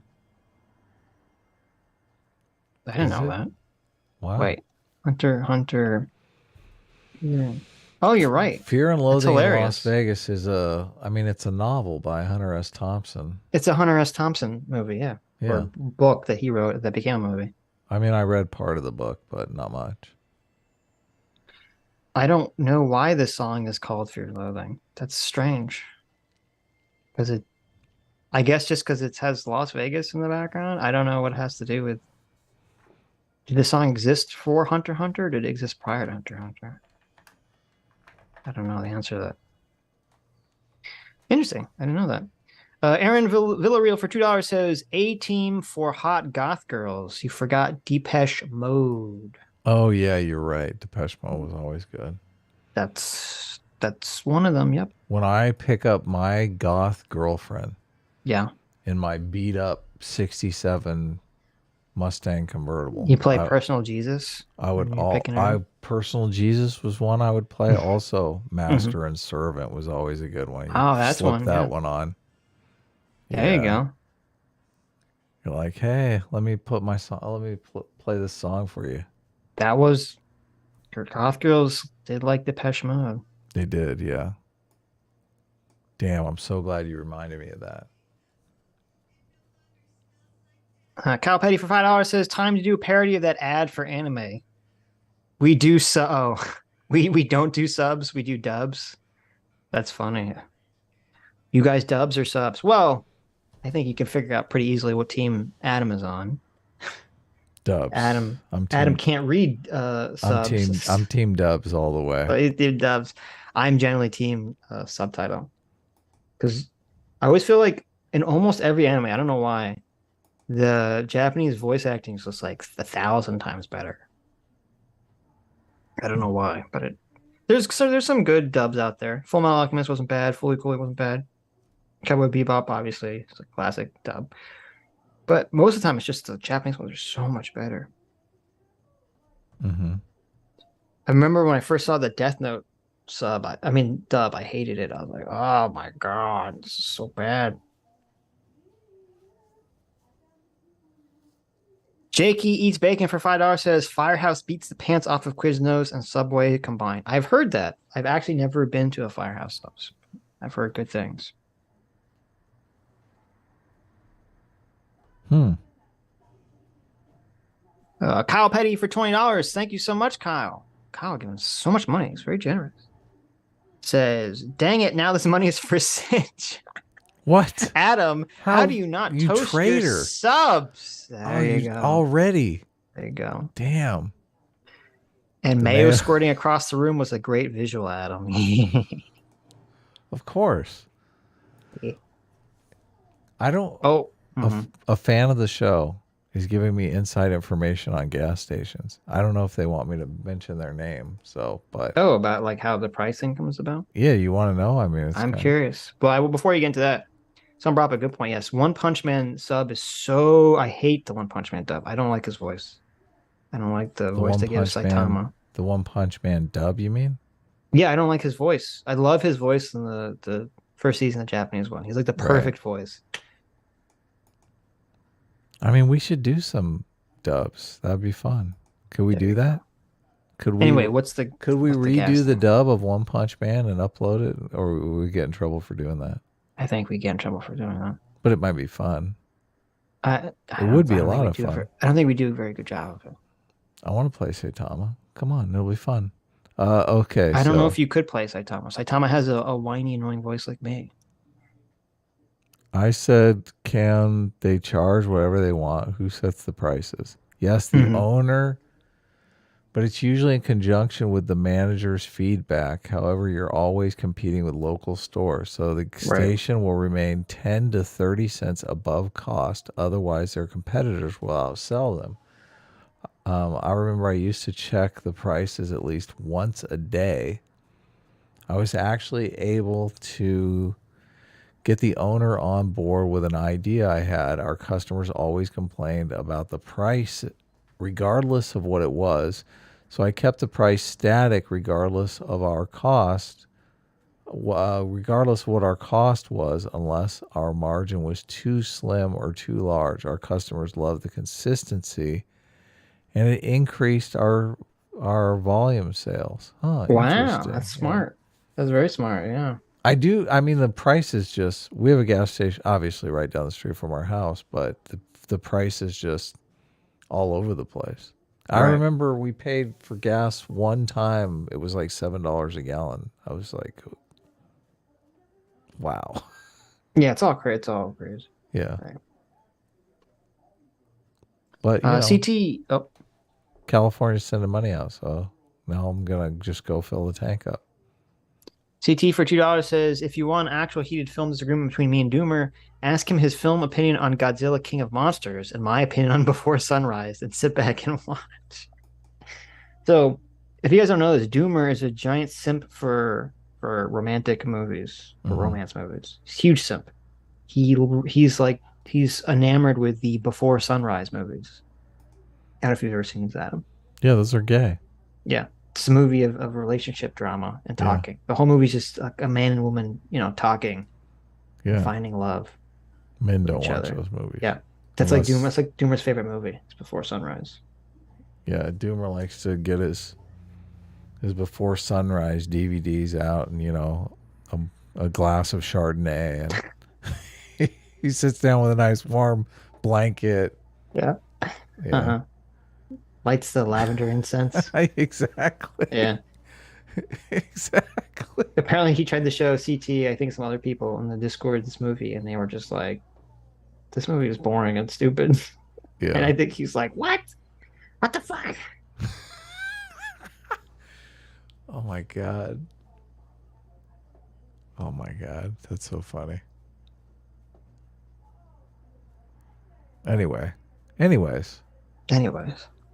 Is gay good or bad? Gay's good. Gay's very good. Depends. I mean, it depends upon your orientation. Right.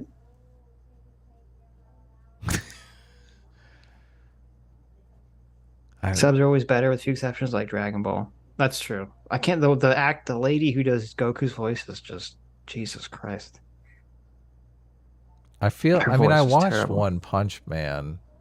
And I don't remember. I feel like the voices did take a bit to get used to. One Punch! Like they just felt a little off. They do feel a little. I feel like that's of almost every anime. The voices just seem a little off. Mm-hmm. Also, I don't know. They always have I like that though. They always have some like. Used to. in just Japanese stuff, they always have some badass guy with like that super deep Japanese voice. It's like, ooh, sexy. Oh yeah. Also, I mean, I think Japanese is just a cool sounding language. I think just because it has it's just consonant vowel, everything sounds smooth. Mm-hmm. So, I mean, I do a lot of nice. Vegeta! That was in that video I subjected to you. I subjected everyone to that. Peter Griffin falls down and hurts his knee meme.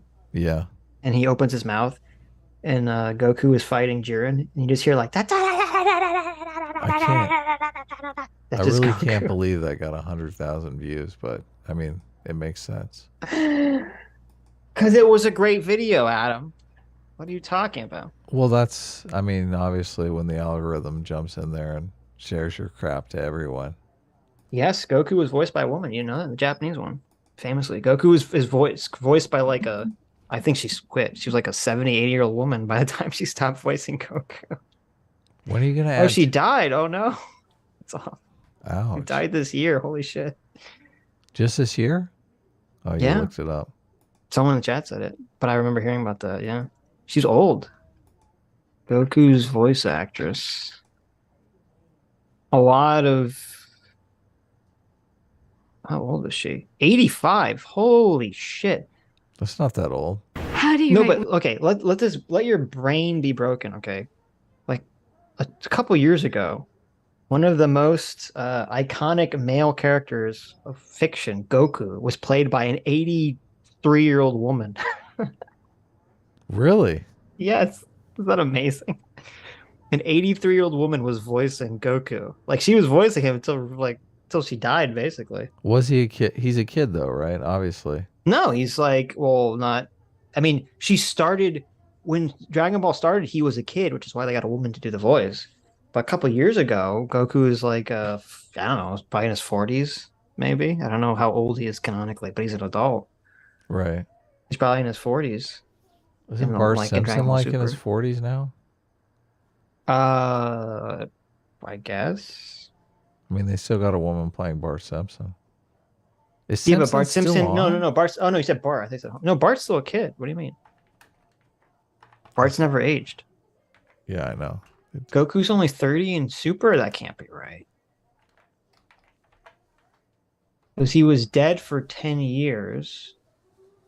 No, he's got to be older than 30. Because he was dead. He was.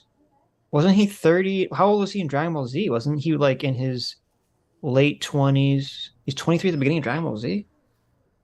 Really? How old is Goku? No, I was right. The beginning of Dragon Ball Super, Goku was 41 years old. I told you. I told you. Simpsons is still going. Yeah. I know. Currently in his 33rd season. That's crazy. Still going strong. Does anyone still watch it? I mean, I haven't seen Simpsons in forever, but He never looks old in 30. I think there's some the Saiyans don't age or something past a certain point. Saiyan don't crack, as they say. Final tally for Weird Al. 342 votes. 77% say Weird Al is based, and 23% say lame. yeah, you won. There you go. Where can you watch The Simpsons now? Why would you ever want to? I guess it's on. Oh, look, it's on Disney Plus. Goku also died. Oh, that's true. I guess that's technically, if Goku's been dead for like 10 years, does that count, or 7 years? Does that count as aging? I guess that's true. Technically, his body doesn't age. I didn't think about that. That is true. Anyways, that's it. Oh, wow. Anyways. Oh, wait. Dr. Diddler for $2 said, Adam, I know I shotgunned you a bunch of songs you might like via Twitter, but it escaped my mind. You might enjoy a band that I enjoy. You might enjoy a band that I enjoy saying the Psychedelic Porn Crumpets. The Psychedelic Porn Crumpets. Dr. Diddler, I think you sent me a video or something that I listened to, but I was like, this is not my type of music. What's the name of it? I'll check it out. Psychedelic porn crumpets. I feel like I can't really search that. He also says, give High Visceral 1 and High Visceral 2 a listen. Well, there you go. If you DM me a link, I'll check it out. But I'm always looking for good music to listen to, obviously. I love music. Anyways. I listen to a lot of Kira the Dawn these days. Anyways, thank you all for coming. Thank you, Vaush, for your terrible, terrible takes. Thank you, Kurt, for coming on. It's always fun to talk to you, even when we disagree. Thank you all for your incredibly generous donations. Thank you all for your overwhelmingly correct take on why Weird Al is ultra-based. And Adam is wrong about that one. And thank you, you people that have made it to the end of the stream. You are the true heroes, the true amazing people, the true free will seekers. Hope to see you all on Tuesday. Bye-bye, Quiznos. Don't burn down. That Quiznos apps.